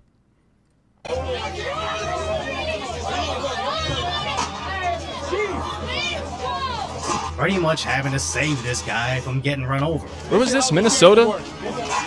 Hell yeah. What's up, bitch? You want some?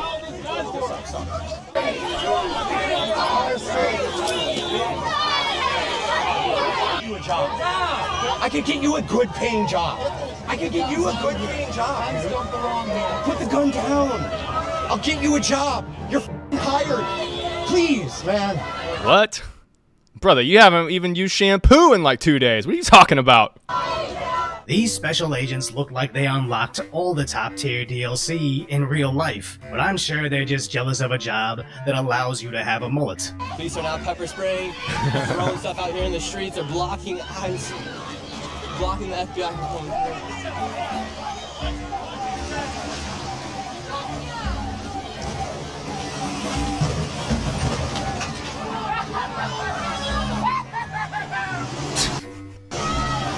You got them, dude.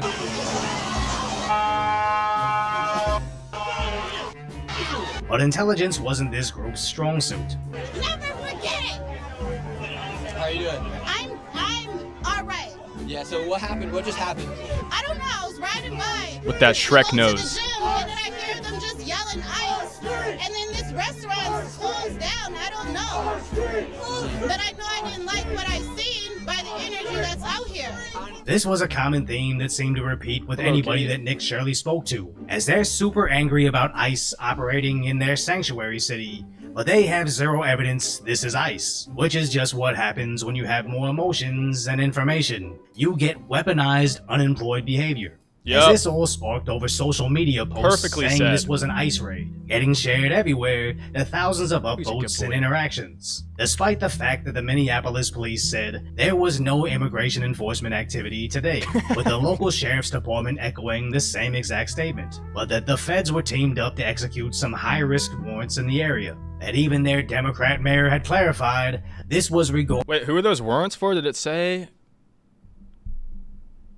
DEA. So it's probably some like drug trafficking shit.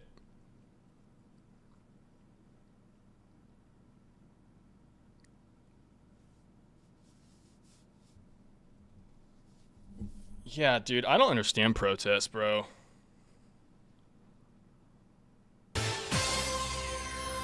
You ready for some autism? What's up, Steadfast? Appreciate the follow, brother.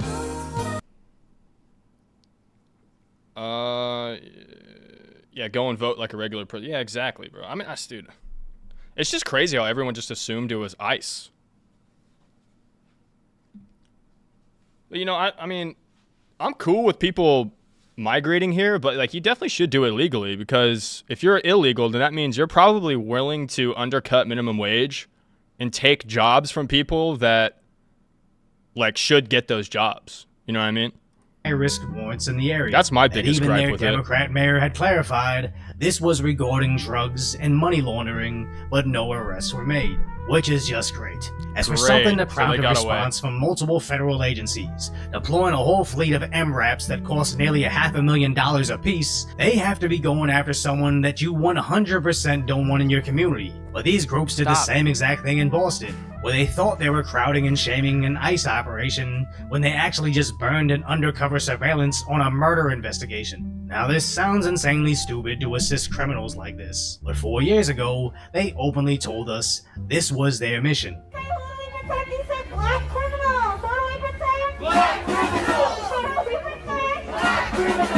And we saw this yesterday in San Diego, where their community went out to stop the deportation of a wanted criminal. Shane, back up!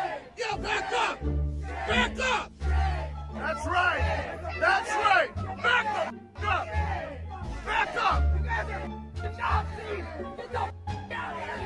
Look at this ponytail wearing motherfucker.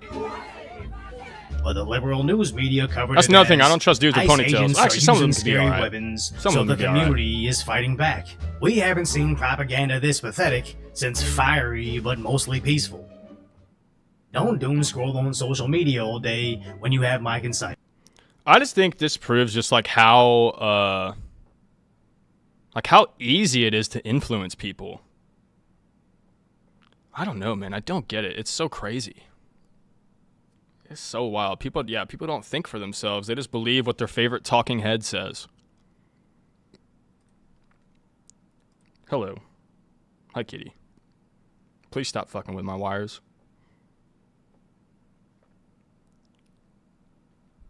Let's see. So I can remove this one. I can remove this one. I can remove that one.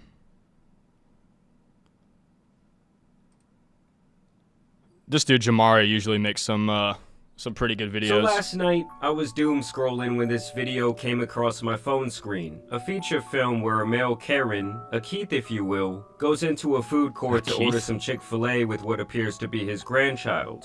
This is when he gets into a dispute with the DoorDash driver trying to do his job. For added context, the driver had already received the customer's order, but the Chick-fil-A employees had forgotten to give him the drink. You didn't order any. How am I supposed to eat this pizza without my drink? So being the good employee that he is, he Black Cat, yeah, I found this dude, I found him in a parking lot, I guess like 3 years ago now.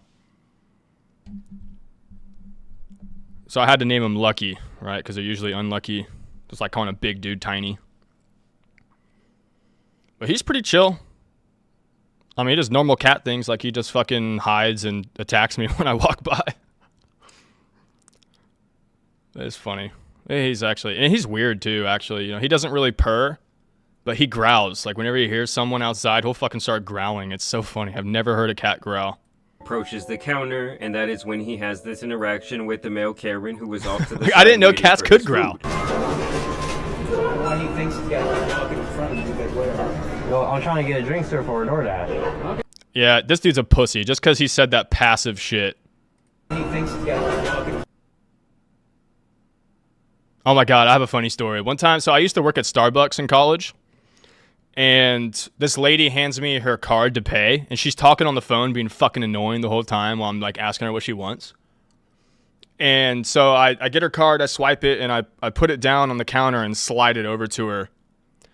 And she says to she's like, man, I hate it when like people put my card on the counter and get all these germs on it. And I swear to God, dude, I think her first card. I don't growl, or maybe I do. I don't know. What was I saying? Yeah, so her first card didn't work, so I slid it back to her, and that's when she started saying all this shit. And I'm like, bitch, like, just be like, hey, can you just hand it to me, please? Like, fine, yeah, sure. So the next card she handed to me, I slid it back to her again. Fucking dumb bitch. And like this guy, he could be like, hey, sir, why do you keep walking in front of me? Oh, look at the shoes. He's wearing those gay-ass, like, hiking shoes.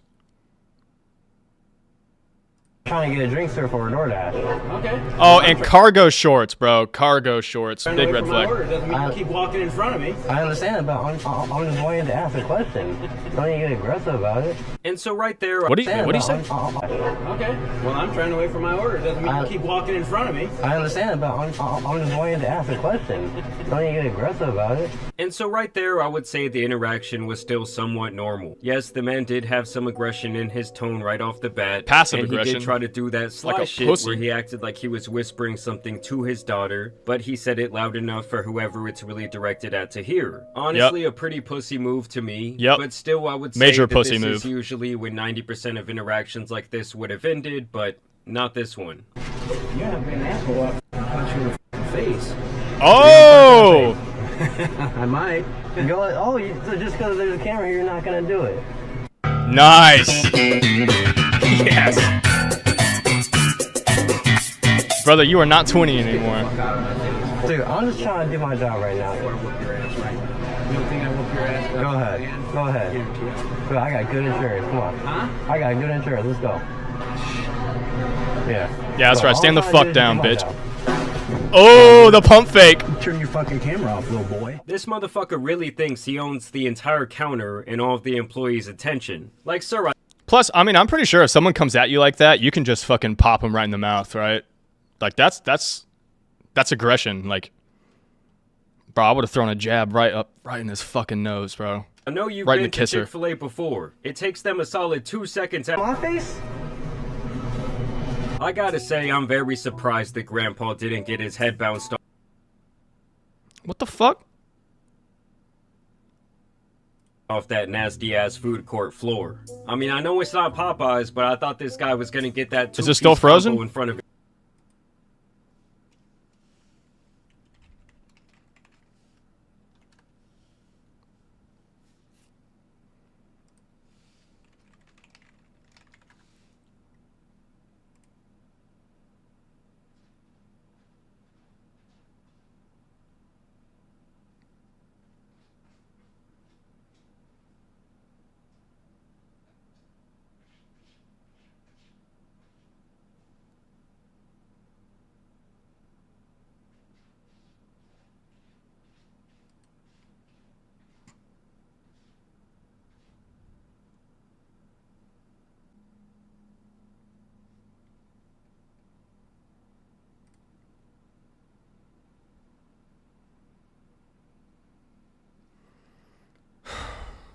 Alright, it's back up.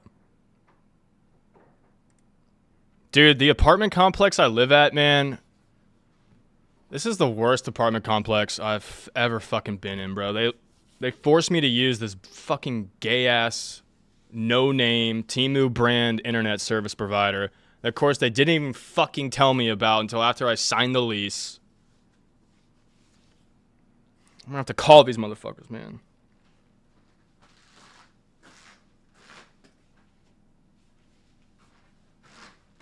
Where the fuck is my phone? Oh, it's fine.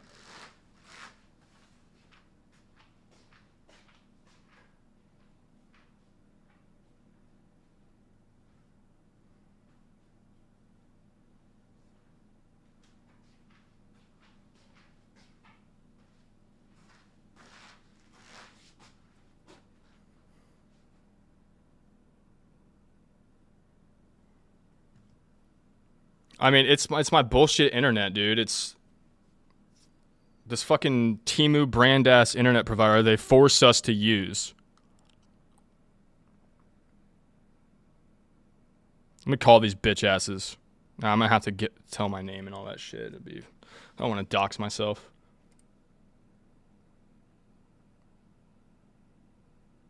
But yeah, I'm only hitting 30 megabit per second download.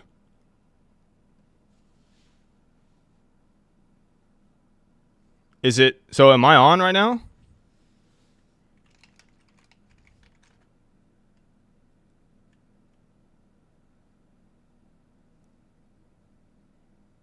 God, these fucking annoying ass motherfuckers, man. Thank you for calling Gig Street. This call may be monitored for quality assurance purposes. If you are calling about residential services, please dial. If you are interested in adding or modifying your services, please dial 1. For technical support, please dial 2. For account.